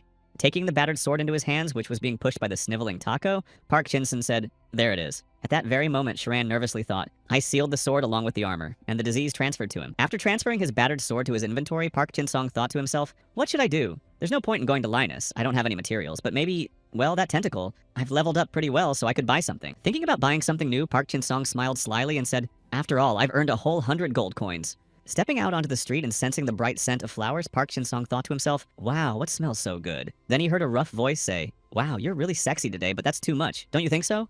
Staring at her friend in shock, the girl asked, "Where the hell did you manage to get such a crappy avatar?" Seeing this, Park Jin-sung thought, "This is a disaster." Laughing awkwardly after his friend's question, the man said, "Well, yeah, I splurged a little." Hearing this, Park Jin-sung, who was standing nearby, said in shock, "I'll wash it off, but I never thought I'd see anything uglier than the plague of Delisi." Squinting and leaning on his hand, Park Jin-sung thought, "Oh, I see. An avatar, you mean." Avatars are a cosmetic system that lets you change a character's appearance. Unlike weapon skins, an avatar is an item that occupies a slot. Moreover, avatars can enhance skills or base stats. Avatars are an important part of leveling up a character's stats. Looking at one of the player's avatars, Park Jin-sung said, "Interesting. Can I use them? All right, I'll have to try it." A short while later, upon entering the avatar shop, Park Jin-sung heard, "Welcome to Hill's Boutique." Watching the new visitor, the owner said, "Please take a look around. We have everything from classics to the latest trends." After describing his product range, Hills smiled slyly and, rubbing his hands together, thought, "What a dumb bag of money. Let's empty his pockets." Noticing her boss's gestures, Dalvi pressed her hand to her head and thought to herself, "Leave it to me." At the same time, recalling his panic over the absence of the minimap in the auction hall, Park Jin-sung thought, "Thank the gods. Even though the auction hall is inaccessible to me, the avatar shop seems to be working." The next moment, noticing how his appearance had suddenly changed, Park Jin-sung grabbed his head and exclaimed, "What's with the hair?" To which Dalvi replied, "Well, how do you like it? It's the new style of the week." Immediately after speaking, changing his hairstyle to another, the maid added, "If you want something more delicate, then we have that." Listening to Dalvi's joyful exclamations as she kept repeating, "This too and this," Park Jin-sung thought to himself, "Oh, interesting. So that's how the inventory works." The clothes feel a bit tight. A moment later, feeling wings appear on his back and hearing Dalvi exclaim, "The main character can't do without this." Park Jin-sung cried out in confusion, "What?"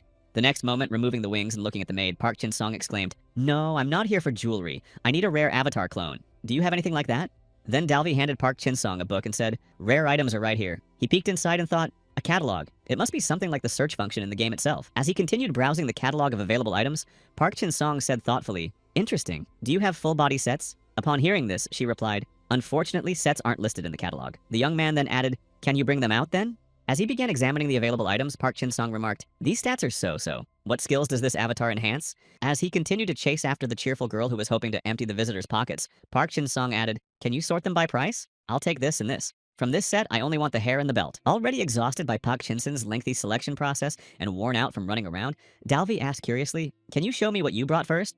Pulling along quite a few more catalogs and dumping them on the ground, Dalvi lay down on top of them and asked wearily, "Well, what do you think, sir?" Finally having assembled a complete set for the desired avatar, Park Jin-sung thought to himself, "Finally, the purest, rarest avatar. The clone looks inconspicuous, and I get all the enhancements. Just awesome." Having finished selecting his clothes, Park Jin-sung exclaimed joyfully, "Wonderful. How much will this cost?" Upon hearing this question, Dalvi replied discontentedly, "So, everything together." Hearing the girl say 200 million gold, Park Chin-sung froze instantly, then began to take off his clothes. Realizing the price was too high for him, Park Chin-sung exclaimed, "I'll come back another time." To which Dalvi, grabbing the boy by the shoulder to keep him from running away, asked menacingly, "You bastard, where do you think you're going?" In the Mages Guild leader's room, while trying to remove the curse from Sharan's armor by filling it with mana, she thought, "What's going on? Not only can I not cleanse it, but it's also draining my mana." Without taking her eyes off the breastplate she was cleansing, Sharan added anxiously in her mind, "It's devouring my mana." Outraged by the artifact's actions, Sharan clicked her tongue in displeasure and said, "How dare you? If you're so hungry, I'll feed you properly." After filling the armor with a sufficient amount of mana, Sharan saw that the magical protection began to crumble, and in an instant, an explosion rang out. Appearing at the right time and place, Park Chin-sung saved Sharan from the tragic consequences of what could have happened. After the rescue, looking back, Park Chin-sung sighed with relief and said, "That was close," after which Sharan exclaimed in surprise, "Chin-sung!" At that moment, Chin-sung's gaze had already fallen on the armor he'd managed to clean, and he joyfully exclaimed, "It worked, Sharan. Thank you." Taking the breastplate in his hands, Park Chin-sung drooled as he thought, "The Dark Plague Wolf set isn't quite as I remember it, but the stats are the same." Noticing the level restriction on the armor, Park Chin-sung exclaimed, "It's yours. I didn't think about the level restriction. I guess we'll have to wait." After that, Sharan remarked in confusion, "Thank you, of course you saved me, but how did you manage to see into the future again?" Upon receiving the question, Park Chin-sung said, "And you?" At that very moment, Sharan saw Dalvi under the window shouting, "Visitor, please pay your bill of 100 million gold." Hearing the amount Dalvi had just named, Sharan immediately turned her gaze to Park Chin-sung, who had just approached her. Feeling the woman's piercing gaze, Park Chin-sung awkwardly said, listen, if it's not too much trouble, could you lend me another 50 million? But before he could finish, Sharan slapped him across the face. Holding the note in his hands that read, "Debt, 1.5 billion, Park Jin-sung said, "We're heading to the Golden Tunnel. We're lucky we managed to get an avatar." The next moment, glancing at his inventory, Park Jin-sung added, "I think I've solved the armor problem. I haven't seen Artie Marpus in a while."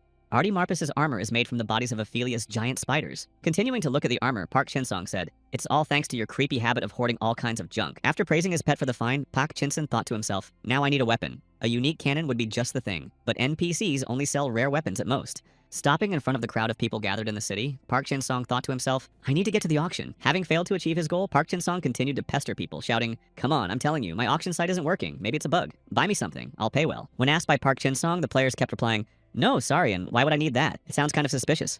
Completely disheartened by what had happened, Park Chin-sung fell to his knees and said, "Well, in that case." Standing nearby, one of the players heard Park Chin-sung shout, "Pure guessing, you're here, give me an answer." Holding the megaphone to call out to his friend, Park Chin-sung added, "If you're online, get over to Hendenmeyer." At the same time, the player who heard this thought he was calling the guild leader. Still receiving no reply from his comrade, Park Chin-sung muttered to himself, "Damn it, where the hell is he? The message isn't going through. I guess I'll have to move on to the next zone. Well, I have no choice, let's go."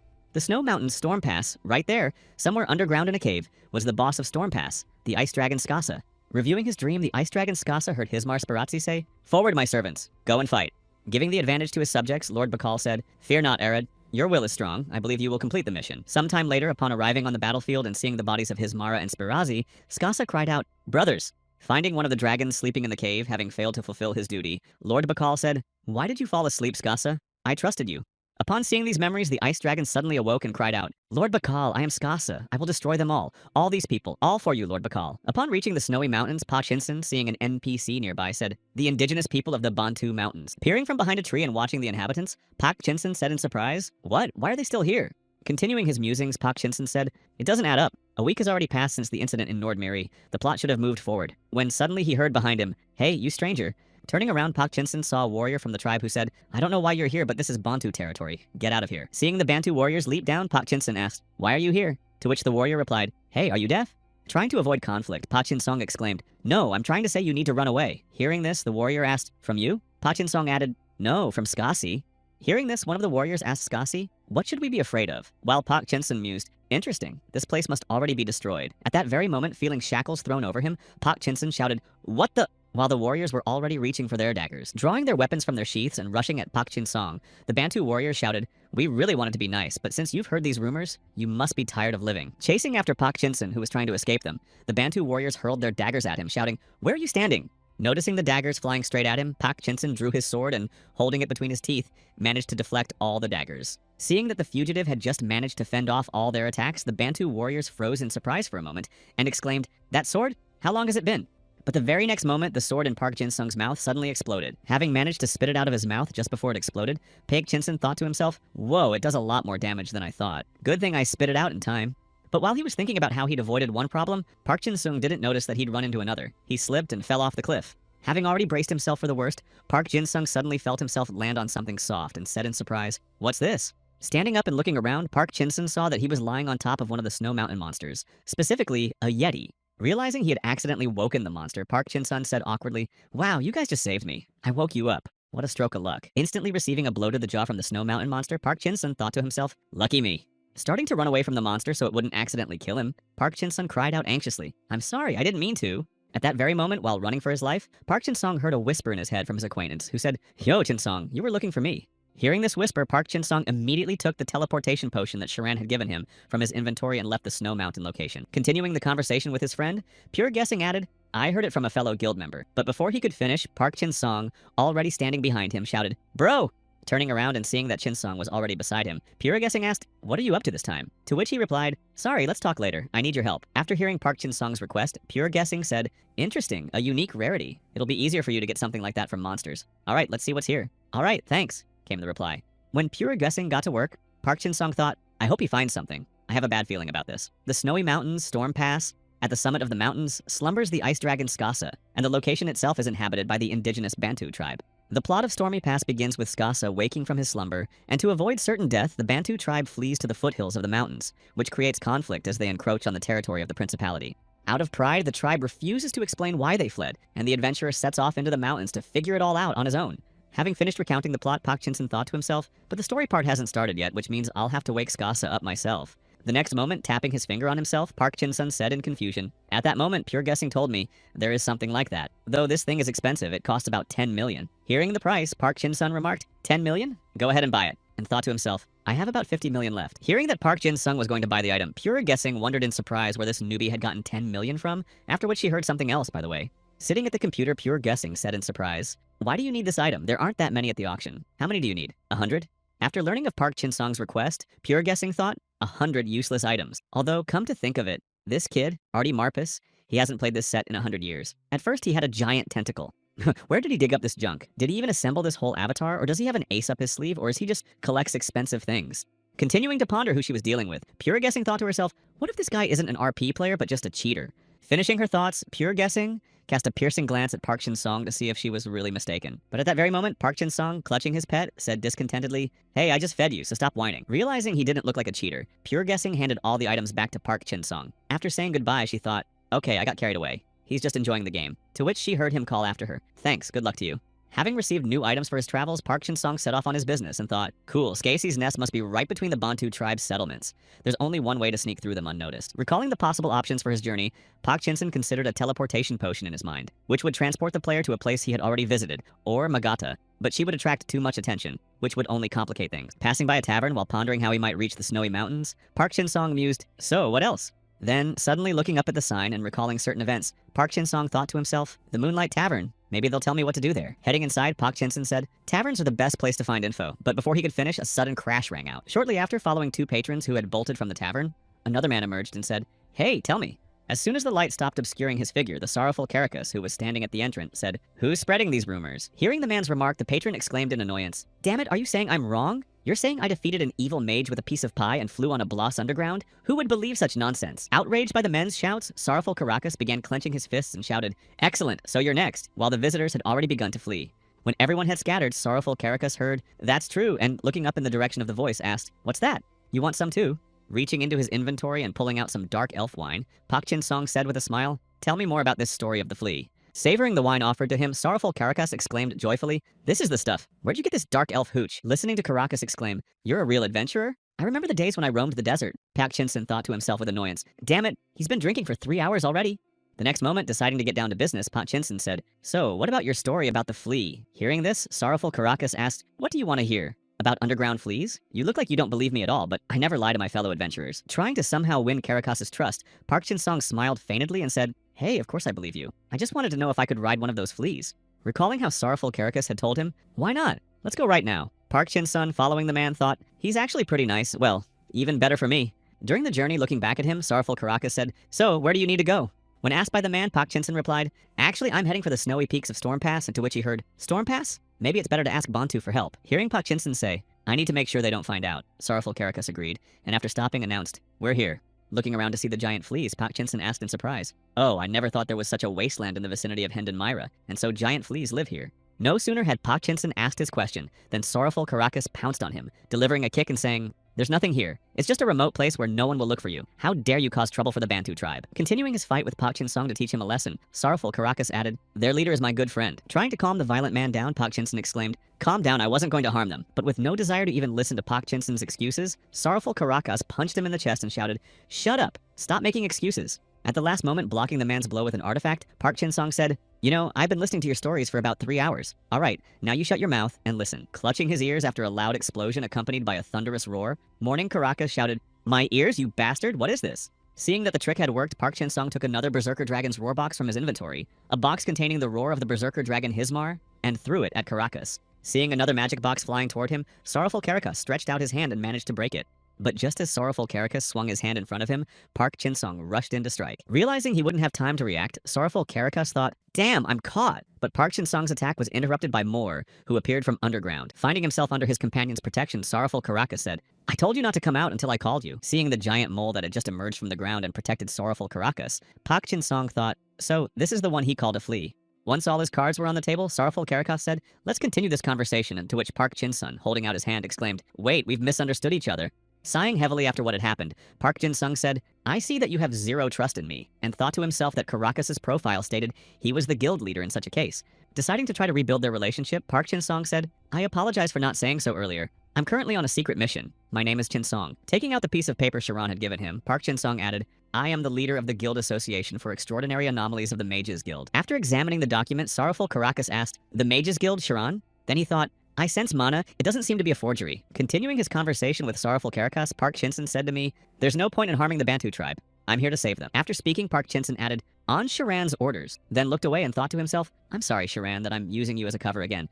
Believing Park Chinsen's words, sorrowful Caracas asked, "Well, why did you stay silent? More, maybe we'll toss him to the storm pass, jump in and fly to the summit." To which Park Chinsen exclaimed, "Thank you." As soon as the preparations were complete, sorrowful Caracas said, "Oh, by the way, since this is a matter between guilds, I can't give you a free ride. It's fine if I write the bill out in your leader's name." To which Park Chin-song exclaimed anxiously, "Just not that. Sharan will kill me if I saddle her with another debt." Hearing that Park Chinsen was against it, sorrowful Caracas said, "Then I'll put it all in your name." Hearing this, Park Chinsen exclaimed indignantly, "Wait, I already paid for your drinks," and immediately set off. When the mole in the summit had already disappeared from his field of vision, sorrowful Caracas approached the hole in the ground, and looking down thoughtfully said, "Chin-sun of the Mages Guild." Holding on to Moore, who was moving at a frantic pace underground, Park Chin-song said, "I don't feel well. How much further do we have to go? I hope it's not much." As they continued on their way, Moore suddenly stumbled upon the spirit of an ice dragon and froze in shock. Noticing this, Park Chin-song, climbing higher onto the mole, asked, "Hey, why are we standing here?" After which the mole changed course and headed away from the dragon's spirit. Fleeing from the spirit of the ice dragon, Moore leapt out of the ground and threw Pa Chinsen and his pet off him. Falling to the ground after the sudden ascent to the surface,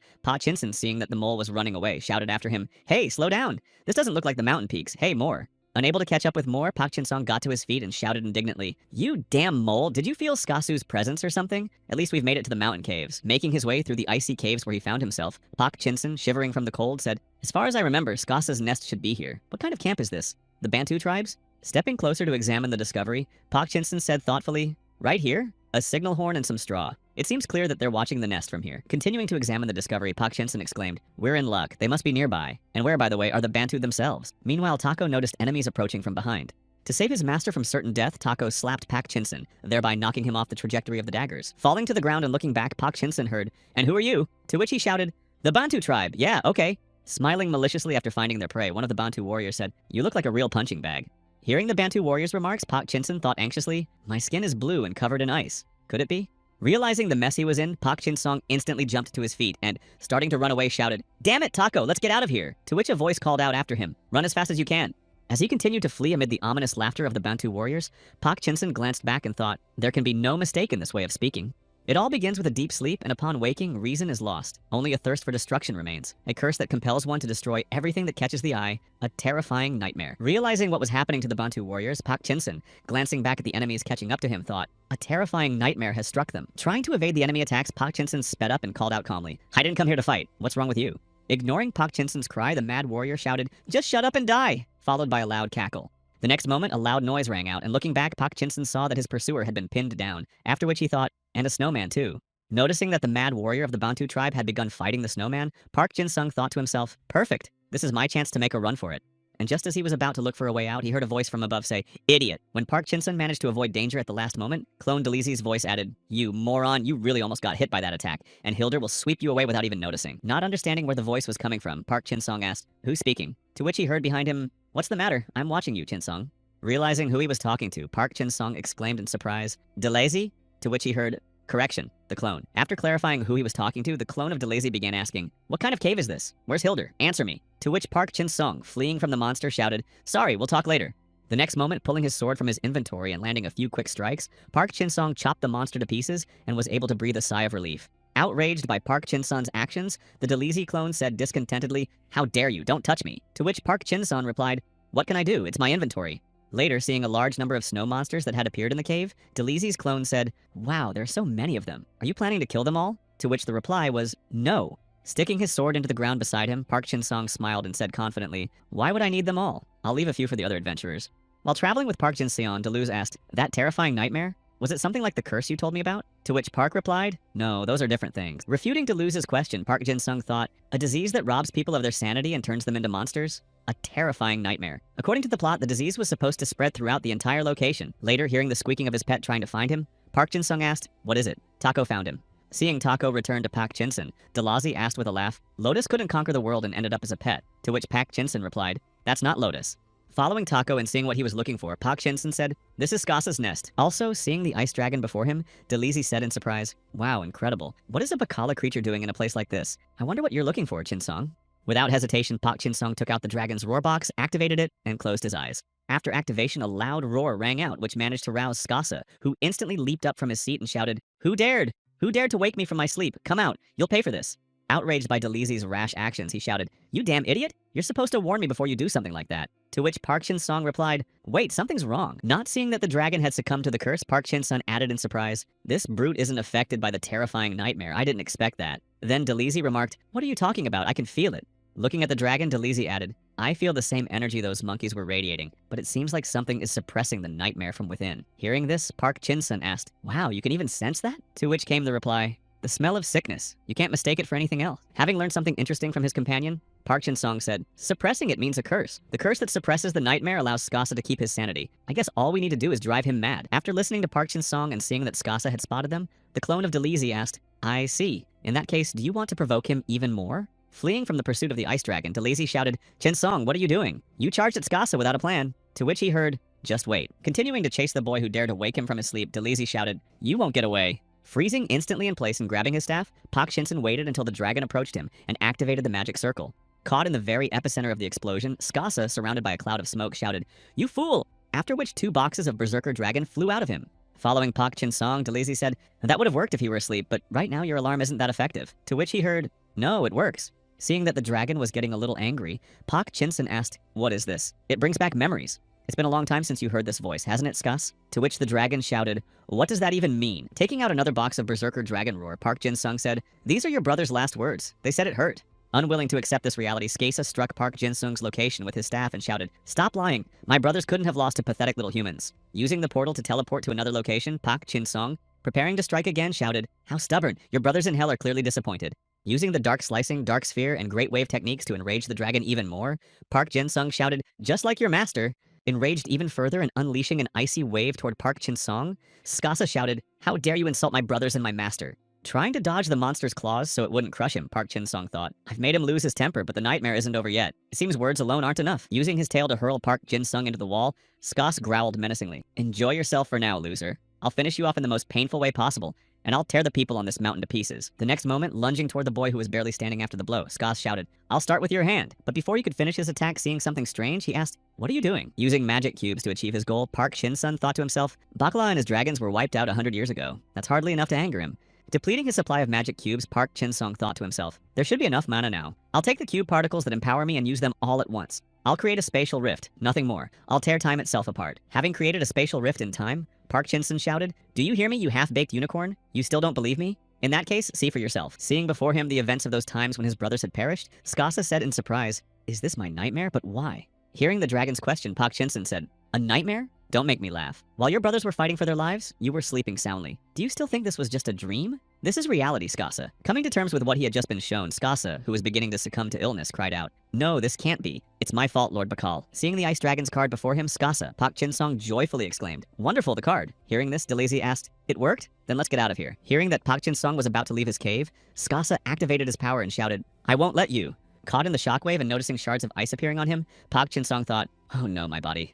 At the same time, preparing to deliver another blow, Skasa shouted, "You scum won't take a single step out of here. I'll finish you all off for Lord Bakal." Seeing the ice spears flying toward him, Park Chinsong thought to himself, "Oh no, I have to dodge." But his movements were restricted because his leg was frozen to the ground. Realizing he couldn't move, Park Chinsong tugged at his limb to free himself and thought, "Damn, my leg." Just as the ice spears were about to strike him, Pak Chinson noticed something strange. They had suddenly stopped. Then, looking around and seeing the dragon standing motionless as well, Pak Chinson exclaimed in surprise, "Time has stopped." Realizing what had happened, Park Chinsong looked down at his feet and, seeing a giant clock beneath him, exclaimed in confusion, "Wait!" Finding himself in a different space, Park Chinsong looked around and said in surprise, "Where am I?" The next moment, finding himself behind the defendant's bench, Park Jin-sung heard, "It seems you've managed to create a rift." Pointing his paw at Park Jin-sung, who had spoken out of turn, Cliff exclaimed, "Let's begin the trial." Hearing that a trial was beginning above him, Park Jin-sung turned his gaze to Cliff and exclaimed in surprise, "You too?" The lion-headed winged guardian who lives on the edge of time, who protects the timelines, and who, from the memories, is Namir. Casting a displeased glance at the boy before him, Cliff said, "We've been watching you from the very moment she dragged you into this dimension." Upon hearing what the time ruler had just mentioned, Park Shin-sung lowered his gaze and thought with confusion, it seems he doesn't want Namir's interference. After which DeLacy remarked, "I see. This cat knows a lot." Showing video footage of Park Chin-sung's violations, Cliff said, "You've finally crossed the line, man. A rift between dimensions outside of time. Do you even understand how dangerous this is?" After hearing the remarks directed at him, Pak Chin-song exclaimed in displeasure, "And what about the fact that I stopped the corruption?" Receiving a protest from the defendant, the time ruler asked, "What curse? What did you even see?" Skasa, stunned by the curse. Hearing the accusation directed at him, Cliff exclaimed, "But weren't you the one who infected Skasa with a nightmare?" After yet another accusation directed at him, Park Chin-sung pulled out the curse card and exclaimed, "No, look, this is a phenomenon capable of changing the future." After listening to Park Chin-sung's objections, Cliff said, "Neymar Baston, do you understand what he's talking about?" To which the reply came, "Nothing to do with the future, nothing to do with the past." Continuing his dialogue with the judge, Neymar, the guardian of the future, said, "You can feel the rifts he will create." After which Baston, the guardian of the past, added, "And the rifts he has already created." Hearing the accusations against him, Park Jin-sung thought in surprise, "I can't believe it. Even the rulers of time can't recognize the corruption." After that, Cliff said, "I see. So, to deal with the corruption, you won't stop at just one rift." The next moment, after locking Park Jin-sung in the time chamber, the time ruler added, "You, the one who interfered with the flow of time, are sentenced to 1,000 years of re-education." Hearing the length of his imprisonment, Park Jin-sung banged on the cell and shouted, "1,000 years? Wait, I'm not guilty. It's all a curse. Fine, I'll follow the rules. Just let me go." To which the time ruler replied, "There is no choice, such is the order." Noticing that Park Chin-sung was about to use his power, the time ruler said, "It's useless. You cannot break the time ruler's domain." Trying to break the camera's glass with his foot, Park Chin-sung shouted, "Damn it!" While Delu said, "I just can't believe it. What kind of idiots are these?" After which Park Chin-sung added, "Tell me, 1,000 years? Where is that?" Interrupting Park Chin-sung's discontent, Delezy remarked, "That's not what I mean. Look down at the abyss, the energy I sense down there. Maybe we can open a rift with its help." Hearing the prisoner's discontent, the time ruler said, "Don't worry, 1,000 years isn't that long. If you behave yourself, we'll shorten your sentence." While the ruler of time was lecturing him on proper behavior, Park Shin-sung used his sword to smash the cell and flew down to the source of energy. Opening his eyes and looking at the empty cell where the prisoner was supposed to be, Cliff exclaimed in confusion, "You?" Already making his way to the energy source that could help him escape, Park Jin-sung stretched out his hand and cried out, "If only I could reach it." Noticing that the prisoner was escaping, Baston, the ruler of the past, reached out his paw toward Park Shin-sung and shouted, "Stop! Turn back while you still can!" Ignoring Baston's warning, Park Shin-sung used his jumping strike skill and continued toward the energy source. At that moment, even Cliff, the ruler of time himself, tried to catch up to Park Chin-sung, shouting, "Stop! Cease your resistance." But using his quick-step skill, Park Chin-sung easily managed to bypass this obstacle in his path. After bypassing the two Time Lords, Park Chin-sun, reaching for the energy source, shouted, "I apologize, but I won't stay here a second longer." Having reached his goal, Park Chin-sun attempted to create a time rift to return to a moment in the past where he hadn't yet been caught. At that very moment, watching what was happening, Cliff exclaimed, "Well, the Rubicon has been crossed." Staying behind so as not to waste time, the ruler of the future used his powers and turned back time by a few minutes. Finding himself back in the prison cell without the energy source, Park Chin-sun said in surprise, "What's going on?" Having resolved the problem that arose in court, Cliff, holding a watch in his hands, said, "I can't believe you dared to do this. We wanted to believe you, but..." Pointing to the watch so they could see how far back they had gone, the master of time added, "It seems you weren't going to keep your word. I rewound time." Also, having bound Park Chin-sun with the gears of time so that he would not be able to repeat his antics again, Cliff added, "This is the end, man. You are doomed to eternal repentance." Noticing how Park Jin-sung was trying to free himself from his shackles, Cliff said, "It's all in vain after all." Refusing to give up, Park Jin-sung ignored the remark from DeLacy, who exclaimed, "Oh, I can't believe it. He caught us." He shouted, "Open up!" and banged his head against the glass. Not wanting to give up so easily, Park Jin-sung, having already split his forehead open until it bled, shouted, "Enough! We can't waste time. Do you think I'm just going to rot away here?" Continuing to insist, Park Jin-sung kept shouting, "Open up!" and a portal appeared beneath him. The very next moment, the time chamber in which Park Jin-sung was imprisoned fell into the portal. Seeing that they had indeed managed to escape from the Lords of Time, Delezy, laughing ominously, shouted, "Wow, so that's how you did it. How did you open an interdimensional rift?" Hearing his companion's question, Park Jin-sung replied, "No, it wasn't me." And then, looking around, asked, "Where are we now?" At the same time, biting Cliff's elbow and shouting, "Rewind time faster!" he heard, "It's no use. He can't possibly be outside the dimension. How could he have created a rift? He shouldn't have the power," and thought, no, this isn't the power he was talking about. Finding themselves in a completely different reality, surrounded by lava and volcanoes, Park Jin-sung exclaimed anxiously, "Taco, it seems they sent us to the wrong place." Looking around, Delazy said, "It looks just like the hell you told us about." Hearing this, Park Jin-sung wondered, why aren't the timekeepers catching us? Finishing his thoughts, Park Jin-sung asked, "So, who's behind this?" and then felt a tremor beneath his feet. Jumping to the side and dodging the explosion, Park Jin-sung sensed someone's presence behind him. Reacting quickly, Park Jin-sung turned and placed a block in front of him, where the enemy's strike landed, after which he heard laughter. Gritting his teeth after the sudden attack and hearing, "Interesting?" Park Jin-sung thought to himself, "It's that monster." Seeing more than one enemy in front of him and hearing, "Oh, I see you like to fight," Park Jin-sung shouted, "Cosmo Demon!" Running away with Park Jin-sung to get further from the monster, Delezy shouted, "What are these Cosmo Demons?" To which he heard, "Monsters that dwell in different dimensions." The next moment, noticing that the enemy was following him and had fired several fireballs, Park Jin-sung drew his sword from his inventory and, using a jumping strike, blocked the attack. The next moment, using the Great Wave skill, he struck back and, having defeated his pursuer, said, "They exist in interdimensional rifts." Recalling the monsters he had encountered in this world, Park Jin-sung added, "Traveling between rifts, they seek worthy opponents. Their sole goal is to find and destroy those stronger than themselves."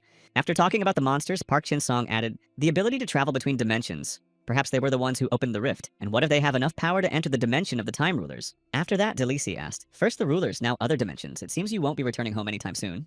Continuing his musings, Park Jin-sung said, "The theory of other dimensions is just a hypothesis for now, but one thing is undeniable. If there are monsters, then there is a dungeon. And to escape the dungeon, I arrived at the monster boss of the planet of fiery flames, Karlalor." Having finally reached his destination and located his target, Park Jin-sung said, "We just need to take down the boss."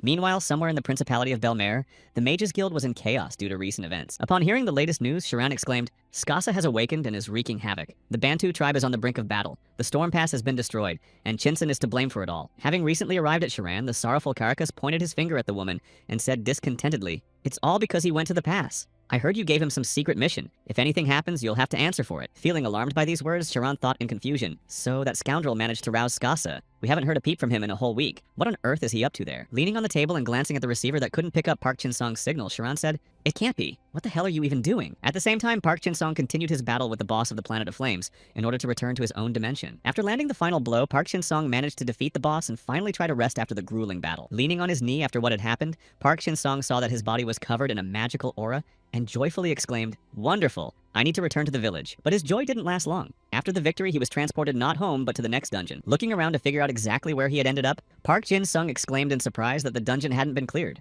Also looking around, Delezy noticed something interesting and said, "Look, Jin-sung, aren't those things demons?" Taking a closer look at what his companion had pointed out, Park Jin-sung thought to himself, "That's the boss monster of the Storm Planet, the Conqueror Samu." Upon seeing this figure, Park Jin-sung, lost in thought, muttered to himself, "It's that fiery Karlalor again, Semu Karlalor, and there are even strange cells underfoot." Then, realizing where he had ended up, he exclaimed, "This is an epic journey." Hearing Park Jin-sung's sudden exclamation, Delezy asked, "Epic?" After which he recognized the dungeon from the past, though it looked different. Continuing his thoughts, Park Jin-sung added to himself, "As far as I remember, there were only 4 demon bosses of different elements, Karlalor, Semu, and Fredor Juice." Hearing this, Delezy exclaimed, "Don't tell me we have to defeat all 4 at once." Approaching the boss of the next location, Park Jin-sung tried to end it quickly by suddenly striking the sleeping boss, but his attack failed. Waking up from the noise Park Jin-sung made, Semu opened her eyes in surprise and said, "Who are you anyway?" Trying to sheath his sword to move on to the new location faster, Park Jin-sung said, "Sorry, I woke you up." Succumbing to Park Jin-sung's provocation, Samu swung her tentacle and knocked the uninvited guest back. After a number of attempts using his skills, Park Jin-sung managed to break through to his opponent and finally defeat the location's boss. Finding himself in the next location and seeing the new boss, Delezy laughed and said, "Well, this is quite a convoluted story, but it looks pretty much the same. If I'm not mistaken, we just need to destroy everything that appears before us." Seeing Park Jin-sung before him, the minion of the ice planet's boss, the Frosty Freighter, shouted, "Stranger, well then, come on over here, little man." As the duel began, the icy freighter struck Park Jin-sung first, but the boy managed to stay on his feet. However, despite all his efforts, the monster boss of the ice planet landed another blow, slamming Park Jin-sung to the ground. Having spread his arms wide, the icy freighter struck Park Jin-sung again and again and lost his guard. At that very moment, seizing the opportunity, Pak Chin-sun launched a series of strikes, drove his sword into the monster's body, and began to turn. With his final strike, he split the enemy in two and secured victory in an instant. Following the third boss was the final, fourth monster boss of the Planet of Transcendence, the Thunderous Gius. Gathering his last remaining strength and entering the fray, Park Jin-sung finally emerged victorious and saw a portal before him. Finally breathing a sigh of relief after passing the trial, Park Jin-sung exclaimed, "I knew it would be like this. 4 battles in a row is certainly tough. I'll need to pop into the shop for some potions and grab some meat, though I'm not really hungry." But when he used the portal to return, Park Jin-sung found himself back on the fiery planet. Frozen in shock, he exclaimed, "What the?" Not understanding why he had returned to the very beginning right after passing the epic trial, Park Jin-sung added in confusion, "Why am I here again?" Seeing that they had returned again, DeLazy said, "Interesting. It seems your luck has gone somewhere," to which he heard, "Shut up." Hearing the monsters in front of him shout, "Invasion." Again, it seems this guy is an interesting opponent. Park Jin-sun drew his weapon and said, "All right, this time has to be the last." Exhausted from what he had to go through, Park Jin-sun said in a menacing voice, "Now I'm definitely ready. 261 dungeons have been cleared so far." When the number of cleared dungeons was only 2, Park Jin-sung, having once again defeated the boss of the fire planet, moved over to Sam and said in surprise, "What's going on? Not only is Carla lore, but even Sam is respawning. It's like we're going back in time." After waking up the location's boss and preparing for battle again, Park Jin-sung shouted, "This can't be happening. Enough of this madness. Is there even a way out of here? Just don't tell me it's the Time Lords." Hearing the words, "What the hell is this?" ring out, Park Jin-sung, moving away from the boss, thought, "All right, I need to escape. Maybe if I leave the location." But his attempt to escape the location ended in failure, all because Park Jin-sung ran into a barrier. Realizing this, he exclaimed in surprise, "An invisible wall." While he was examining the invisible wall, a blow from Sam landed on his back. She had no intention of letting him go so easily. Outraged at the girl who had attacked him, Park Jin-sung drew his sword and, shouting, "You little pest!" quickly dealt with her. Moving to the third location where he was met by the ice boss, Fredder, Park Jin-sung thought to himself, "This is bad. If this keeps up, even if I keep winning over and over, everything will just repeat itself." After yet another attempt to escape and trying other ways to leave the dungeon, Park Jin-sung said, "The teleportation potion isn't working, and the location is surrounded by an invisible barrier." Continuing to ponder the situation, the young man thought to himself, "The only possible way out is the gate through which I entered here." After trying yet another possible option, Park Jin-sung said, "What's more, I can no longer use the rift. What should I do?" To which DeLazy replied, "Perhaps there is some hidden exit, if only I had my original body." Hearing DeLazy's words, Park Jin-sung said, "A hidden exit? Yes, there really is one. There aren't just these 4 regions. There's also a 5th location that appears with a certain probability. It's hidden." After listening to Jin-sung's thoughts, DeLazy asked, "And you're just now remembering this, you idiot?" To which he replied, "It's for newbies. I wasn't interested." And heading toward the portal, he said, "If there's a hidden exit, it's definitely in this location. And if the conditions for its appearance are the same, then only luck will help me." Heading back to the portal to try to find the hidden location, Park Jin-sung said, "All right, now it's simple. I just need to clear the dungeon until the secret location appears." Once in the flame location, Park Jin-sung was able to easily defeat the boss after studying all of its moves. Next was the location with Sami, who upon waking up again, asked in surprise, "What are you?" After Sami, Park Jin-sung moved to the ice location, where he defeated the 3rd boss and leveled up at the same time. Repeating the same actions over and over, Park Jin-sung leveled up and re-ran the dungeon, waiting for that very hidden area to appear. Each time, a dozen runs in a row turned into dozens and eventually hundreds of runs. After defeating all the enemies yet again, Park Jin-sung reached the portal that would take him back to the beginning. Feeling completely exhausted both mentally and physically, Park Jin-sung had cleared the dungeon 317 times. Driving himself to the brink of madness from repeating the same actions over and over, Park Jin-sung thought to himself, "I need to keep clearing the dungeon until the secret location appears. Then everything will be simple." Recalling the countless times he had cleared the dungeon over and over in the hope of finding the hidden location, Park Jin-sung thought to himself, "The dungeon repeats endlessly. The only way out is the gate through which I entered. There must be a hidden location here. Next time, it will definitely look like this." But in the end, unable to withstand the pressure from repeating the same actions over and over, Park Jin-sung fell to his knees and bowed his head. Seeing his actions, which seemed like despair, DeLazy asked, "What's wrong? Are you giving up already? You've lasted longer than I thought. Stop pounding the floor. Are you digging your own grave?" Hearing DeLazy's question, Park Jin-sung asked, "A grave?" To which he replied, "Since you've made up your mind, maybe you'll let me go first." But suddenly he saw a sword flash before his eyes. Unable to withstand the psychological pressure, Park Jin-sung thrust the sword into the ground and shouted, "That's it, it's all over. I've cleared this dungeon 300 times, done everything, looked everywhere, checked everything." After breaking through the passageway beneath his feet and seeing something interesting there, Park Jin-sung smiled and said, "I just didn't look under my own feet." Continuing to dig the passage further, Park Jin-sung said, "If I'm right, it'll be right here." Watching Park Jin-sung's actions, DeLazy hugged Taco and exclaimed in confusion, "That's it, that's it." Swinging his sword again to break through even deeper, Park Jin-sung exclaimed, "It simply has to be here." After delivering the final blow and finally breaking through the passage into the underground location, Park Jin-sung peered inside with a smile. Having finally found a location that could help him escape this epic trial, Park Jin-sung said, "I found the hidden one." Upon entering the dungeon, DeLazy said, "Amazingly hidden, and it really exists, but where's the exit?" To which Park Jin-sung replied, "If this is all part of the dungeon." Continuing his thoughts, Park Jin-sung added, "Then it must be somewhere." But before he could finish, someone suddenly attacked him. Flying backward and falling to the ground, Park Jin-sung barely managed to block the next attack launched at him by the boss of this location. Finally stopping after a prolonged assault on the guest, the hidden location's boss, Hidden Meow, smiled menacingly, holding out a bloodied paw. Seeing the location's boss, Delizy, who had been watching his movements, said, "Yeah, looks like he's our ticket out of here." After hearing his companion's remark, Pak Chin Song took his sword in hand, prepared for battle, and shouted, "All right, let's go." Engaging in battle against Hidden Meow, Pak Chin Song swung his sword with all his might in an attempt to land a hit on the boss, but it was all in vain. After several futile attacks, the cat sneaked up from behind and bit Park Chin Song on the arm, then ran off again. Watching this turn of the battle, Delizy said, "He's just toying with you." After which Park Chin Song thought, "Damn, he's much stronger than the other bosses. We have to give him credit, though." The next moment, using his quick step skill to finally catch up and deal damage to the boss, Park Jin Sung thought to himself, "I can't waste time on him." Unfortunately, even that didn't help, and as a result, Park Jin Sung missed his attack and thought in surprise, "He's vanished behind me." After launching his next attack and looking back, Park Jin Song saw the incredible speed of the Hidden Meow and thought, "It can't be. He's gotten even faster. I can't catch up to him." Waiting for the right moment, the Hidden Meow leaped at Park Chin Song and shoved him into the wall behind him. Seeing how Park Chin Song had just been slammed and knocked off his feet, Delacy said, "It seems like he's just making fun of you, and there are reasons for that." Turning his gaze to the cat, who was laughing loudly, Delacy said, "There's a certain reason why this cat sees you as a toy." Recalling Park Chin Song's strength stats, Delacy added, "You've gotten stronger after repeating the dungeons. This level system's numerical representation of your strength has increased by 10 since we got here." The next moment, seeing Park Chin Sung fail to attack the boss again, Delacy added, "However," after which the boy said irritably, "Damn this cat." Hearing the cat start to mock him again, Park Chin Sun shouted, "Ah, you..." But the next moment, the cat vanished from sight, and a blade-tipped tail appeared near its neck, after which Delacy said, "The difference in strength is colossal." Realizing he simply didn't have the strength to chase after the cat, Park Chin Sun thought to himself, "I didn't waste my time for nothing, but how is this even possible?" Watching what was happening near the whimpering taco, Delacy said, "It's all over, he's definitely finished." After landing quite a few blows on Park Chin Song and noticing that he had just fallen to the ground, the hidden cat suddenly turned its attention to Taco. And just as the cat let its guard down and decided to head toward the pet, Park Chin Song grabbed his sword and stabbed the cat's tail, pinning it to the ground. The very next moment, after his actions, Park Jin Sung lunged at the monster with his fists and shouted, "Got you, you scoundrel!" Finally catching up to the cat, Park Jin Sung was able to land the long-awaited blow and slam him into the wall. Surprised by Park Chin Sung's methods, who had somehow figured out how to strike the cat, Delizy said, "How did you even do that?" At that very moment, without taking his eyes off the location's boss, Park Chin Sung said discontentedly, "So you've decided to play games with me and in a place like this too." After speaking, recalling the moments he had endured as well as Lenny, Park Chin Sung thought to himself, "I went through hell. I went through all of this not to die here." The next moment, approaching the stunned cat, Park Chin Sung landed another blow, but the cat managed to dodge it and sustain only minimal damage. Noticing the hidden cat's intentions and using the portal, Park Chin Sung moved behind him and prepared for the next strike. Without delay, after moving, Park Chin Sung immediately unleashed a swift, dark strike and dealt the cat considerable damage with this attack. Feeling his body overcome by weakness, Park Chin Sung thought to himself, "I'm too tired even to breathe. My aching body is simply tearing apart. Perhaps it would have been easier to just die." Immediately after these thoughts, recalling the moments he had to endure in the game, Park Jin Seon confidently added in his mind, "But I will never give up again. I won't run away like I did that time." Grabbing his unique sword and drawing on his remaining strength, Park Chin Sung sliced the hidden Meow in two. As he destroyed the enemy, Park Chin Sung opened a portal to the outside world and said, "Thank you. Thanks to you, I've become stronger." Seeing the spatial rift that had opened before them, Ara Delazy said, "Here's the exit."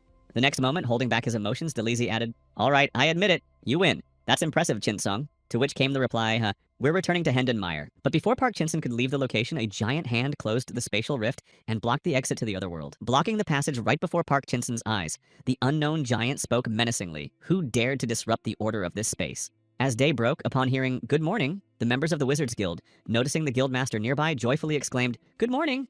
Looking at the smiling guildmaster, one of the subjects added, "It seems Madame Charon is in a good mood today. Perhaps something good has happened." Upon entering her room and glancing at the poster, Charon saw the joyful news stating that the battle with the ice dragon was over. Recalling the image of that giant, the woman thought to herself, Skasa was defeated thanks to the adventurer and the Bantu tribe. Continuing her thoughts, she also recalled the incident with sorrowful Caracas and added in her mind, "At least that's what the newspapers say, but according to the Bantu, some blonde guy warned them about Skasa's attack and ran away. That young man really did want to help us." "I apologize for the misunderstanding," said Caracas. Setting the wine package on the table, Charon thought to herself, "All my problems have resolved themselves. The situation with the Bantu tribe is settled, and I even received a gift from Caracas. This wine is quite expensive, isn't it?" Sighing with relief that everything had simply worked out, Charon said, "I'm so glad." After which Pak Chin Song flew right past her, having kicked his way through the door into the room.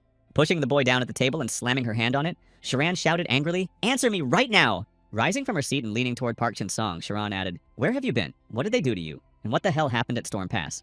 Averting his gaze, Park Chin Song said, "I have the right to remain silent," then thought, "Damn, the Snow Mountain storyline is all over."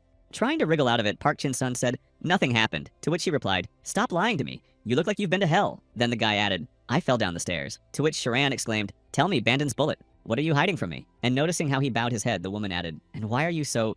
Having lost his chance to escape and seeing a giant monster before him, Delizy asked Chinsun, "Is this the hidden boss you forgot about?" Receiving the question from his companion, Park Chinsun, looking at the king of the cosmic demons, the master of the Goddess Gorge, thought, "No, he shouldn't even be here." Raising his hand and creating a spatial rift beneath his feet, Ganesh said, "You, the one who has invaded this zone. Your existence is forbidden here." Instantly leaping back to avoid the monster's sudden attack, Park Chin-sun thought to himself, "Wait, the entire area has changed." Also watching what was happening before his eyes, Delisi said in surprise, "Wow, he has an interesting ability." Avoiding enemy attacks one after another, Park Chin-sun thought to himself, "Damn, here it is. I've finally found a way out, but how am I supposed to defeat him?" Pausing for a moment, Park Chin-sung thought to himself, "My strength is almost gone. I need to get closer and think," just as Ganesh's hand was already upon him. Having suffered serious injuries from the enemy's blow, Park Chin-sung, watching as a dark figure engulfed him, thought, "So this is how it works." Just as the king of the cosmic demons approached, a hole appeared beneath Park Chin-sung, into which he began to fall rapidly, thinking, "Weakling." As he lost consciousness, Park Chin-sung heard Delisi trying to reach him, shouting, "Chin-sung, hey, come to your senses." As he fell, suddenly coming to his senses, Park Chin-sun realized he had fallen into yet another rift that was leading him into another dimension. Glancing down and analyzing what was happening to him, Park Chin-sun thought to himself, "It's just like back then someone helped me escape." Continuing his thoughts, Park Chin-sun added silently, "Someone capable of influencing the dimensions of the rulers of time. Someone with incredible power." Considering the possible scenarios, Park Chin-sung thought to himself, "No, she wouldn't hide her identity. Surely someone is watching me, though it's more likely an unknown third party keeping an eye on me."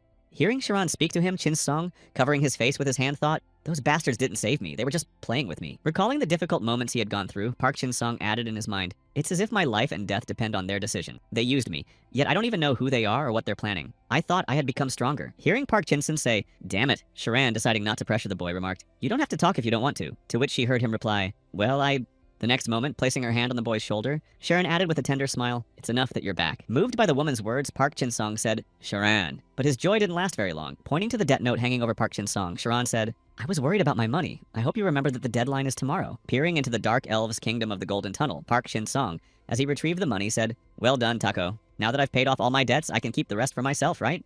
Taking another gold bar in his hands and glancing at his reflection, Park Chin-sung thought, "Right now there's no way to find out who they are, but they'll definitely show up if something catches their attention." Continuing his musings, Park Chin-sung added in his mind, "From this moment on, I must become even stronger, so I definitely won't let anyone play games with me." After that, Delisi, who had just appeared, said, "So, from this moment on, you're planning to meet with Hildur." Delighted. After hearing this, Delisi nervously asked, "What wet spot?" To which he heard, "Oh, he'll swat me like a fly." Hearing this, the sixth apostle said, "Enough of this chatter." To which Park Chin-sung added, "And if I meet my end, that means paying off my debts." Then Delisi shouted, "Shut up, that's obvious anyway."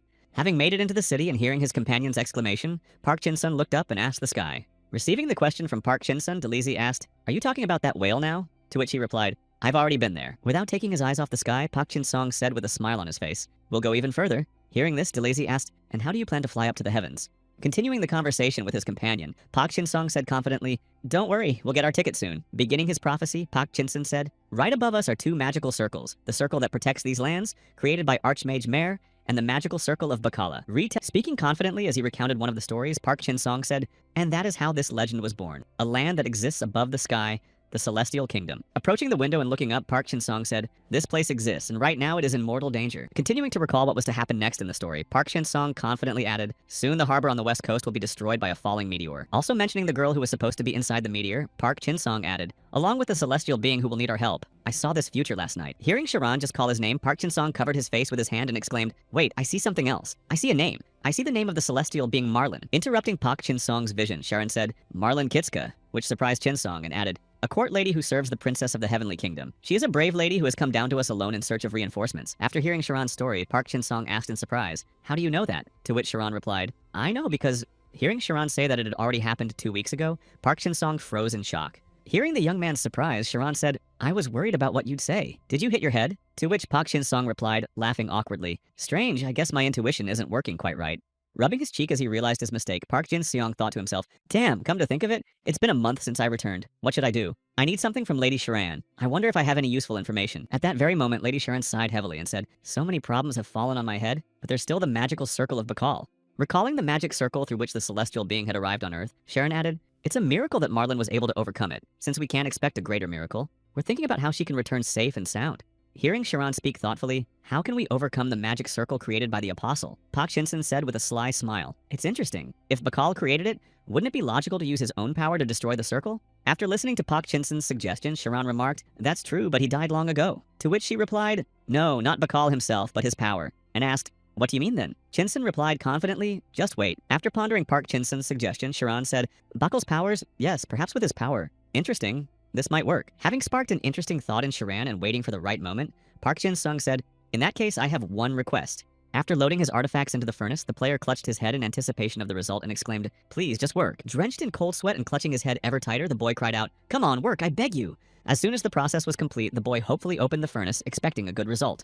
But upon opening the furnace, he saw a ruined item and a notification that the enchantment had failed. Falling into despair after the failure, the player collapsed to the ground and, pounding his fists on the floor, shed tears. To somehow comfort the visitor, Lady Curie exclaimed, "Oh, don't be sad. You'll have better luck next time." After which someone else in line shouted, "Damn, looks like another one couldn't handle it." After finishing with the applicant, Lady Curie, placing her hand to her head, joyfully exclaimed, "Hey, does anyone else need to enhance their items?" The young man didn't have any luck, so this is your chance. At that very moment, Park Chin-sung appeared behind the girl and called out, "Lady Curie!" Hearing this, the girl joyfully exclaimed, "Welcome." Placing his hand on his chest to introduce himself to the girl, Park Chin-sung added, "I am Chin-sung, leader of the Guild Association of Extraordinary Anomalies." After finishing his introduction, Park Chin-sung said, "I need something," to which Lady Curie replied, "Oh, Sharan told me that, leader." Shifting her gaze to her magical enchantment station, Lady Curie asked, "Do you want to use my enchantment for free?" While conducting the business conversation, Lady Curie added, "Sharon taught me magic, so I'm indebted to her. She took care of me, and I usually fulfill any of her requests." Hearing these words, Park Chin-sun exclaimed joyfully, "What a relief!" To which Lady Curie immediately replied, "For free? That's too much." The next moment, holding out her hand, Lady Curie exclaimed, "I'll do it for half price. That's the best offer." After hearing Lady Curie's exclamation, Park Chin-sung took out a bag of coins, which caught the girl's attention and said, "It seems you don't quite understand me. I don't need a discount." Continuing the conversation, Park Chin-sun added, "Sharon asked me to use the item enhancer." To which Curie exclaimed, "That's why I'm giving you a discount." To which Chin-sun replied, "No, the ingredients for the enchantment, the crystals of harmony and the protective passes, are what ensure the enchantment's success." Hearing Park Chin-sung say, "Here's what I need from you," the girl exclaimed, "the protective passes." Waving her arms in front of Park Chin-sung, Lady Curie exclaimed indignantly, "Wait a minute, do you even understand how hard it is to make them, and you want them for free?" Hearing this, Chin-sung thought, "I knew she wouldn't give in so easily. It's a bestseller after all." Recalling the prices of these items, Park Chin-sun added in his mind, "Knowing the market prices, I can't back down as long as there's a chance to get them. I have to act." Finishing his thoughts, Park Chin-sung sighed and said, "You're putting me in an awkward position. I'm sure you know that the Mages Guild is the official guild of the Principality, and I'm a member of this organization and also a member of the board." Hearing the girl ask, "What do you mean by that?" Park Chin-sung smiled slyly and said, "Are you sure you can handle the consequences if you refuse to cooperate with a member of the board?" Upon hearing the question, Lady Curie exclaimed, "Wait, but that's not a reasonable demand." To which Park Chin-sun remarked, "You should have refused from the very beginning. I'm curious to see if you'll continue to refuse to cooperate." Outraged by Park Chin-sung's methods, Lady Curie exclaimed, "You've decided to blackmail me?" Upon hearing this, she added, "Come on, there's no need to argue." Remaining completely calm, Park Chin-sung asked, "I wonder when this machine was last inspected, and are the taxes being paid on time?" Lady Curie immediately froze. Climbing inside to inspect the worksite, Park Chin-sung said, "Let's see, the building. And where's the fire extinguisher? Wow, there's a lot of dust, and it's everywhere. It seems I have no choice but to report this to the Principality." Finally, unable to withstand Park Chin-sun's pressure, Lady Curie collapsed to her knees and said, 70%. That's the biggest discount. It's free." Hearing this, Chin-sun smiled slyly and said, "You're so generous, thank you." After the successful deal he managed to pull off, Park Chin-sung joyfully exclaimed, "I have a bunch of protective passes. All the items are reinforced and enchanted." Hearing his friend's joy, DeLazy asked, "What are you so happy about? Did you manage to take advantage of someone?" Park Chin-sun, lifting his nose, said, "Do you want to take revenge on Curie? She shed more tears and blood than I did. We're finally ready." He hadn't had time to fully rejoice in his achievements when he heard someone nearby say, "Chin-sun." Turning his head, he noticed the leader of the Steel Wolves squad approaching him. "Long time no see." Park Chin-sun thought to himself, "Wang Walshad." Stepping closer to Park Chin-sung, Van Walshad said, "So this is our first meeting since Behemoth. I was a little upset. You left without even saying goodbye." To which he heard, "Why are you here?" When asked this, Van asked in surprise, "You don't know?" To which Chin-sung replied, "I was on vacation for a month." Peering into the bar, Van Walshad looked at Taco questioningly. "What's this about?" he asked. "Have you heard about the girl who flew in from the Celestial Kingdom?" "Have you heard about Marlin?" "Of course I have," Van replied. "It seems she needs military support." Continuing to explain the situation, Van Walshad added, "After the incident with Delezy and the Bantu tribe, it's clear there will be a severe shortage of manpower." After mentioning this, Van Walshad smiled slyly at the opportunity this presented for him and added, "That is precisely why we, the Empire of Delos, have decided to offer our assistance." Upon learning the reason for their presence, Park Chin-sung asked, "So the Knights of the Iron Wolf Order are here in Hendon Mere, and you'll head to the Celestial Kingdom as soon as Magata is repaired?" To which Van, glancing back, replied, "You're quick on the uptake."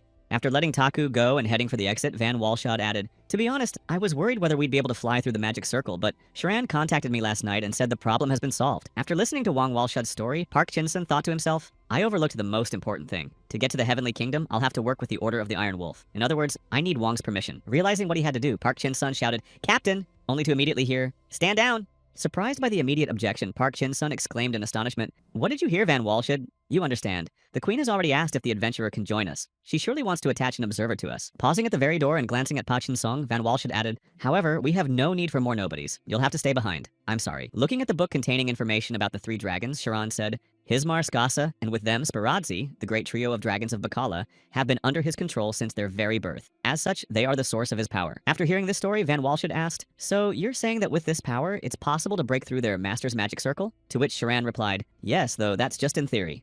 Having received more information, Van Walsh had said thoughtfully, we can ask the adventurer more about Skasa. He was the last person to see him. Continuing the conversation with the leader of the Order of the Iron Wolves, Sharon added, the same thing happened with Spiratza. After the adventurer defeated him during the outbreak of the plague, Spiratza was sealed away again. After listening to this story, Van Walsh had said to himself, interesting. I was hoping to deal with the adventurer myself, but it seems I have no choice now but to cooperate, and then recounted everything that had happened. Sometime later, meeting with his second-in-command at a port on the west coast, Van Walsh had said, Hismar.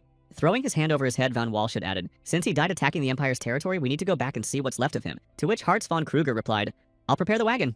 Continuing his conversation with his deputy, Van Walsh had added, there's a lot I'd like to talk to you about, but the adventurer should have already returned, after which he heard a noise behind him. Turning around and seeing the adventurer there, who had indeed already returned, Van Walsh had said, I'm lucky. It's been a long time since we've seen each other, adventurer. First, the adventurer brought the fang of Skasi, then the fangs of the other two dragons were gathered, and the repair of Magata was nearing completion.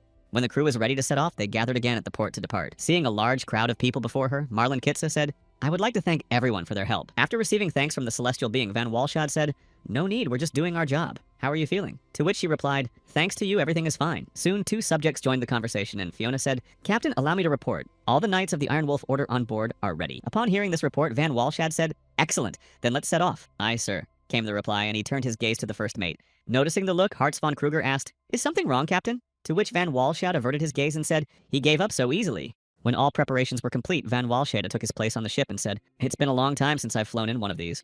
As soon as the ship began to take off, the leader of the Iron Wolf Order crouched slightly so as not to be thrown from his seat and exclaimed, what nostalgia! Seeing that they were approaching the barrier, Van Walshad shouted for everyone to take their positions and prepare for impact. Hearing the noise that had just echoed through the sky, the residents looked up and began to whisper, my God, what was that? Look, the magic circle is destroyed. Oh no. At the same time, standing among the crowd of residents, the first mate who had remained in the city said, Van, good luck. Having broken through the magical barrier, the Earthlings found themselves in a completely different space and saw incredible landscapes. Amazed by what they saw before them, Dan exclaimed in surprise, so this is the kingdom of heaven. Hearing the astonishment of one of the crew members of her ship, Marlon confidently said, no. Hearing this, Dan awkwardly exclaimed, that's not it.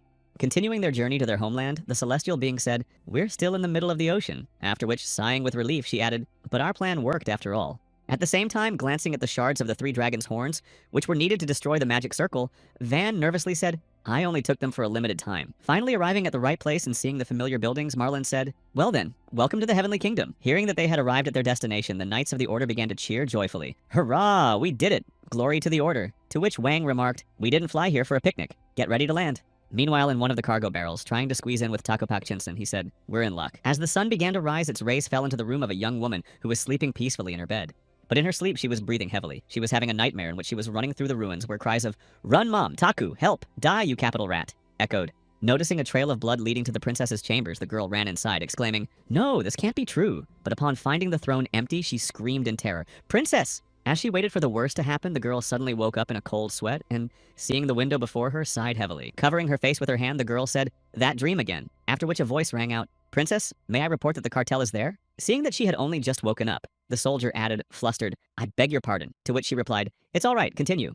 Having received permission to continue his report, the soldier said, so, right now they're bombing and burning the outer walls of the capital, those damn idiots. It seems they never get tired of it. Hearing this, the girl glanced back and said, I understand, and suddenly heard a gunshot.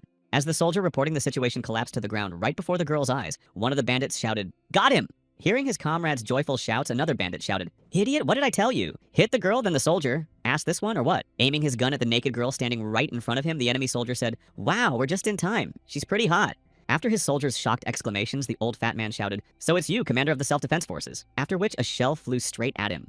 Hit by the sudden shot fired by the girl, the old man raised his bewildered gaze upward. Following the two uninvited guests who had entered her room, Zeldin said, you scoundrels, how dare you touch our walls? And yes, I am Zeldin Schneider, commander of the defense forces. Hearing the guest's surprised exclamation, Zeldin, her hand on the gun as she prepared to fire the next shot, said, hot, yes. As soon as everything was settled, soldiers arrived at Zeldin's side, and one of them exclaimed, Commander, are you all right? We heard the explosions. To which the girl replied, Those idiots from the cartel broke in on me. Make sure to double the number of people at the posts. Hearing the request, the soldier said awkwardly, double them. But we have no men left after the last battle. Then Zeldin, putting her hand to her head, said, oh, right, I forgot. After which the soldier added, supplies are running out too, Commander.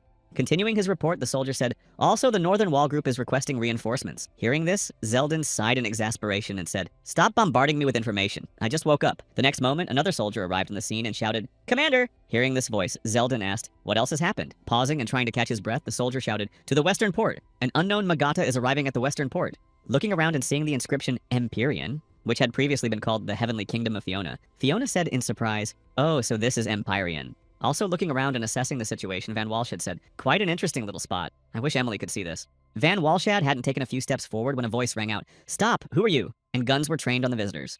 Hearing her friend's voice, Marlin peeked out from behind Van Walshad and said, Zeldin, are you okay? Seeing her friend who had just appeared behind the strangers, Zeldin exclaimed in shock, Marlin, you're alive. To which she replied, yes, Lady Luck smiled on us, and we landed without a hitch. Continuing to explain what had happened to her, Marlin added, these people helped me, so I brought them along. Hearing this, Zeldin asked, so this is the army of the underworld? Hearing that the conversation had finally turned to them, the army's leader stepped forward, extended his hand, and said, my name is Van Walshad. I am a knight of the Delos Empire. To which Zeldin replied, I apologize, I am Zeldin Schnee. But before Zeldin could finish introducing herself, a loud explosion rang out somewhere behind them. After which she said, damn, I really don't want to ask this, but please follow me. Soon after, Van Walshad and the other high-ranking officials arrived at the headquarters of the Empire's Defense Forces Command Center. Spreading a map out on the table, Zeldin said, allow me to introduce myself. I am Zeldin Schneider, commander of the Capital Island Defense Forces. At this moment, we must stop the armed cartel that is attacking our outer walls. After listening to the report, Van said, one moment, let's clarify the situation. This is the capital island, the central island of the Empire. This is the Zeban Empire, one of the nations inhabiting the island. Pointing his finger at various markings on the map, Van Walshad added, and this is Gent, the capital of the Empire. We are here, correct? After listening to the guest's question, Zeldin leaned over the map and said, that's right, Gent is surrounded by 2 outer walls. Also pointing to various points, Zeldin added, besides the western port where you arrived, there are also eastern, southern, and northern ones. After that, Marlin added, these are the cartel's main points of attack. After hearing this report, Van asked, what cartel? Taking over as the narrator, Marlin said, north of the capital island, in lawless territory, there's a criminal organization. They've grown so much that they're now considered a full-fledged army. Continuing to describe the situation, Marlin added, while the island's main military force was redirected elsewhere, the cartel attacked Gent. The next moment, clenching her hand into a fist and trying to contain her anger, Marlin added, what's more, our princess, Lady Urge, they've kidnapped her. Upon learning that there would be no reinforcements, Van Walshad said, interesting. In other words, the situation was as follows. A shortage of troops and reinforcements to defend this territory. To which Zeldin replied, that's correct. Then Van added, understood. So what should we do? After the meeting ended, leaving the general staff, Van Walshad waved goodbye to the girl and said, all right, adventurer, see you later. Try not to get killed. Shortly after, Zeldin emerged from the tent and said, thank you for your visit. To which Van Walshad replied, don't mention it. I'm just doing my job. The next moment, upon hearing Zeldin say, it must have been tough for you, Van Walshad smiled slyly and said, hearing there was a battle here, I thought you'd face serious opponents, but to lose to a bunch of bandits? To be honest, I'm a little disappointed. After speaking, Van Walshad confidently walked away, saying, the island's main army will arrive soon, though I see no need to wait for them. Continuing his self-assured speech, Van added, and then, when suddenly the commander heard him and asked in surprise, what happened? After asking his subordinate and hearing that the supplies on the Magat had apparently been looted by the cartel during transport, Van Walshad froze in shock and said, what did you just say? Taking the supply guards hostage, one of the gangsters from the criminal organization, the cartel, exclaimed, Earth girls are so cute. Hearing them say, welcome to Empyrean, Fiona clenched her teeth in anger and muttered a curse under her breath. Just think, these idiots caught us. Shifting her gaze to the pistol, Fiona added in her mind, if it weren't for this strange weapon of theirs. Then a voice rang out. Got it. Connection's down. Well, that's that. Hearing the question from his comrade, one of the soldiers aimed his weapon at Fiona and said with a smile, they gave the go-ahead. Their bodies will be enough. While the soldier was laughing and pointing his gun at Fiona, shouting, and look at this girl's face. One of the thugs, unpacking the luggage, said in surprise, huh, what's this? Deciding to check the contents of the barrel, the big guy took off the lid and said, why is it so heavy? But as soon as a little light fell inside the barrel, Park Chin-song's legs shot out from within, having just cut off a cartel member's head. Seeing what had just happened to one of the criminals, Fiona, recognizing the face of the person who had been in the barrel, thought to herself, those clothes. Pulling out his sword and appearing spectacularly before his enemies, Park Chin-song exclaimed, Uncle, I knew it. It couldn't have gone so perfectly. Recovering from Park Chin-song's kick, the thug punched the boy in the face, shouting, damn you! Soon after, another cartel member, who had recovered from the shock, drew his gun and shouted, who the hell are you? Also trying to be of some use, Fiona got to her feet, shoved the guy with the daggers to the ground, and took his weapon. But she didn't have time to do anything else before the shooter pinned her to the ground, pressed his foot against her head, and shouted angrily, what the hell are you doing, you bitch? Sitting atop the thug he was fighting, Park Chin-song heard the screams, saw that the girl was in danger, and shouted, Fiona! Quickly dispatching the thug and rushing to the girl's aid, Park Chin-song thought to himself, all right, as long as I use my quick step, I can move faster than a bullet. Continuing his thoughts, Park Chin-sung said to himself, just like that time and recalling the scene, he thought about finishing them off just like that. But before the cartel member could fire a shot, a loud bang rang out, and the heads of all the enemies within a radius of several meters flew off their shoulders. Ignoring the cries of the gangsters shouting for help, Van Walshad eliminated them one by one without hesitation. Having dealt with all the danger threatening his subjects, Van Walshad said, "That was a serious mistake on Fiona's part," to which he heard, "I apologize." The next moment, waving his hand to dismiss his subjects, Van Walshad shouted, "You all head to Ghent!" Hearing this order, Fiona, fleeing along with the rest of the knights, cried out, "Let's go!" Left alone with Van Walshad, Park Chin-sung said, "Thank you for your help," to which he replied, "And yet since you're here, you'd better be careful." Immediately after speaking, crushing the head of one of the cartel members and splattering blood everywhere, Van Walshad added, "On this battlefield, death awaits at every turn. Watch carefully." Elsewhere, fighting the cartel members, the adventurer was pushing back the enemies with nothing but a sword. At the eastern gate, seeing that they didn't have enough strength to take back the territory, a cartel member cried out in fear, "Damn it, who is this guy? Let's retreat." Later, after the enemies retreated, the leader of the defense forces contacted the adventurer and said, "Adventurer, can you hear me? This is Zeldin. It seems we aren't too late." Continuing her report on the situation, the commander of the defense forces added, "We've been informed that they're planning to bomb the eastern gate. One of their soldiers is hiding somewhere and is sending them our coordinates." As the battle continued, the adventurer heard, "It's their signalman. We need to find him before it's too late." Peering over the wall, Park Chin-sung said, "Most of the cartel's soldiers are down here in the dungeon. They're just monsters. I get that, but..." Having partially heard Park Chin-sung's musings, Delisi shouted, "What are you muttering to yourself under your breath?" To which he heard, "Shut up." Then Delisi continued, rolling up the scene right in the middle of the battle, to which a voice rang out, "I said shut up." Not understanding the boy's strange behavior, the clone Delisi added, "Why, all of a sudden have we decided to join the party? You've been destroying them all this time, and now you can't, because they're people." Since his arrival on Arad, Chinsun had traversed countless dungeons and killed a heap of monsters. However, the monsters he had defeated up to that point bore almost no resemblance to humans. Of course, there were humanoid monsters, but it was possible to escape from most of them. In other words, up until now, Park Chin-sun had not killed a single human. After Delisi's remarks, Park Chin-sun, lost in thought, asked, "Wait, have I ever taken a human life in the past?" Hearing this question, Delisi said, "I don't understand, Chinsun. Surely you consider yourself righteous? Is that what you were talking about? Morality? It seems I can't bring myself to believe that humans are noble." Bowing his head after receiving these remarks from his companion, Park Chin-sun said, "Even if that's the case, I'm a human being too."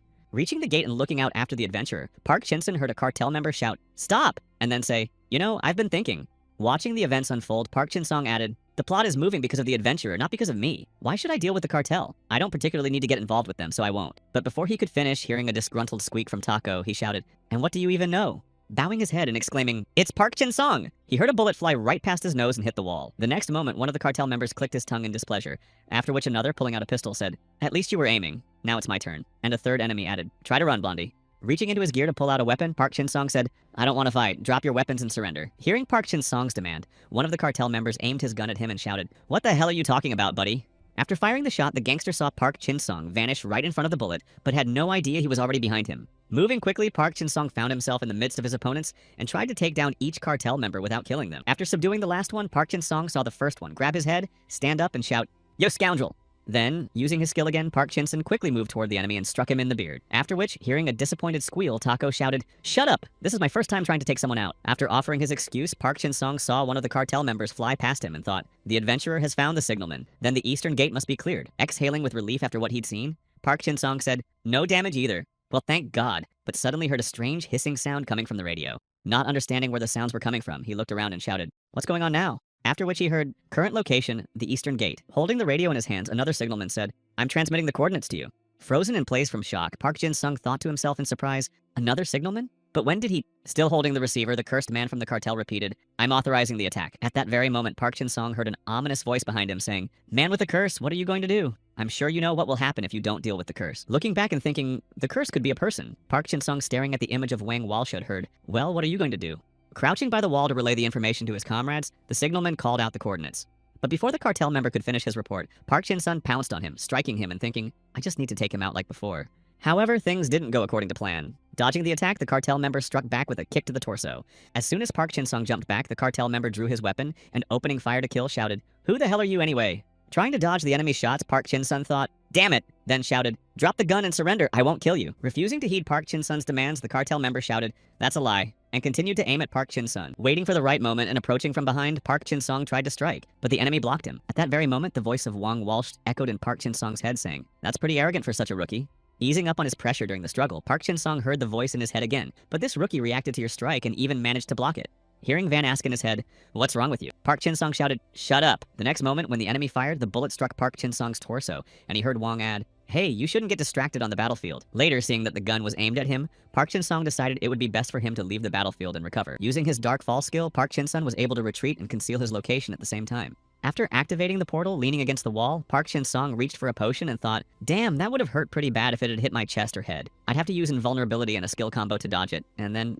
Watching the bloody trail right in front of him that separated him from Wong Walshad, Park Chin-sung thought to himself, take his weapon and cut him down. There's no need to destroy him any other way. Also, reflecting on his life before he became a successful streamer, Park Chin-sung said to himself, I'll never be able to go back to the days when I could laugh and enjoy life. Promising himself that he wouldn't cross the line, Park Chin-sung shouted, yes, I'll come back, but suddenly noticed a grenade flying over him. After the explosion, the signalman approached Park Jin-seon and, seeing his body in the rubble, shouted with a laugh, damn it, I give up. Well, where did your temper go, huh?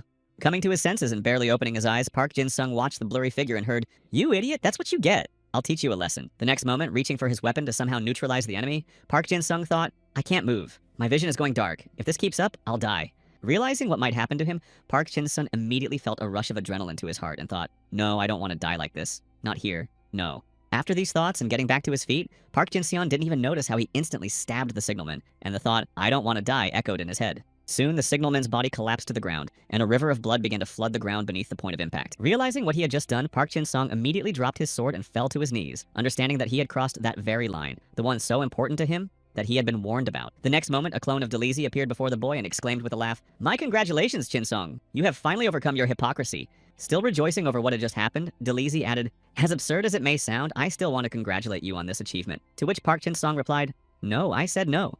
The very next moment, the click of a safety being disengaged rang out behind Park Jin-sung. It was a cartel member who, having prepared to fire, shouted, you scoundrel, how dare you kill my brother? Trying to justify himself in the situation that had arisen, Park Jin-sung shouted, no, but was cut off by a command to be silent. You're next. Lowering his gaze after realizing what he had done, Park Jin-sung said, I killed him. Whereupon the cartel member shouted, just die, you scoundrel, followed by the sound of a gunshot.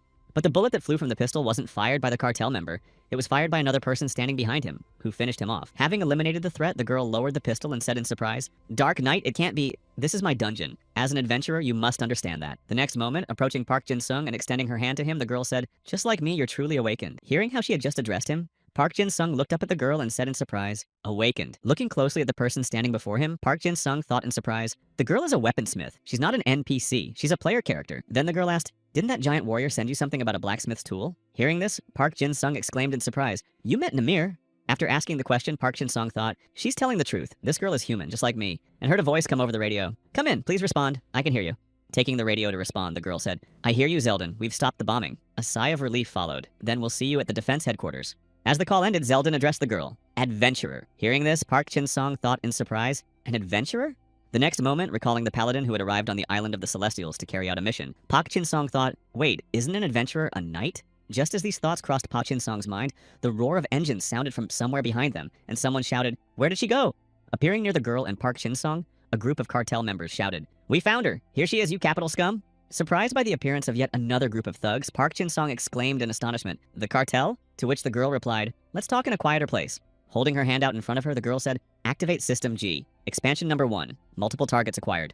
Activating her weapon to fend off the attackers, the girl shouted, cover me and I'll take out the ones in front. Using several skills to change modes, the girl shouted, Rowan Factory, launch, set coordinates, sending solar module switch. Just as the girl began reconfiguring her weapon, one of the cartel members lunged at her and shouted, I'll make sure you don't get in the way anymore. Seeing how their comrade had just lost an arm due to the girl's mechanical device, another cartel member opened fire and shouted, damn it, take that damn piece of junk off first. Noticing a rocket flying toward her device, the girl shouted, Crown transformation, and let the rocket fly past. Later, giving the command G3 Raptor, the girl directed 3 separate modules toward the enemies. Meanwhile, watching the battle unfold, Park Jin-sung said in surprise, she's awakened just like me, but how is she? The next moment, the laughter of several more approaching enemies rang out nearby, shouting, we don't look at your back, you silly girl. Also hearing one of the bandits exclaim, and who is this Park Jin-sung? While holding a sword in his hands, he thought, I must stop them. She left my rear unguarded. Pointing his sword at his opponents, Park Jin-sung thought to himself, I need to take them out before they fire. But just as he was trying to gather his thoughts, Park Jin-sung saw the figure of the signalman slowly walking behind his opponents and thought in confusion, it's him. Having lost his vigilance and missed his chance, Park Jin-sung heard the sound of a trigger being pulled and a bullet heading his way. Noticing the tense situation, the girl aimed her raptor at Park Jin-sung and saved him from the enemy bullet. And after eliminating the threat, the raptor finished off the remaining opponents who were approaching from behind. When the fight was over, the girl immediately approached Park Jin-sung, grabbed him by the collar and shouted, what the hell? I told you to cover me and you're just standing there staring into space. Have you lost your mind? You can't even take out a single cartel thug. Unable to hold back any longer, Park Jin-sung yanked his collar out of the girl's hands and shouted, "You're the one who's gone crazy here." Unable to hide his emotions or his fear of the girl, Park Jin-sung added, "You're used to destroying people, but I'm not. I can't take people's lives without a shred of doubt." After explaining what his problem was, Park Jin-sung bowed his head, fell to his knees, and said with difficulty, "I can't." After listening to Park Jin-sung's outburst, the girl said, "University of OO Engineering rejected." Not understanding what the girl meant, Park Jin-sung asked, "What are you talking about?" To which the girl, walking away, added, "After a 1-year gap, I got on the waiting list, and later they accepted me for the first semester of OOGPA." Recalling her family photo in her dreams, the girl bowed her head and added, "That's it. I wanted to live the life of an ordinary college student, an ordinary freshman. The elven dungeon guard, the burning Grakarak." 3 years ago, finding herself in the dungeon among monsters, completely alone, the girl fell to her knees and froze in fear. Wounded, the girl covered her face with her hands and cried out in terror to the group of monsters, "Don't come near me!" The next, returning to the elven guard post, Yooni exclaimed in surprise, "Seriously, I used to live in that area. There's a little cafe near the station."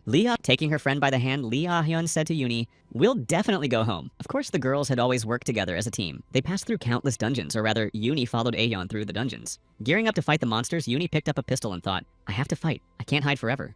But as she was gathering her thoughts, Yooni remembered that moment in the goblin dungeon again, and dropped the weapon from her hands. Goblin claws tore at her flesh and their clubs shattered her bones. Yooni was terrified by the pain. Hearing her friend sigh heavily after the battle, Yooni said, "I'm sorry, I should have helped you, but every time I see monsters, my body refuses to move." Looking back at her friend with a broad smile, Lee Ah-han said cheerfully, "It's okay, Yooni. I have the ability to regenerate. For me, this is nothing." This girl was strong enough, and that was why Yooni had come to rely on her.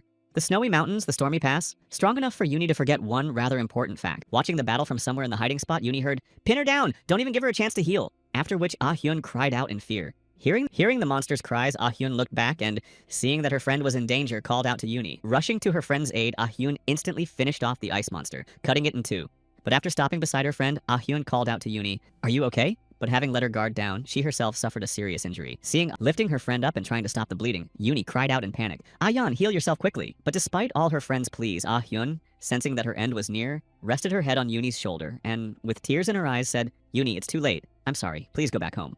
At that very turning point, Yooni finally realized just how weak and irresponsible she had been. And it was then that Yooni swore to herself that she would never run away again and would definitely return home. After sharing her story, Yooni said, "I can understand you. We have a similar past. But for the sake of returning, I'm ready for anything. Even if I have to kill someone, my hand won't flinch." As she moved forward, Yooni heard Zeldin's voice coming from her chest radio. "Adventurer." Taking the radio in her hands, Yooni heard, "You're still near the eastern gate. Listen carefully. We've lost contact with the allied unit nearby." Continuing to report the situation, Zeldin added, "It's not our troops. Just a small group of mercenaries we've been working with, but we're worried something might have happened to them." After hearing the request, Yooni said, "Got it. I'll go check it out."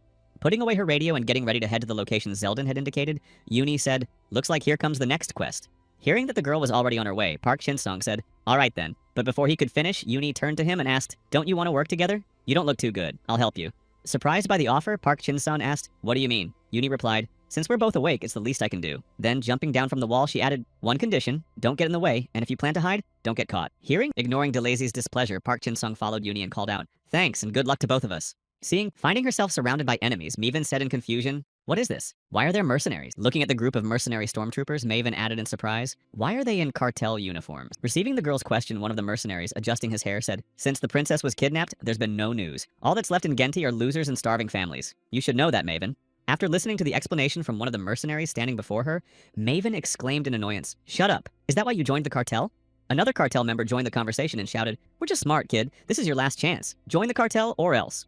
Just as the man aimed his gun at Maven, a giant robot appeared before them, drawing everyone's attention. Seeing it, the mercenary shouted, "Who else is there?" After the dramatic appearance, Yooni asked, "Are you the mercenaries? We're here because we lost contact with you. Who would have thought you were a bunch of traitors?" Unwilling to listen to insults directed at him any longer, the cartel member drew his weapon and, snorting in displeasure, shouted, "This girl, she's from the defense forces." Seeing that fire had already been opened on them, Yooni shouted, "Hurricane reload! Full salvo!" Noticing that no one but him was attacking the enemy, the mercenary leader shouted, "What the hell are you doing? Open fire!" Standing nearby and watching the battle between the mercenaries and Yooni, Park Chin-sun said, "What a relief, as long as the Empire's plot is moving forward." He hadn't finished his sentence when, noticing DeLazy's gaze on him, he shouted, "Don't look at me like that, I want to go back too."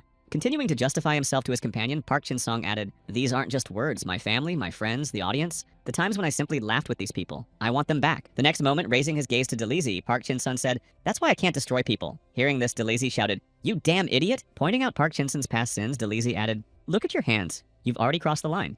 Unwilling to accept that he had already crossed the line, Park Chin-sung leaped to his feet and shouted, "No, I didn't!" He accidentally got hit by a piece of Yooni's robot that was falling on him. Continuing to fight against her enemies, Yooni shouted, "System G expansion activation." After destroying a few more enemies, Yooni changed her position and shouted, "Crown transform!" But she didn't have time to finish before her screen was shattered. Looking back and seeing a horde of enemies firing at her and her mechanisms, Yooni thought to herself, "Crown, there are too many of them at this rate." At the same time, having been struck by debris from one of Yooni's mechanisms, Park Chin-sung, struggling to free himself, groaned heavily and shouted, "My body," followed by, "You're finished." Taking Maven hostage, the leader of the mercenary group added to the pair of weaklings, "You fought well, but you can't defeat the cartel." Remaining in the crosshairs of the gun, Maven said to the leader, "It's not too late," to which he replied, "No, I can't go back to wearing this uniform, and after all the comrades I've killed, it's already too late."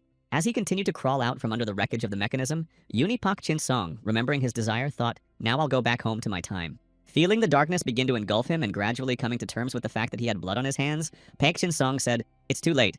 But before his thought could finish, Yooni's voice rang out, exclaiming, "It's not too late yet." Expressing her opinion and thereby extending a helping hand to Chin-sung, Yooni added, "You can't turn everything back to the way it was because you've already gotten your hands dirty, but even so, all is not lost." Continuing to extend a helping hand to Chin-sung, who was about to plunge into darkness, Yooni added, "Please don't give up on the best choice of your life." After listening to Yooni's speech, the mercenary leader, unable to hold back a tear, slowly lowered his weapon and said, "I just want to live," after which his followers added, "Me too."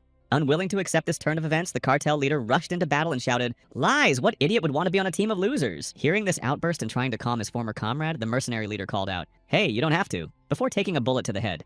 Crouching down next to the mercenary leader, Steven cried out in fear, "Leader? Anyone?" After that, the cartel leader shoved the still wounded Yooni toward her and shouted, "I took you because you begged me. For you, the cartel is just a hobby. You thought you could just come and go as you pleased." Approaching the group of enemies who were blocking his path to his target and aiming his gun at Yooni, the leader said, "Damn bastards."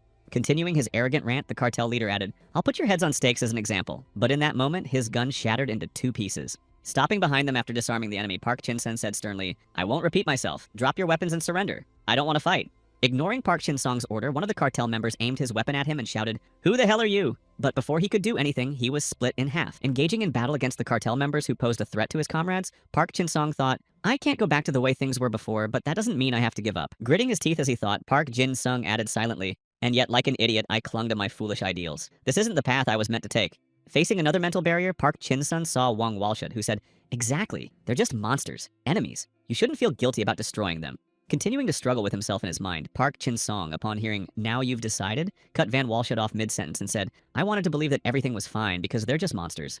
Passing by the image of Van in the boundary, Park Chin-sung added, "And to think I'm innocent. After all, I didn't take their lives myself. I wanted to pretend I saw nothing, making up pathetic excuses." The next moment, recalling the ranger with whom it all began, Park Chin-sung added, "When I had long since crossed the line." Bowing his head before the image of the ranger whose life he had taken, Park Chin-sung said to me, "I'm sorry, I can't go back to the way things were." Not about to give up so easily, the darkness in Chin-sung's heart lunged at him and shouted, "Oh, how boring. You're going to pretend to be a good guy again? In the end, you're just like me."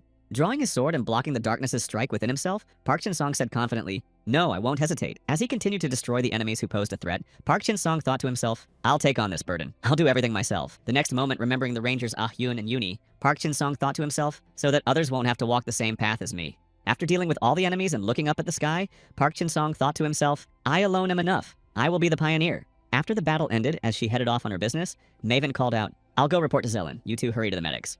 Hearing Maven's instruction, Yooni said, "I'll be fine. I'll drink a few vials of potion." To which Park Chin-sung remarked, "Don't be so hard on yourself. The wounds will heal, but the pain won't go away."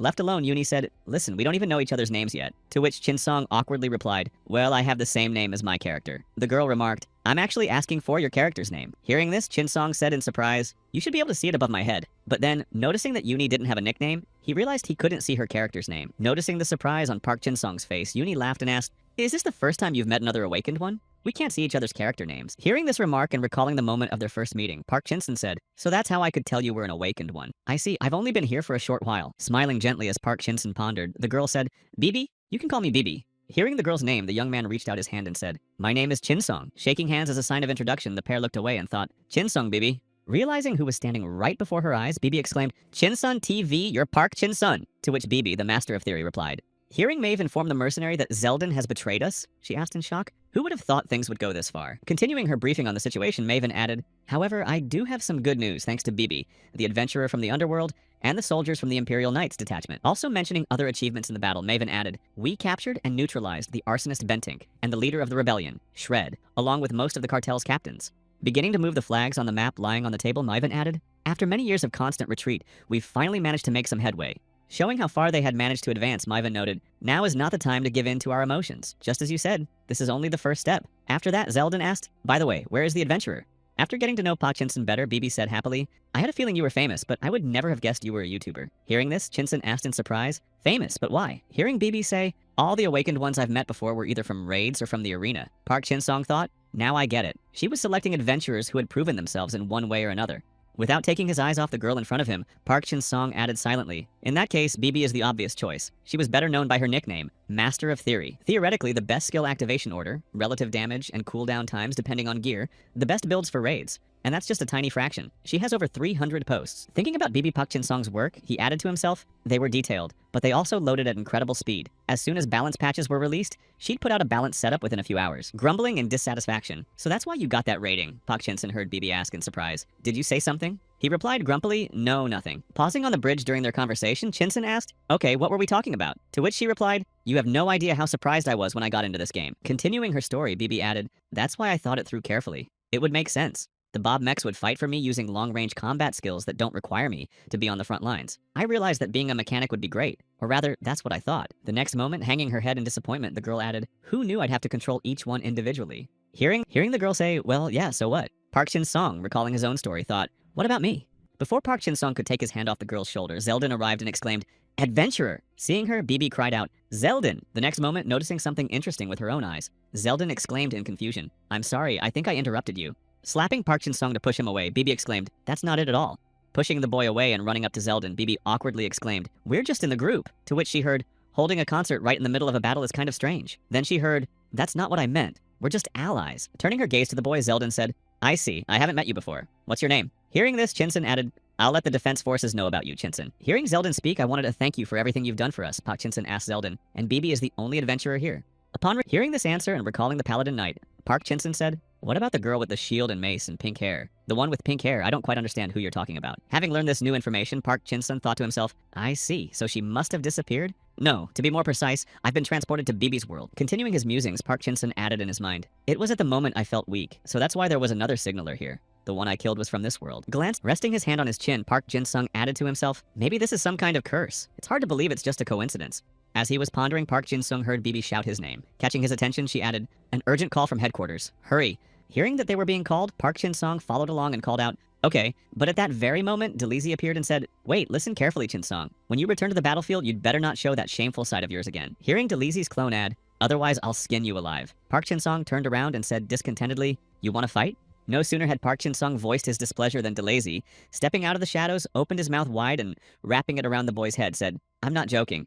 Staring intently at the boy, Delisi added, "I don't want to fight, and you can't fight either. So if you keep spouting this nonsense, I'll find something more interesting to do than waste my time here. You'd better not forget about our contract. As soon as I realize you're useless, I'll take your head off without a second thought." Noticing that the girl had turned back and accidentally seen them, Delzi instantly hid back among the inventory. Also, hearing the girl's question, Delisi told the guy, "Get out of this. Hilder mustn't find out about me." After which Park Chin-sung nervously said, "Oh my, that was..." Recalling the image of what she had just seen, Bibi said, "It looked just like Delezi." To which Park Chin-sung exclaimed, "A black dog." Trying with all his might not to give Delasi away, Park Chin-sung nervously added, "It's a new creature, a black dog. Maybe it's a glitch, but right now it looks weird. Actually, it's a pretty cute puppy." Then the girl asked again, "A black dog?" Park Chin-sung exclaimed, "Okay, let's go. There's something urgent over there." Hearing how they had decided to name it, Delasi, in a menacing tone, said, "We need to talk." To which Chin-sung, trying to ignore him, exclaimed fearfully, "Let's go." Upon arriving at the headquarters of the Imperial Defense Forces, Zeldin heard a soldier say, "Captain, we've received an urgent request for help." To which she exclaimed, "I know." Seeing who had come to the headquarters of the Defense Forces, Zeldin exclaimed in surprise, "It's Melvin." When everyone had arrived, Melvin Richter, seeing more people, said, "What's going on? I only called for Zeldin. Why is this adventurer here? Who else is here?" Interrupting Melvin's complaints, Zeldin asked, "Wait, what do you mean everything is gone?" Recalling exactly what had happened, Melvin said, "The damaged equipment and gear, as well as the new weapons we needed, and the spare parts for them. All of it has disappeared. Not even a single screw is left." Hearing what had happened, Zeldin exclaimed, "All the parts are gone? That's impossible. The supplies were delivered by the Empire's forces." To which Melvin retorted, "They don't even know what weapons are. Did you think I'd melt them down from spears and knives?" At the same time, watching the boy, Pak Chin-sen thought to himself, Melvin Richter, the brilliant scientist of Genta. Empyrean is a city that is only just beginning its transition to the mechanical age. But the fact is that the townspeople cannot use magic. Long, long ago, back in the days when the Apostle Bakal ruled Empyrean, to prevent the townspeople from gathering, he ordered a law banning magic, and during his tyranny, all the residents of Empyrean who used magic disappeared. In such a desperate situation, the people of Imperium had to find another way to defeat Bakal. Continuing to follow the scientist, Pak Chinson added in his mind, but a lot of time has passed since Bakal died. Now, large robots and laser cannons are just as effective as magic. After that, Melvin said, we need to try to solve the ammunition problem. Continuing his speech, Melvin added, even if I'm a member of the 7 fragments, I can't just create things out of thin air. Hearing this, Bibi asked, what are the 7 fragments? After which Park Chin-sun, glancing at her, asked, you really don't know? Then Bibi replied awkwardly, I missed all the plot dialogues. Hearing this, Chin-sun thought, just as I thought. That's why she didn't know the name Namir.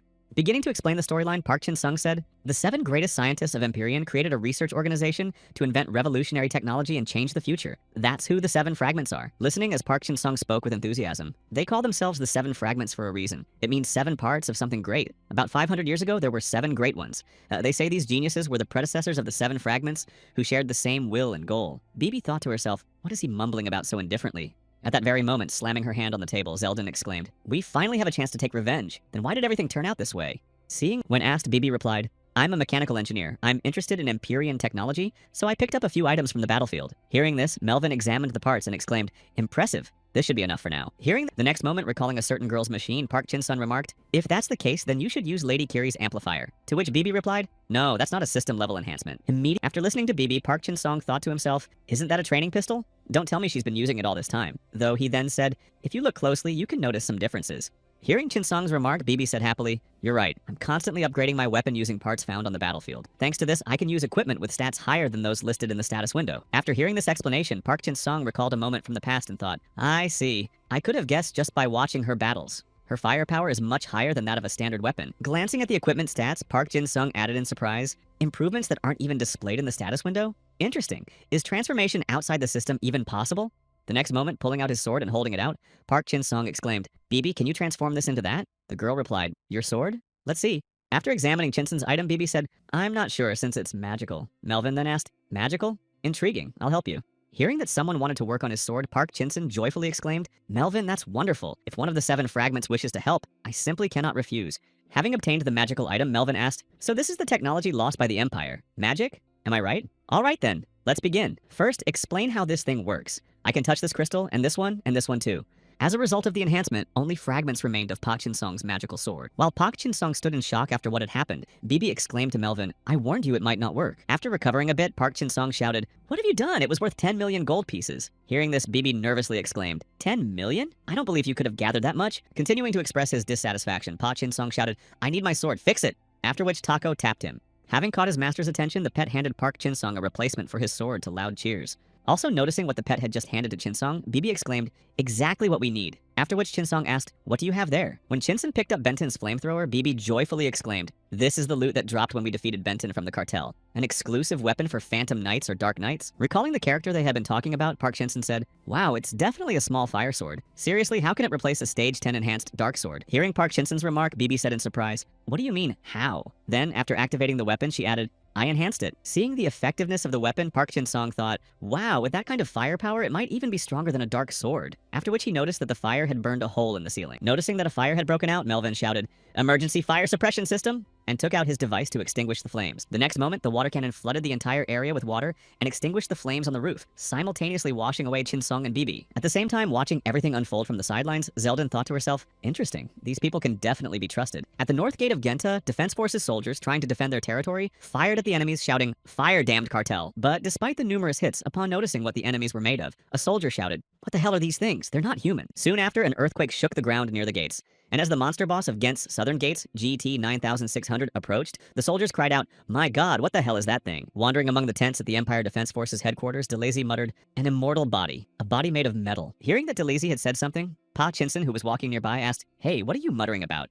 And stopped rummaging through my inventory without permission. To which DeLazy, snorting in displeasure, replied, then fire me. Hearing this request, Pa Chinson, recalling his future acquisition, said, be patient. I'll soon reach a new level and be able to wear the Black Plague wolf armor. Though I can't return you to the interdimensional rift, I'll soon give you the chance to leave the inventory. Hearing these words from Park Chin-sung, DeLazy exclaimed indignantly, why did you even take me in the first place, you idiot? Meanwhile, Bibi, heading toward the boy, called out, Chin-sung! Arriving at the command post at Bibi's request and hearing the report, Park Chin-sung asked, near the southern gate. Receiving the question from Park Chin-sung, Zeldin replied, our troops report seeing an unidentified vehicle. I know it's late, but please, could you go check it out? Hearing this report, Park Chin-sung said, got it. Well then, Bibi, let's go. To which the girl joyfully exclaimed, finally! Hearing the girl's joyful exclamation, Park Jin-sung said in surprise, "Oh, finally." After which Zeldin exclaimed, "Thank you, and by the way," turning his attention to Zeldin, Park Jin-sung said, "The Knights of the Iron Wolf are currently in battle, so don't hesitate to contact them." Following the girl, Park Jin-sung thought to himself, "Just recently I was transported to the world of BB." Continuing his thoughts, Park Jin-sung added, "And right after that we met two NPCs, Zeldin and Melvin. They couldn't have recognized me unless we'd met before." The next moment, recalling Fiona, whom they had often run into, Park Jin-sung thought to himself, "But I've already met the knights several times. If that's the case, will they remember me?" Continuing his train of thought, Park Jin-sung, recalling the leader of the Order of the Steel Wolves, thought, "If so, then Wang and I..." Later, stopping in front of the entrance to the right place, BB said, "We're at the south gate." Beaming with joy, BB added confidently, "Well then, let's go." Noticing this, Park Jin-sung asked, "Why are you so happy?" Hearing Park Jin-sung's question, BB replied, "It's not every day you get the chance to see the GT 600. I'm so excited." Hearing what the girl was talking about, Park Jin-sung asked, "Oh, the GT? What's that?" To which BB replied, "The car they were talking about, the monster boss of the South Gate." After hearing the explanation, Park Jin-sung thought, "Yeah, I remember it was called something like that, but how does she know the exact name? She doesn't even know the plot." Then BB exclaimed happily, "I'll be able to use parts from it to upgrade my machines." After listening to the girl's wild fantasies, Park Jin-sung, preparing for battle, said, "Well, enough chatter. It's time to act." Arriving on the battlefield and noticing one of the soldiers in danger, Jin-sung immediately helped him defeat the robot. Having resolved the problem and glancing back at the battle, Park Jin-sung asked, "Is everything okay?" To which he heard a reply from ahead. No sooner had Park Jin-sung turned his gaze than he saw another robot already heading toward him, and barely managed to dodge it. Having evaded the enemy's attack, Park Jin-sung immediately tried to launch a counterattack, but the robot dodged it. Bending down and rotating its leg 180 degrees, the robot delivered a kick to the young man's face. Seeing that the situation on the battlefield was quite tense, DeLazy said, "Those people, are you sure they're even human?" To which Jin-sung replied, "They used to be human." Continuing his conversation with DeLazy, Park Jin-sung added, "But they were turned into weapons for battle, warriors created by the cartel." Noticing that Pak was having trouble with the enemies, one of the soldiers shouted, "Aim for the torso. If you destroy the core, they'll stop." Having received advice on how to fight properly, Pak Jin-sung shouted, "BB, did you hear that?" Hearing Jin-sung's shouts, BB shouted, "System Sparrow is ready for operation. I'm giving the green light. The core, you say." Watching as the robot parts scattered in different directions, Park Jin-sung remarked, "Every time I'm amazed at how powerful these things are." But despite his positive impressions, Park Jin-sung noticed some lack of synchronization in the drone control. At the same time, running her hands across the entire control panel, BB cried out in confusion. "Number 1, defend the right. No, the left. I've lost contact with number 3. Which one of them is covering the left flank?" Hearing the explosions and BB's panicked cry, "They're destroyed." Park Jin-sung thought to himself, what on earth is she doing? Completely out of control of the situation around her, BB, staring at the screens, shouted, "Okay, let's try resetting to factory settings again," just as the enemy was closing in on her. Noticing that danger was approaching the girl, Park Jin-sung quickly turned back to BB and destroyed the robot. When the robot climbing the wall was destroyed, Park Jin-sung heard BB shout, "Sparrow's Nest, solar module, system startup," and thought, this is going to be a problem. A short time later, using the dark slash skill, Park Chin-sun destroyed another robot that was in his line of sight. Seeing that the danger had been eliminated, BB hurried over to Chin-sun and asked, "Was that the last one?" To which BB heard, "You probably shouldn't rely on the Sparrow Factory anymore." Hearing this remark, the girl asked in surprise, "But she has high damage and is effective against large numbers of enemies." To which she heard, "That's only in theory." Then the girl added, "But what about in practice?" Trying to explain the reason for his decision, Park Chin-sung said, "You ruined everything because you had to control each bot separately. And since you're busy doing that, you don't see when they're attacking you." Trying to justify herself somehow, BB remarked, "I was attacked. I just wasn't used to using it at night." To which she heard,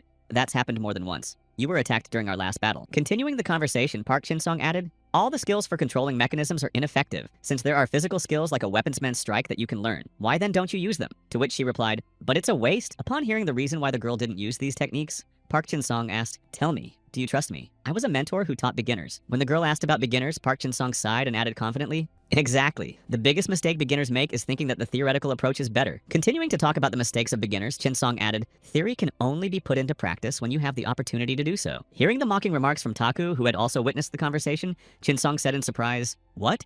The next moment, pointing her finger at Chin-sun, BB exclaimed, "Could such a beginner really survive in this world for 2 whole years?" Continuing to scold Park Chin-sun, BB added, "Even though I don't know the plot or how to properly operate the mechanisms, I also put my heart and soul into the game." Hearing BB's words, Park Chin-sun, the rookie, nervously replied, "That's not what I meant at all. I want to say that everyone has their own fighting style." Getting ready to show Chin-sung all her skills, BB said menacingly, "In the next battle, stay out of my way. Try to get a good look at my style." Feeling a bit anxious about the girl's behavior, Park Chin-sung wondered why BB was so angry. Holding back the enemies approaching the defensive forces positions, one of the Knights of the Order shouted, "Their weak point is their bodies. Knights, attack." Also actively destroying enemy troops, Van Walshad thought, "How fascinating. Fearless soldiers of steel. If only our empire had such a force." The next moment, Van Walshad saw that right in front of him, unknown attackers had destroyed several more enemies. Glancing back and seeing BB there, Van Walshad asked with a smile on his face, "So, what brings you here, adventurer?" Meeting with the leader of the Order of the Steel Wolves, BB said, "I'm glad you're okay and came to help." To which she replied, Indeed, we haven't fought together since the days of the Heavenly Castle. At that moment, Park Chin-sung joined the conversation. Having suddenly appeared on the horizon, he said, well, there's not much left to do here. You've already dealt with almost everyone, Van Walshad. Drawing attention to himself, Park Chin-sung thought, in any other situation, I would have thought he remembered me.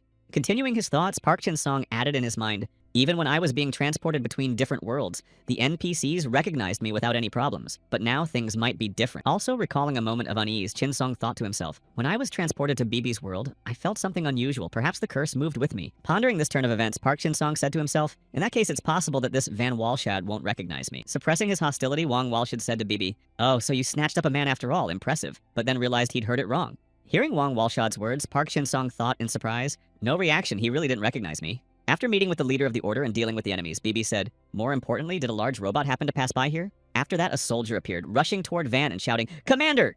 Approaching the group of people, the soldier drew their attention and added, urgent! There's an iron monster, a black steel monster, breaking through our ranks. As a result, we're suffering heavy losses. Upon hearing what his subordinate had just reported, Van Walshad headed in the direction where the boss was supposed to be and shouted, just in time! Forward, adventurer!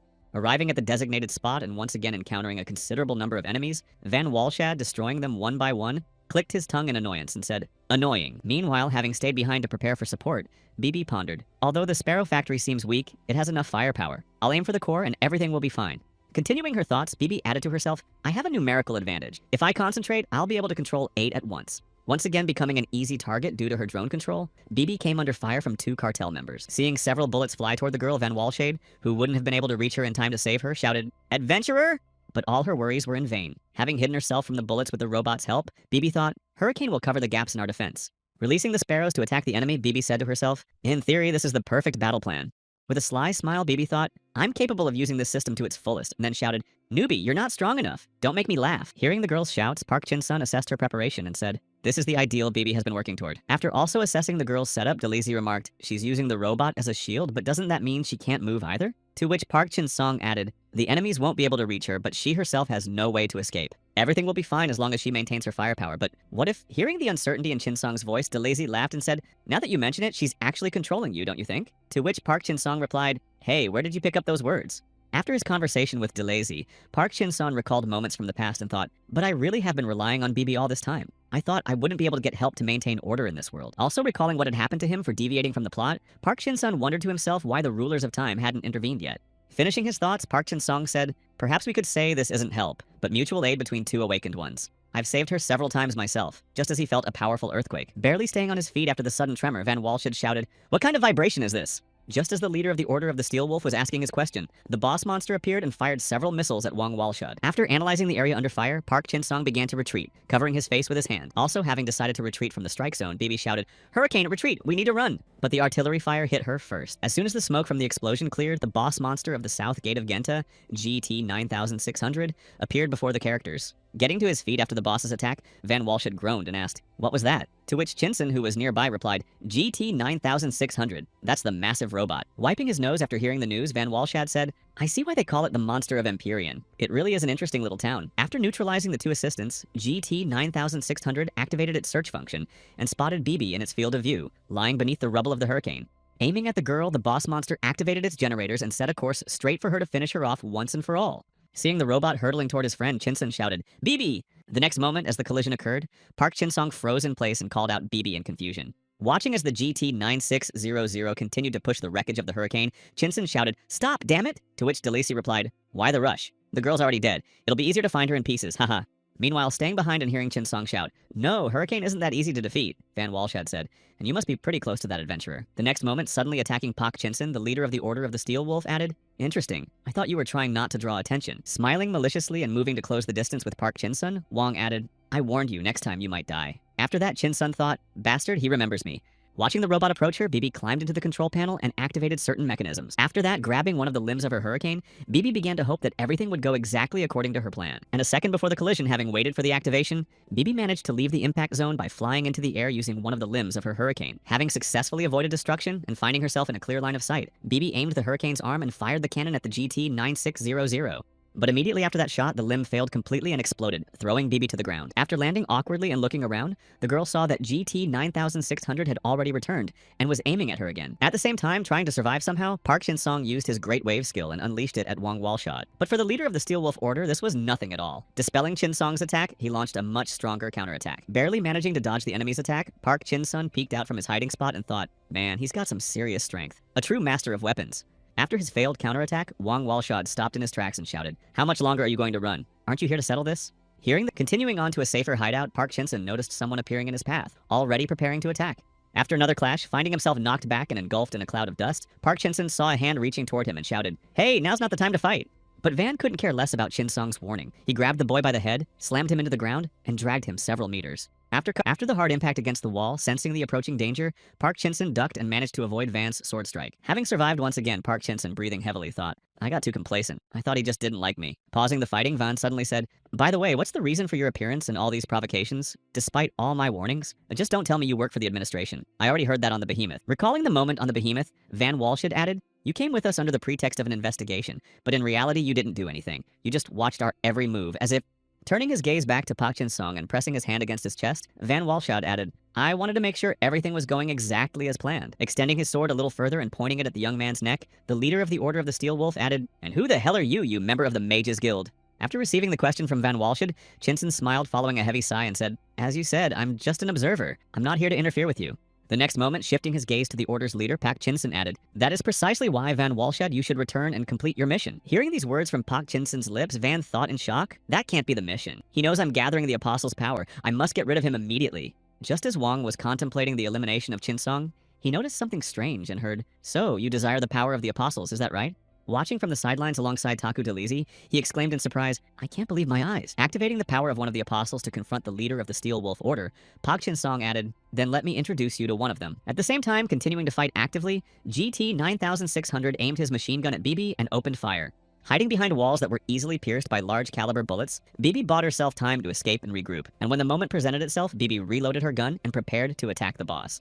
But there was a slight problem with her plan. She needed time to activate her weapon, which the cartel's robots wouldn't give her. Aiming her weapon at the approaching enemies, BB fired 2 shots and eliminated the approaching threat. But there was one more robot that attacked BB from behind and could have caused serious damage due to her lack of preparation. Reacting quickly to the danger that had appeared behind her, BB drew her gun and fired several shots. And as soon as she dealt with the cartel's robots, GT 9600 caught her in its sights again and opened fire with a machine gun, forcing her to change position. As she continued to flee the boss monster's fire, BB thought to herself, if I want to stand up to this firepower, I need to summon him. Recalling the weapon that would allow her to do so, BB added in her mind, but to do that, I'll have to disable target acquisition mode, take aim, and send the coordinates for the summon. After considering all the intricacies of her task, BB, remembering that she needed to avoid both the cartel's robots and the boss monster, thought to herself, it'll all take about 5 seconds. In a situation like this, do I have even the slightest chance? Immediately after these thoughts, BB recalled Chinson, who had told her, as far as I understand, all skills for operating machinery are largely ineffective. The biggest mistake beginners make is assuming that a theoretical method is better. Theory can only be put into practice when you have the opportunity to do so. After these thoughts, she stopped instantly, grabbed the barrel, and said confidently to herself, yes, I'll make it work. Firing haphazardly at the cartel's robots, BB's robot repeated over and over, look here, I'm here, come on, come on. Hearing voices echoing nearby, the cartel soldiers arrived at the source and saw the skills of the EXS Viper mechanic, who shouted again, look, I'm here. While Viper was drawing the cartel soldiers' attention, BB continued her battle with the GT 9600. Hiding from its line of sight and buying herself a little time to rest, BB thought, it seems like because of the broken screen it can't turn to the right. The next moment, drawing her weapon and preparing to attack, BB shouted, I'll take this chance. I'm initiating target lock on 5 seconds before full charge. As she prepared to take on the boss monster, the girl began counting down. 5, 4, 3, 2. But at that moment, a shell flew toward her position. Caught in the explosion and interrupted in her reloading, BB looked in the direction of the shot and saw the cartel's weapon, the heavenly cannon there. Having lost her hiding spot and starting to flee again to avoid the cannon fire and the boss monster, BB shouted, call off the mission, Viper, cover me. But Viper didn't respond at all. By the time the order was given, Viper had already been destroyed by the cartel soldiers, of whom there were far too many. Realizing there would be no backup, BB, continuing to flee the fire, thought, damn it, even Viper is gone. I only have the G-series robot left. Continuing her thoughts, BB added to herself, but if I summon a raptor or a crown and they get destroyed, not only will I be unable to activate the capture mechanism, but I won't even be able to summon them. Fleeing from the GT 9600 that was chasing her, BB added in a daze, I can't use them, but what can I do without my robots? Glancing back and seeing that the robot was catching up to her, BB said, I need to increase the distance. But at that moment, she ran past the cartel's cannon. Having taken damage from a direct hit from the sky cannon, BB slammed into the wall and thought, 5 seconds. I just need 5 seconds. Am I really incapable of winning such a short amount of time? Just watching GT 9600 approach her, the girl thought to herself, am I really that weak? Seeing her friend in a bad state, Ah-hyun called out, hey, are you okay? Hearing her friend's cries, Bibi, lying on the ground with bruises, could only groan heavily, then asked, what are you even doing? When her friend asked, Bibi said, I was studying and leveling up a new mechanic skill, and then I tried to use it, but it requires total control. It's so hard. Hearing her friend's loud laughter as she helped her up, Bibi said, maybe you should stop laughing now. To which Ah-hyun exclaimed, oh, sorry. Getting to her feet with Ah-hyun's help, Bibi bowed her head and added, since I can fight while using the robots as cover, I thought I could help you that way. But no matter what, I'm just a burden to you. Why am I so weak? After listening to her friend's lament, Ah-hyun said, if you just stand behind and watch, unable to control the robots like a mechanic, then yes, you could be called a burden. After hearing these words, Bibi bowed her head and said sadly, I see, I'm just a weakling.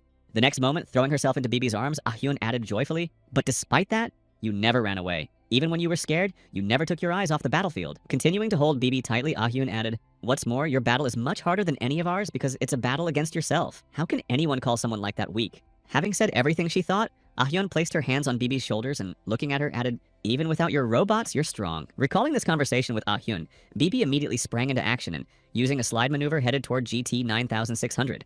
Upon reaching the right spot, Bibi drew her gun and opened fire on the control panel. After making a few preparatory shots, Bibi used her sharp pierce skill and pierced through several layers of the robot's armor. Judging by the damage, her physical skills are no match for those of a mechanic. However, Bibi has been through a considerable number of battles, which is why the power of her legs cannot be measured in levels or numbers. The true manifestation of Bibi's true power lies far beyond the confines of the system. After knocking GT 9600 off its feet and damaging its other eye, Bibi jumped aside and thought, he suggested I do this because he knew something. When the second camera was damaged, GT 9600 fired a final salvo, blowing up everything in the blast zone around it. But Bibi, mounting one of the cannons and using the GT 9600's limb as a springboard, closed in almost point-blank range. At the perfect moment, she aimed her weapon at the robot and prepared to fire the decisive shot. After listening to Ah-hyun, Bibi said, thank you, but I still want to use the robots in battle. To which Ah-hyun sighed in disappointment and asked, well, even after my speech? But why? Locking onto her target and activating her Battleroid G0, Bibi confidently exclaimed, because they're cool!